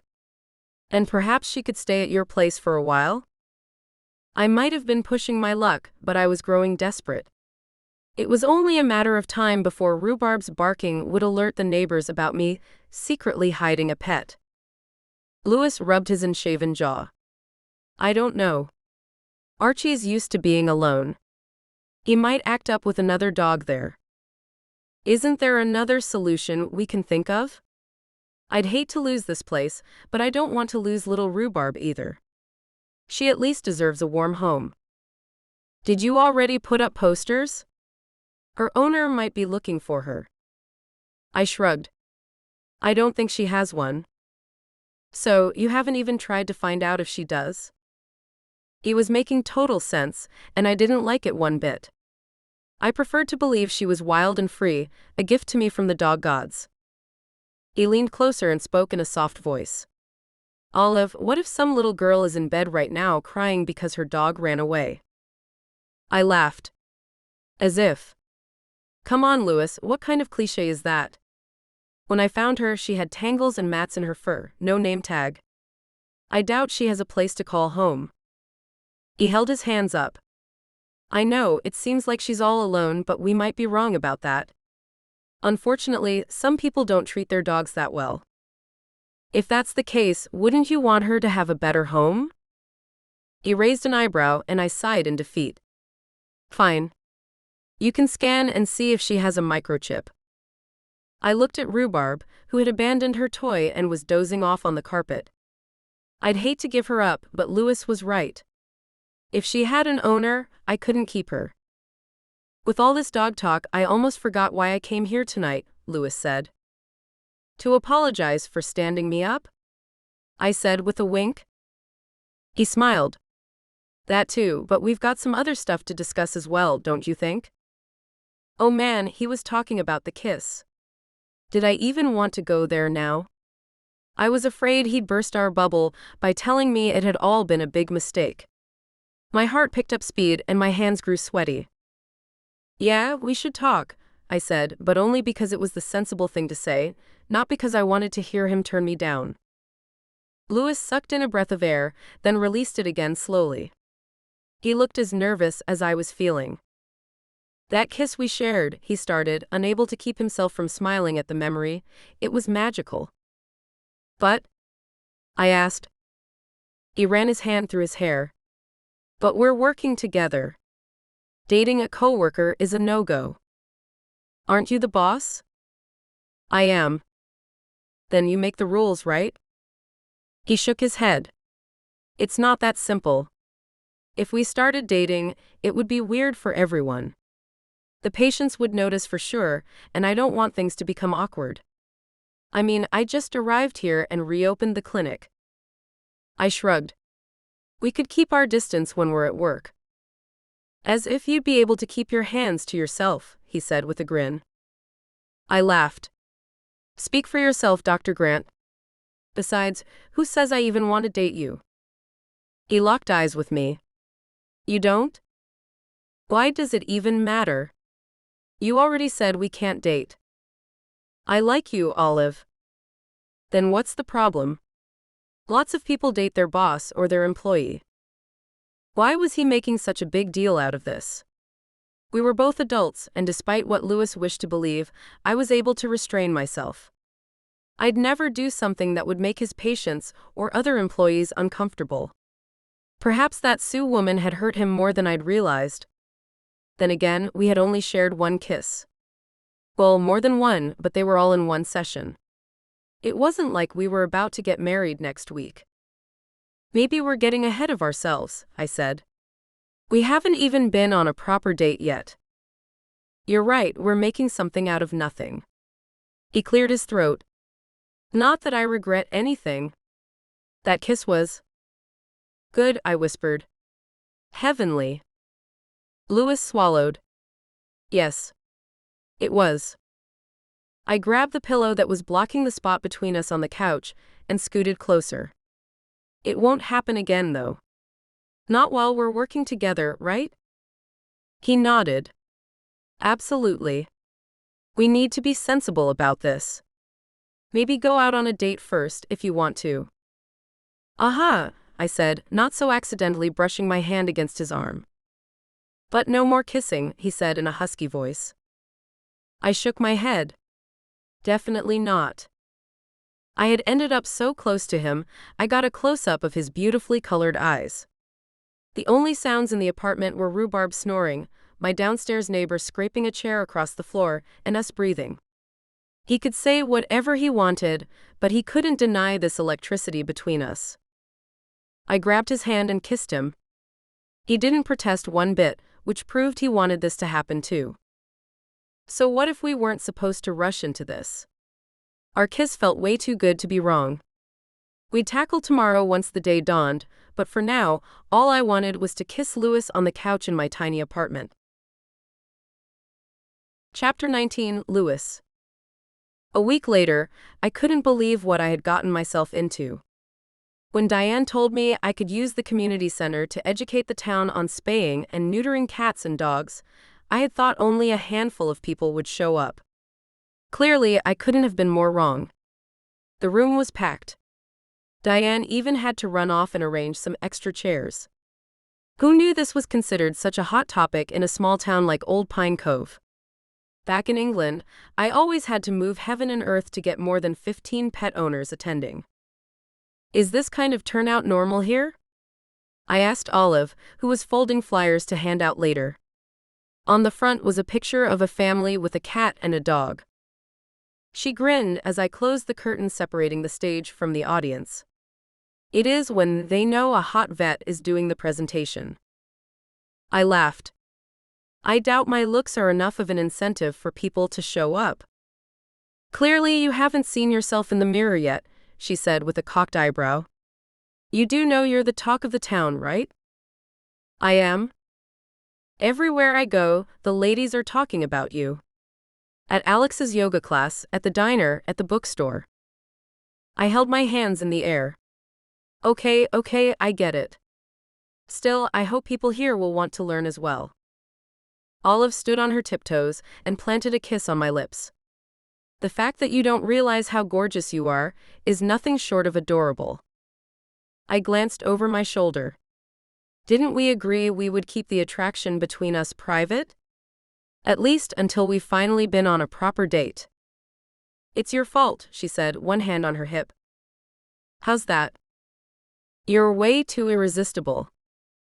She grabbed the end of my tie and pulled me closer. I took her hand in mine, ready to kiss her, when the door opened. Olive jumped in surprise. I quickly let go of her hand, and she busied herself picking up the stack of flyers she'd dropped. How are you doing, Dr. Grant? Diane asked. I think we're about ready to start. I straightened my tie. It seemed like she hadn't noticed what Olive and I were doing a few seconds earlier, and I was glad about that. I didn't want her sticking her nose where it didn't belong. I'm good to go. Diane smiled. Good. Can I offer you something to eat or drink during your presentation? The ladies brought all kinds of cake, pies, and cookies, and there's also jugs of homemade lemonade and cucumber water. Wow, this is turning into quite a party, I said. Just some water will do, thanks. Perfect, she said before heading back out. Olive threw me a look. What? I asked. Seriously, Louis? There's cake and cookies out there, made by the ladies. They love you. I pulled her into a hug and kissed the top of her head. Maybe you're right, but you're the one I want to go on a date with. I can't wait, she said with a grin. I had promised Olive I'd take her out on a real date tomorrow night. We had been chatting every evening since I dropped by her apartment the day after she found rhubarb, but it was always over the phone. Of course, we also saw a lot of each other at the clinic, but I was still adamant about not mixing work stuff with my budding feelings for her. I wouldn't want to be caught smooching while I had patients in the waiting room. In fact, we had only shared a handful of kisses so far. It took a lot of self-control, but I needed to do this right. And that meant dating this amazing girl like she deserved. At the back of my mind, there was still this tiny voice that kept nagging me about not dating a coworker, but I couldn't let my past mistakes stand in the way of my happiness anymore. So I had made an exception and hoped from the bottom of my heart that things would work out perfectly. Well, go break a leg, Olive said as she handed me the stack of flyers. Not that you're going to do a play, but you know what I mean. I grinned at her. That would be more your thing, right? Singing and dancing. She gave me a playful slap on the arm. Aren't you funny, Dr. Grant? Besides, I'd never sing or dance in front of people, unless I wanted to scare them away. Now go before the crowd goes wild out there. I laughed. The way Olive spoke made it seem as if I was a rock star with a stadium full of fans waiting for me. I straightened my tie and made my way to the rows of people waiting for my talk on neutering and spaying. Diane had let me use the biggest room available in the community center, the same one where the fundraiser would take place next week. Judging by the size of the audience, you'd think I was doing a talk on how to become a millionaire or something. Still, whatever the reason was for people to show up, they were here, and that was all that mattered. Animal health and well-being was a topic close to my heart, and I loved sharing tips and tricks. Olive took her seat at the front, in a chair that had a handwritten note attached to it reading, "Reserved." I positioned myself behind the microphone on the small stage and opened my digital presentation. People always paid more attention when I showed visuals, so that was exactly what I had planned for today as well. The front row was filled with familiar faces like Millie, Leanne, Melissa, and some other people who I'd come to know through my work at the clinic. "Thank you so much for coming today," I started. "It's nice to see how much you all care about this topic." "We love you, Louis," someone from the crowd shouted. I cleared my throat. Thank you. Why don't we dive right into it?" The room grew silent after a round of unnecessary applause, and I started talking. First, I tackled the reasons to spay or neuter a pet, since experience had taught me this was something not a lot of people knew about. Everyone's eyes were on me, and not a word was whispered amongst the crowd. Uterine infections and breast cancer have a high mortality rate, especially for cats. Spaying your pet helps prevent these diseases. Melissa's hand shot up. "I have a question."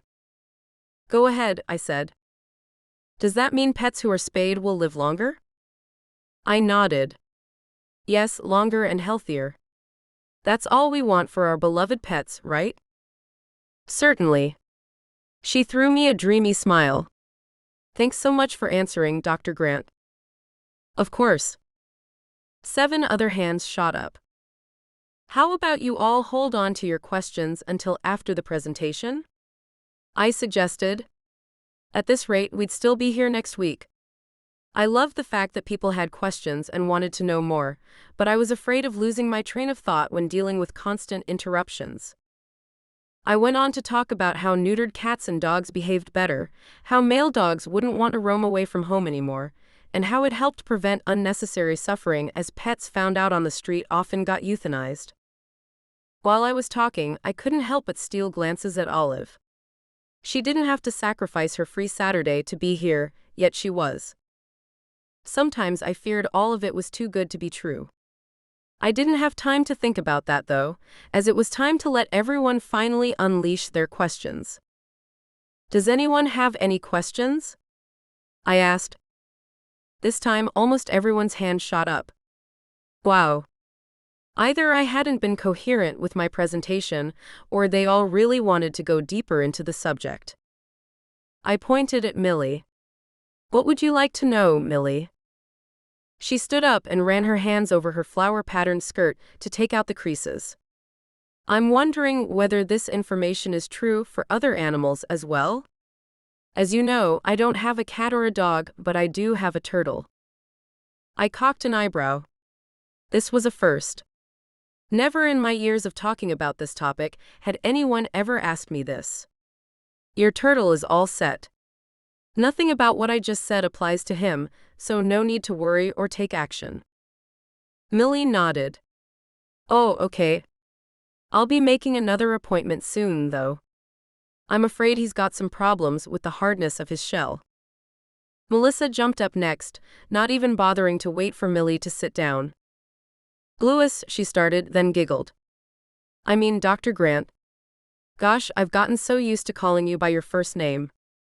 She paused for a moment, as if waiting for some kind of reaction. "Anyway, as you might have heard already, I'm a dog whisperer. Do you think neutering and spaying would have an effect on the way pets communicate with me?" Another question that no one had ever asked me before. And honestly, one I'd never even thought about. Did Melissa truly believe she could communicate with dogs? I mean, of course you could have a wonderful connection with a dog if you knew the animal well, but picking up on their exact thoughts seemed a bit far-fetched. Then again, Olive read tarot cards for dogs, and I supported her in that, didn't I? I had a feeling Olive was more relaxed about it though, and saw it more as a bit of fun, instead of an exact science. "To be honest, I have no clue, Melissa," I answered truthfully. Diane let out a sigh that could probably be heard all the way across town. Melissa flicked her hair over her shoulder and turned to Diane. "Is everything okay?" The older lady sighed again. "I respect your commitment and dedication to your new skill set, dear, but have you ever listened to yourself? Talking with dogs. What's next? Teaching cats how to speak in full sentences. Melissa's mouth dropped open. She wasn't the only one to be surprised by Diane's comment. People started speaking in hushed tones to each other. Ladies, I said, trying to stop this from getting out of hand. Let's just stick to asking questions, not attacking each other. I'm not attacking anyone, Dr. Grant, Diane said. All I'm doing is stating the facts. Besides, I'm not the only one who feels Melissa is selling nonsense. What? Melissa cried out, then turned to face the crowd. Who else thinks I'm not a real dog whisperer? Olive got up, a nervous look on her face. Everyone, please calm down. Oh, shut it, you, Melissa said. As if tarot card reading for dogs is a real thing. Leanne got up. If it's any help, Olive did a reading for Patches last week, and most of her predictions were true. Melissa balled her fists. It's not any help. Well, you did help Patches as well, Leanne said. I never understood why she kept howling like a werewolf when she went into the garden. It turned out she's afraid of our gnomes. Diane rolled her eyes. Anyone could tell you that, Leanne. Those gnomes are shabby and need a fresh layer of paint. I'll have you know those gnomes used to belong to my mother. No one gets to insult them. Stop it, Olive said loudly. You're upsetting people with your arguing and shouting. I mean, look. She turned to Addie, who was looking rather pale. Are you okay? Should I call someone for you? She kneeled down beside Addie. I've got to throw up, Addie said and ran out. Olive's eyes shot daggers at Diane and the other bickering ladies. See what you did. And to a pregnant woman. You should be ashamed of yourselves. She started in the direction of the bathrooms. I'm going to check on Addie. A silence fell over the group for a couple of seconds, but then everyone started talking excitedly about Addie's pregnancy. Phones were whipped out of bags and pockets, and the news began to make its way outside of the community center walls. It then dawned on me that no one was supposed to know about Addie's condition. I had to do something to contain the situation before the entire world knew about it. Not to mention the fact that Justin had told us both in private conversations, and I had promised him my integrity. Everyone, I said in a loud voice. Please stop and listen to me. I don't want anyone to share the news about Addie. One of the ladies slumped her shoulders. But I already sent an email to Hugo at Old Pine Cove Weekly. Why? Isn't that a bit disrespectful to your fellow townspeople? It's not up to us to share private news that belongs to someone else. Millie shook her head. I'm afraid the damage is done, Dr. Grant. I already told my cousin who told her friends at the sewing circle in the neighboring town. This news can't be stopped now. I felt the color leave my cheeks. Justin was going to sue me. I'd have to leave this place and find another town to call my home. Again. And Olive. I knew she didn't mean any harm, but I couldn't trust her with patient information anymore. I'd have to fire her. My insides twisted at the thought. I was such a fool for believing this time things would be different. Chapter 20, Olive. By the time I helped Addie get home okay, everyone had left. The community center was quiet, apart from Louis cleaning up the place. He was stacking chairs with an angry expression and attitude. I wondered what those chairs had done to him to deserve this kind of treatment. Everything okay? I asked, picking up a chair myself. How's Addie? Louis replied, skillfully ignoring my question. She's okay. I sat with her for a while and then had her call Justin. I didn't know morning sickness wasn't restricted to the morning. I guess I never thought about those things before. Louis grunted. Sometimes it doesn't hurt to think long and hard about things. Excuse me? He put down the chair he was carrying and leaned his arms on the back. You know what I mean. No, I don't. What is your problem? He narrowed his eyes. Why did you have to blab about Addie being pregnant? Justin told us that in a private conversation. Oh.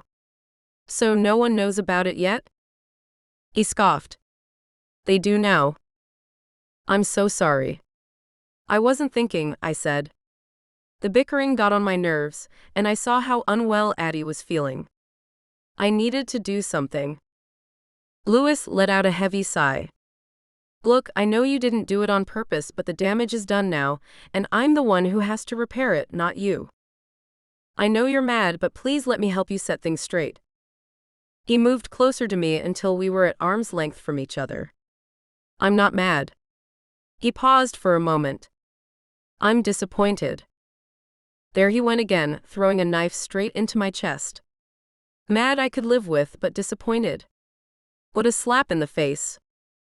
I promise it won't happen again, I said, even though I knew it wouldn't change what I did. Louis ran a hand through his gorgeous hair. I don't know if I can trust you again with patient information, Olive. I felt like someone had just shoved me under an ice-cold shower. Well, I guess that's clear. I should go. He grabbed my hand. His features softened, and he spoke in a warm voice. I should have listened to my gut and not made the same mistake twice. Mixing business and pleasure was wrong. Clearly. I'd still like us to go on that date, though. I shook my head in disbelief. Let me get this straight. You want to fire me first, and then expect me to go on a romantic date with you? I don't want you to lose your job, Olive. It's just, if we want to date, we can't be boss and employee. It's too weird, don't you think?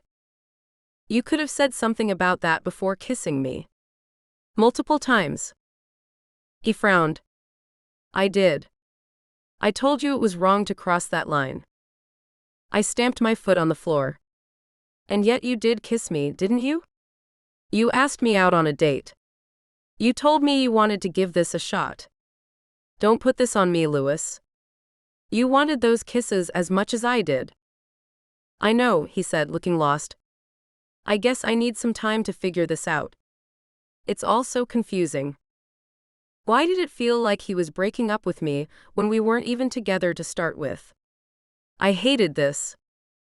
One professional mistake shouldn't change our feelings for each other, I said. You're acting as if I killed someone. His eyes dipped to the floor. I wasn't ready for any of this. I thought I was, but clearly I was wrong. I took a deep breath. Where does that leave us then? Honestly, I don't know. Like I said, I need some time to think. I need to know I can trust you. Tears sprang to my eyes, and I jerked my hand free from his. I said I'm sorry, and I meant it. There isn't anything else I can do except invent a time travel machine to prevent myself from disclosing Addie's secret, okay? Making one mistake doesn't mean I can't be trusted.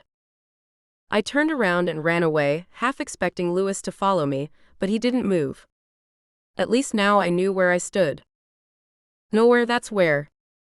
I had done my very best to perform my new job at the clinic in the best way possible. Clearly, I had failed, in Louis' eyes anyway. A mixture of anger, hurt, and confusion filled my chest. When Louis hired me, I never claimed I was perfect. I mean, who was? I had yet to meet someone who never ever once made a mistake in their lives. The person I probably did owe an apology was Addie, though. I'd drop by the inn later and talk to her, but for now, all I needed was a good old ugly cry and a pillow to punch. With angry steps, I strode away from the community center. I was almost home when my phone pinged with a message from Mom, asking if I wanted to come over and have dinner with them. Socializing was the last thing I felt like, but she'd made her meatloaf with glazed carrots and mashed potatoes on the side. Who could say no to their mother's signature dish? It was almost as if she'd sensed I needed comfort food. I turned on my heel and made my way over to my parents' place. I was sure they'd have a couple of pillows for me to punch as well. Besides, Rhubarb was living at their place for the moment, and I couldn't wait to cuddle her. She'd be able to bring a smile to my face for sure. When Louis had told me the dog didn't have a microchip and no one claimed her after I had put posters up around town, I was relieved. She was mine now, and I loved her heaps already. I'm done with men. Over and out, I said, shoving a giant scoop of mashed potatoes in my mouth. Mom raised an eyebrow and exchanged a look with Dad. Don't worry, I'm not moving back home, I said. If I can't stay at the clinic, I'm sure the shampoo job at the salon is still available. Mom sighed. We're not afraid you're going to move back in with us. We love you, and we just want to see you happy. Besides, one small argument is not worth crying over. You will both have forgotten this whole thing in the morning. I doubt that. I showed her my phone. See this? Pictures of Addie and Justin all over the internet. The news is out there, and Louis hates me for it. Don't be ridiculous, Olive, Mom said, putting an extra portion of carrots on my plate. Justin's a movie star. If he can't handle his private life being broadcast to the world, he should have chosen a different job. Right, Gary? My father nodded, making agreeing noises, but I doubt he had heard a word we were saying. He was far too busy concentrating on his meatloaf to listen to me whine about guy trouble. Louis is right, Mom. I can't be trusted. I need to find a different place to work, preferably a place where I have zero responsibility. Mom stared me down. Like shampooing people's hair? That can't be hard to mess up, right? Plus, that kind of job requires you to blab people's secrets all over town. Now that I come to think of it, being a shampoo girl is the perfect job for me. Stop it, Mom said, pointing the gravy ladle at me. Listen to yourself. You're not some untrustworthy ditz who's not capable of dealing with responsibility, okay? How many times have you messed up walking someone's dog? I shrugged. Never. And how many people are happy with your tarot card readings? Almost every single one of them, I said. Where was she going with this? Mom gave me a satisfied look. Ha, you see. You are trustworthy and people love you. Don't let some guy tell you you're not, no matter how hot he is. Come Monday, you're going to go to the clinic, do your job, and show Louis he'd be a fool to let you go. Both professionally and romantically. Dad looked up from his now near-empty plate. Ladies, it's obvious what's going on. The guy has trust issues. How would you feel about trusting someone again after being backstabbed like he has been? Mom and I both stared at him. What? He asked. I get haircuts too, you know. I might look like I'm never paying attention, but I always am, he said with a sparkle in his eye. Fine, so the boy has issues, Mom said. That doesn't mean he should treat our Olive like this. She apologized. It was an honest mistake. She turned to me. If he doesn't come to his senses, I'm going to have a little chat with him. Please don't, Mom. For the love of all that's good in this world, please don't. We'll see, she said. Oh man. As if I didn't feel bad enough already, now my mother was going to meddle again. Things between Louis and me were most definitely lost forever. Chapter 21, Louis. I might have overreacted a bit, but by the time I realized that, it was too late. Yes, Olive shouldn't have told the whole town about Addie's pregnancy, but I shouldn't have been so harsh on her. The entire ordeal had brought up painful memories of what had happened with Sue, and I got into fight or flight mode. The one I should have fought for was Olive. It was useless to do so now, though. It had been 4 days since our argument, and she was acting as cold as ice. On Monday, she showed up at the clinic like nothing had happened, except she wasn't her usual cheerful self but a stiff version of the Olive I had come to know. Every time I tried to break the iceberg standing between us, she conveniently slipped away, telling me she had some important phone call to make. So yeah, I gave up trying. It was probably for the best anyway. This way, no one could get hurt, and Olive could keep her job. I should have felt proud of myself for doing the sensible thing, yet my heart felt like it was being ripped apart. I tried to distract myself by working late hours and taking on extra patients, but still, my thoughts kept circling back to her. By the time Friday rolled around, my heart ached so badly it made me queasy. I couldn't give up on whatever had blossomed between us, no matter how short-lived it had been. Doesn't a seed deserve to grow into something beautiful? Even if it failed down the line, at least we would have tried. Do you have a minute? I asked Olive after seeing my last patient of the morning out the door. Is it work-related? She asked. I bit my lip and sighed. It's not, but it is important. She hesitated for a moment, and relief washed through me. Then she grabbed her bag from behind the reception desk and strode past me, head held high in the air. I'm sorry, Louis, but if this isn't about work, then I can't talk right now. I've got so much to do before the fundraiser kicks off tomorrow. Wait, I said, gently grabbing her arm. The sensation of her skin on mine sent shivers from my head to my toes. We need to talk. Later. She hurried away and the door fell shut behind her. Why was she so afraid of talking to me about anything other than blood samples, canceled appointments, and medication prescriptions? Did she fear I might fire her after all? Was she still mad at me? I couldn't blame her if she was, but a conversation would have been nice. Maybe it was a sign for me to stop asking her to talk and just give up like I had intended to, before my stubborn heart got in the way. She was my employee and I was her boss. There was no need whatsoever for us to talk outside of work. Not anymore, anyway. I spent the evening on the couch with Archie watching some award-winning science fiction film, but by the time I got to bed, I couldn't even remember the plot. I had made such a mess of everything. If only I knew how to put the pieces of my life back together. After a restless night of sleep, I woke up feeling nervous about the fundraiser. I'd see Olive today, as I had every day over the past week, only this time there wouldn't be a treatment table or reception desk between us. I clipped Archie's leash on to go for a run. Out on the street, the thudding sound of my feet hitting the concrete made me relax. I ran 2 miles, then stopped for a quick break to catch my breath and hydrate myself and Archie. Yoo-hoo, someone called out. Dr. Grant. Melissa waved at me as she ran toward me. She was wearing a pink jogging outfit with a matching headband. Her hair was pulled into a ponytail, and her sneakers looked brand new out of the box. Hi, Melissa. What's up, Doc? She asked before breaking out in laughter. Get it? Because you're running and you're a doctor? I managed a weak smile. I'm good, thanks. Archie and I were just about to continue our run, but I'll probably see you at the fundraiser? Wait. She started running in place, pushing out her breath in short intervals. Mind if I join you? Jogging together is so much more fun than alone. I shrugged. Sure. Maybe Melissa's constant stream of words would distract me from thinking about Olive and our missed chance at something more. Did you have a rough night? She asked as we started jogging. I mean, you're hot as a burning stove, but you look kind of terrible. Exhausted, maybe?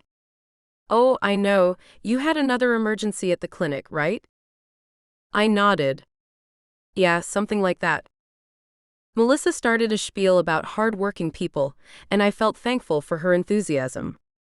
The less I had to talk, the better.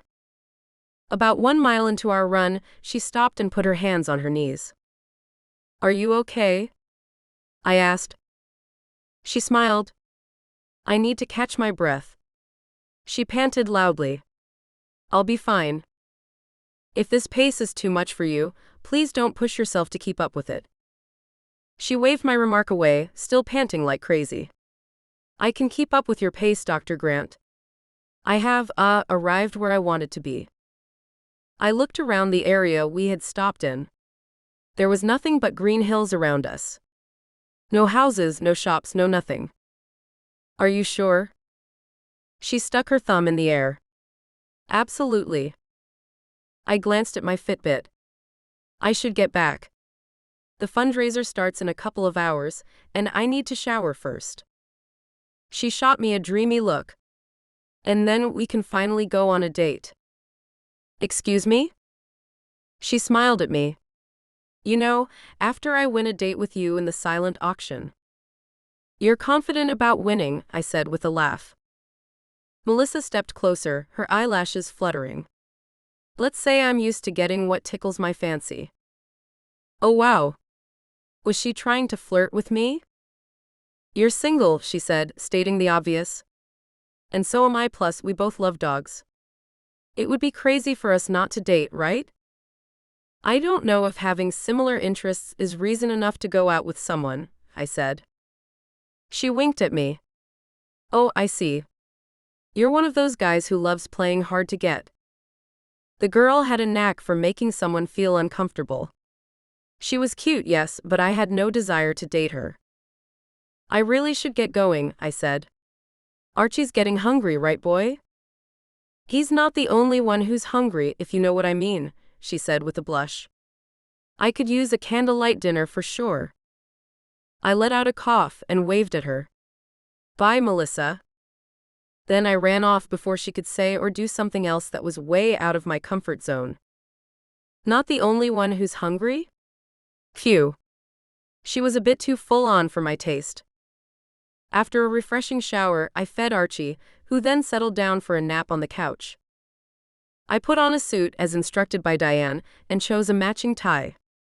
I would focus on the fundraiser, getting as many people as possible to bid to win a date with me, and completely avoid coming into Olive's vicinity. Surely that wouldn't be too hard to pull off. Yeah, right. I should have known avoiding someone in this small town was nearly impossible. You're sharing a table with Olive, Millie said, leading me through the community center. Since you two are colleagues, that shouldn't be a problem, right? I hurriedly walked behind her, trying to catch up. Do I really need a table? Doesn't it make more sense for me to walk around or something? She tutted and shook her head. All candidates for the silent auction should remain seated and available to talk to. Anyone who's donating should be able to first check you out, right? I raised an eyebrow and tried to remember why I had agreed to do this in the first place. Here you go, Millie said, stopping at a long white table where Olive was spreading out tarot card decks and crystals. If you'll excuse me, I'm needed at the food table. I heard someone made blueberry and cherry donuts, and I haven't done a quality check yet. She rushed off, leaving me alone with Olive. Hi, I said with a sheepish smile. Oh, hello. She looked as shocked and nervous as I was feeling. I'm just preparing my table. Okay. I sat down and swiped my phone open. I had to keep busy, or I'd be tempted to stare at Olive the entire time. I couldn't resist stealing glances at her, though. The way she swiftly shuffled her cards was enthralling. A man who looked to be in his 50s approached our table. I was happy for the distraction. Hello, Hugo, Olive said, giving him a warm smile. Hi there, Olive. Do you mind if I take some pictures? I'm doing an extended article for Old Pine Cove Weekly. Go ahead. They chatted for a while about the fundraiser before Hugo moved on to the next table. She caught me watching her, and one of her eyebrows shot up. I'm sorry, wasn't I allowed to speak to him in case I disclosed some secret information? Are you making fun of me? She crossed her arms. I wouldn't dare. This is no joke, you know. I know. That's why I went to talk to Addie, and you know what? Justin's publicist shared the news with the world hours before it accidentally slipped out of my mouth. So yeah, I shouldn't have done that, but the news spreading wasn't technically my fault. Oh. A lady with a dog in her arms approached our table, putting down a stack of dollar bills. Olive took one of her card decks and started doing her magic, while I was left feeling as confused as a cat in a dog costume. Chapter 22, Olive. Why did Louis have to show up at my table dressed in a suit that made him look smoking hot? Someone needed to crack open a window already, or I'd faint. I tried to concentrate on the tarot card reading I was doing for Elena and her dog Fluffer, but with Louis glancing at me the whole time, it proved difficult. I'm sure he thought I didn't notice. Think again, Dr. Grant.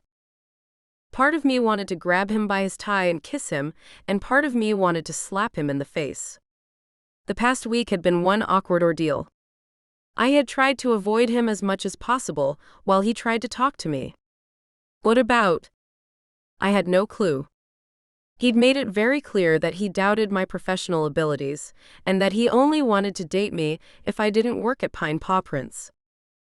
Elena and Fluffer left after their session, leaving Lewis and me alone again. The community center was starting to fill up with enthusiastic people who all wanted to partake in the activities, and Millie opened the silent auction. I did my best to look straight ahead so I didn't have to make eye contact with Lewis. Out of the corner of my eye, I saw him loosening his tie a bit. Now, I definitely wouldn't be able to look at his sexy appearance without fanning myself. How long are you going to stay mad at me for?" he asked while scooting his chair closer. I shrugged. "I'm not mad. I'm disappointed." He let out a puff of air. "Fine. I see what you're doing." I swiveled my head toward him, looking straight into his dreamy eyes. "What do you mean?" "You're trying to make me pay for what I did and said, aren't you?" "I don't know what you're talking about." What a lie. I just wanted him to feel as bad as he had made me feel the last time we were here at the community center. "Lewis," a girl shouted excitedly, marking the end of our conversation. I rolled my eyes. I'd recognize that cackle anywhere. "Oh, hi, Melissa," Lewis said. I busied myself lining up my cards so I wouldn't have to talk to her. That didn't mean I couldn't eavesdrop on their conversation, though. "I just wanted to let you know I made a generous bid to win a date with you. I'm 100% certain I'll be the highest bidder. Have you thought about where you want to take me?" My eyes rolled as if it were an automatic reaction to hearing Melissa talk. "Someone else might win, you know," I muttered under my breath. "Excuse me, did you say something?" she asked. "It's not important." She put her hand on her hip and leveled me with a stare. "If you have something to say, you can say it to my face." I held my hands up. "I just said someone else might win. Don't count your chickens before they hatch and all that." "Do I sense some jealousy here?" she asked with a laugh. Lewis fiddled with his tie again. "Ladies, there's no need to start bickering." Melissa flicked her hair over her shoulder and smiled. "We're not bickering." Then she leaned closer to him and said, "I think your receptionist has a crush on you." I can't blame her, but I just don't want her to get her hopes up. I shoved my chair back and got up. "That's enough, okay? Listen to yourself. Making fun of me while I'm right here? I don't know what I ever did to you to deserve this kind of treatment. And just so you know, Dr. Grant is all yours. Beware though, one mistake and you'll be out of his life without so much as a flinch from him." I ran away and pushed through the crowd. My breath came in rapid pulses as I tried to stop my eyes from watering. I might have felt like I was ready to explode with emotion, but I wasn't going to break down in public. Right before I got to the exit, I bumped into my mother. "Olive," she asked, "are you okay?" I nodded, afraid the tears would come if I spoke. "Is it Lewis? Are you guys still fighting?" I nodded again. She gently took a hold of my arm. "It's good that I ran into you because you're needed backstage." "What?" Mom weaved through the crowd without letting go of me. She opened the door to the backstage, as she had called it, and led me inside. It was really just an area where supplies for the fundraiser were stocked, like extra servings of pie and pots of homemade jam. Then she opened another door that led to the stage. "Wait here," she said, leaving me alone at the back of the wooden stage. The red curtain was closed, blocking most of the sounds from inside. I blew out a big breath and slumped down. I didn't know why my mother had claimed she needed me here, but what I did know was that crying never felt so good. All the hurt and doubt that was bundled up inside of me flew out in a steady stream of tears. I hated the fact that Lewis had told me we couldn't date after all. I might have acted as if I was mad at him earlier, but the truth was that I was mad at myself for having feelings that would never be reciprocated. Sure, he'd told me he wanted to date me, but then he changed his mind, going on and on about how confused he was. If you truly wanted to be with someone, there was no room for doubts. The fact that he needed time to think told me more than enough. The door to the stage swung open again, and I shrieked. I got up and swiveled around, only to see Louis standing in the doorway. My mother pushed him inside. "Olive," he asked. "Mom? What's going on?" "You two are going to figure this out." "Colleen, what do you mean?" Louis asked, a look of terror in his eyes. She cocked her head sideways. "As if I need to explain. The entire town can see you two are perfect for each other. It's time you put your silly differences aside." "Please don't meddle, Mom," I pleaded. She shook her head. "If I don't meddle, you both lose because the two of you are as stubborn as a dog with a fresh bone." Mom turned to me. "Honey, you've got to face the fact that blabbing about Addie's pregnancy was unprofessional. It's only natural Louis got upset about it. It shows he's got integrity, and I can only applaud that." "But," I started, but Mom shushed me. "And you," she said to Louis with a shake of her head. "I know you've had a horrible experience with one of your colleagues back in England, but you've got to learn to trust again. Do you want to end up old and alone?" "No," he replied hesitantly. "Good. Now you two don't come out of here before you've patched things up." Mom turned around and went out, locking the door behind her. I ran to the door and turned the knob, but it wouldn't budge. She had actually locked us in here. I pounded on the door, feeling like I was a princess being locked in a tower by some evil witch. "Olive," Louis said in a soft voice. I heard him walk toward me. He put his palm on my hand and led me away from the door. My heart was beating in my chest so loud that I was certain he could hear it. Too bad my mother didn't think about the curtain on the stage. It would be easy to escape through there, but Louis stopped me in my tracks before I could get out. "Look at me," he said. "Please." I swallowed. "I'm sorry, Olive. About everything." His words made me drag my gaze away from the floor. As our eyes locked, my breath caught in my throat. He looked so pure, so honest, so vulnerable. "I shouldn't have said any of those things to you about not wanting to date you while working together, or you not being trustworthy. I realized that way before your mother dragged me in here, talking about some hamster problem she was having." "You did?" I asked. He nodded. "The day after that argument, I felt so bad, but also extremely afraid." He paused, searching for words. "I thought I was heading down the same road again. You know, falling in love with someone who couldn't be trusted." You were falling in love with me?" He took both my hands in his and gave them a squeeze. "No. I have fallen in love with you. I still am. I want to be with you, Olive. That date I asked you on? That's been on my mind ever since the moment I laid eyes on you. But I will understand if it's too late now. If you feel I messed up too badly, then I will respect that and leave you be." I couldn't help but grin. Once again, tears made my vision blurry, only this time they were happy tears. "It's not too late. I'm falling in love with you too," I said with a blush. "If you think you can get rid of me that easily, you're in for a treat, Dr. Grant." "Wow. You have no idea how happy I am to hear you say that," he said with a laugh. Then he caressed my cheek with one hand while he put the other on the small of my back, pulling me closer to him until our lips met. His kiss felt amazing. His soft mouth belonged on mine, almost as if it was made only for me. I deepened our kiss as butterflies raced through me, lighting my entire body on fire. On the other side of the curtain, the fundraiser was in full swing.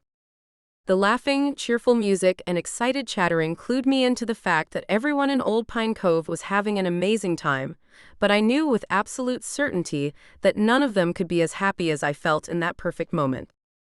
I let my hand roam through Louis' thick hair. But our kiss ended abruptly when I heard people cheering us on. How was that even possible? I glanced sideways. The curtain had opened without either of us noticing. Millie stood on the stage, clapping her hands, and everyone was looking at Louis and me. "We were just about to announce the silent auction winners," Millie said with a laugh. Louis cleared his throat and tried fruitlessly to get his hair looking smooth again. Millie winked at us. I promise you this whole win a date with Dr. Grant thing won't be awkward for you two lovebirds. In fact, she said, turning to face the crowd, a very special lady has won this auction, thanks to some sweet people sponsoring her entry. Oh no. Melissa had rounded up sponsors to ensure she won? The last thing I felt like doing was handing Louis over to her now. Please welcome our winner to the stage, Millie said. I held my breath, nervous for her next words. Congratulations, Lily. You won a date with Dr. Grant. James helped his daughter walk up onto the stage. The girl was holding what I could only assume was her imaginary dragon friend in her arms. Louis' face lit up. We shared a look, and I knew he was just as moved by this as I was. I couldn't have thought of a better person to win a date with him. Millie knelt down next to Lily. Where do you want Dr. Grant to take you, honey? I'd like him to come to the playground with me and Dad to look for special rocks. Drake, my dragon, loves those. She looked up at the two of us. And I want his friend to come with us. They both helped Drake when he was hurt with their special Ladricon spray. My dad said they are both sweethearts and that we can all have a picnic together. The crowd applauded as Lily walked off the stage. Louis and I followed suit, and I spotted my mother smiling at us with tears in her eyes. Louis grabbed my hand and pulled me close while he was being greeted by several women I recognized from yoga class. I didn't hear a word they were saying, though. All I could focus on was his sweet smile and the fact that he was just as crazy about me as I was about him. I slipped my arm around his waist, releasing a sigh of contentment. He smiled at me and planted a kiss on the top of my head. All of it was more than I had ever dared to dream. I might have been clueless about a lot of things in life, but one thing was certain. I was never ever going to let Louis go. Epilogue, Louis. 2 years later. The doors to the backyard were wide open. The sun illuminated the hardwood floors inside, turning the entire space into a welcoming haven of light. I put my medical bag on one of the bar stools at the kitchen counter and rolled my neck from side to side. Delivering a baby alpaca over at Addie and Justin's petting zoo had been a long but rewarding process. I was glad to be home, though. The clinic was in good hands with my colleagues. Right after Olive and I moved in together, I had hired 2 vets and a veterinary assistant. I stepped outside into the warm sunshine and held a hand above my eyes to shield them from the sun. Where were they? A bark followed by laughter led me in the direction of the garden shed. The eaves provided much-needed shade, which made the shed the coolest place in the yard. Olive was standing in the shade, playing with our dogs. She looked as beautiful as the day I met her. In fact, she looked even more beautiful these days. There you are, I said. She turned around and greeted me with a smile while I slipped my arms around her. How is my favorite girl doing? Good, she said before planting her lips on mine. Great now that you're home. Have these two behaved while I was out? I asked, motioning my head at Rhubarb and Archie. Olive laughed. These 2 rascals, you mean? Yes, they've been amazing. We only lost 1 shoe today. I bent down to pat them both on the head. They wagged their tails and threw me an expectant look. It looks like they want a treat, Olive said. I shook my head. Too many treats are not healthy for them. You know that. Olive waved my remark away with a dazzling smile. Oh, come on. They haven't had one all day. 1 treat won't hurt them, right, guys? She pulled her treat bag out of the pocket of her dress. Is this how you're going to be with our kids? Spoil them rotten? I asked, pulling her close and kissing her. Her eyes sparkled. Well, they're twins. Double the fun, double the treats. I still can't believe we'll have 2 dogs and 2 kids 6 months from now, I said. But I also can't wait. Me neither. She kissed me again. Oh, and neither can our parents. I groaned. Did Mum call with another piece of well-intended advice? This time, it was my parents. They wanted to know what color to paint Benji's room. Mom said they're turning it into a kid's paradise. My eyes grew wide. Your parents are going to repurpose your brother's room? Wow, I never in a million years thought that would ever happen. Olive shrugged. Well, they can't exactly let the babies sleep in the hamster room, now can they? Dad said nothing's too much for his grandkids. If Benjamin wants to come over, he'll have to sleep on the couch. So, what color did you tell them it should be? I asked. I didn't spill any secrets, don't you worry. You and I are the only ones who know we're having a girl and a boy. I grinned. Good. I love that we have these secrets. Me too. And I love you, she said, putting her head on my shoulder. I love you more. No, Dr. Grant, I love you more. Do you want to watch the sunset together later, Mrs. Grant? I asked. She turned her head toward me. Weren't you going to watch that soccer game with Justin? England versus I can't remember who. I shook my head. I changed my mind. England will play another game on another day. There's no place I'd rather be than right here in Old Pine Cove with my wife nestled in my arms. She squeezed me tight against her, and I closed my eyes while a tear of happiness made its way down my cheek.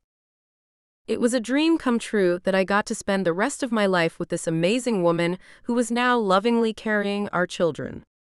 Having her in my life was a real treat. I smiled, a feeling of pure joy rushing through me. I was, without a doubt, the luckiest man alive. Note from the author. Thank you so much for listening to this book. It means the world to me, and I hope you enjoyed it. If you have a minute, I'd be really grateful if you left a review for In for a Treat. Reviews help authors so much. Want to receive a free book, updates, and a chance to be a part of my ARC team? Subscribe to my newsletter at www.sophieleighrobbins.com.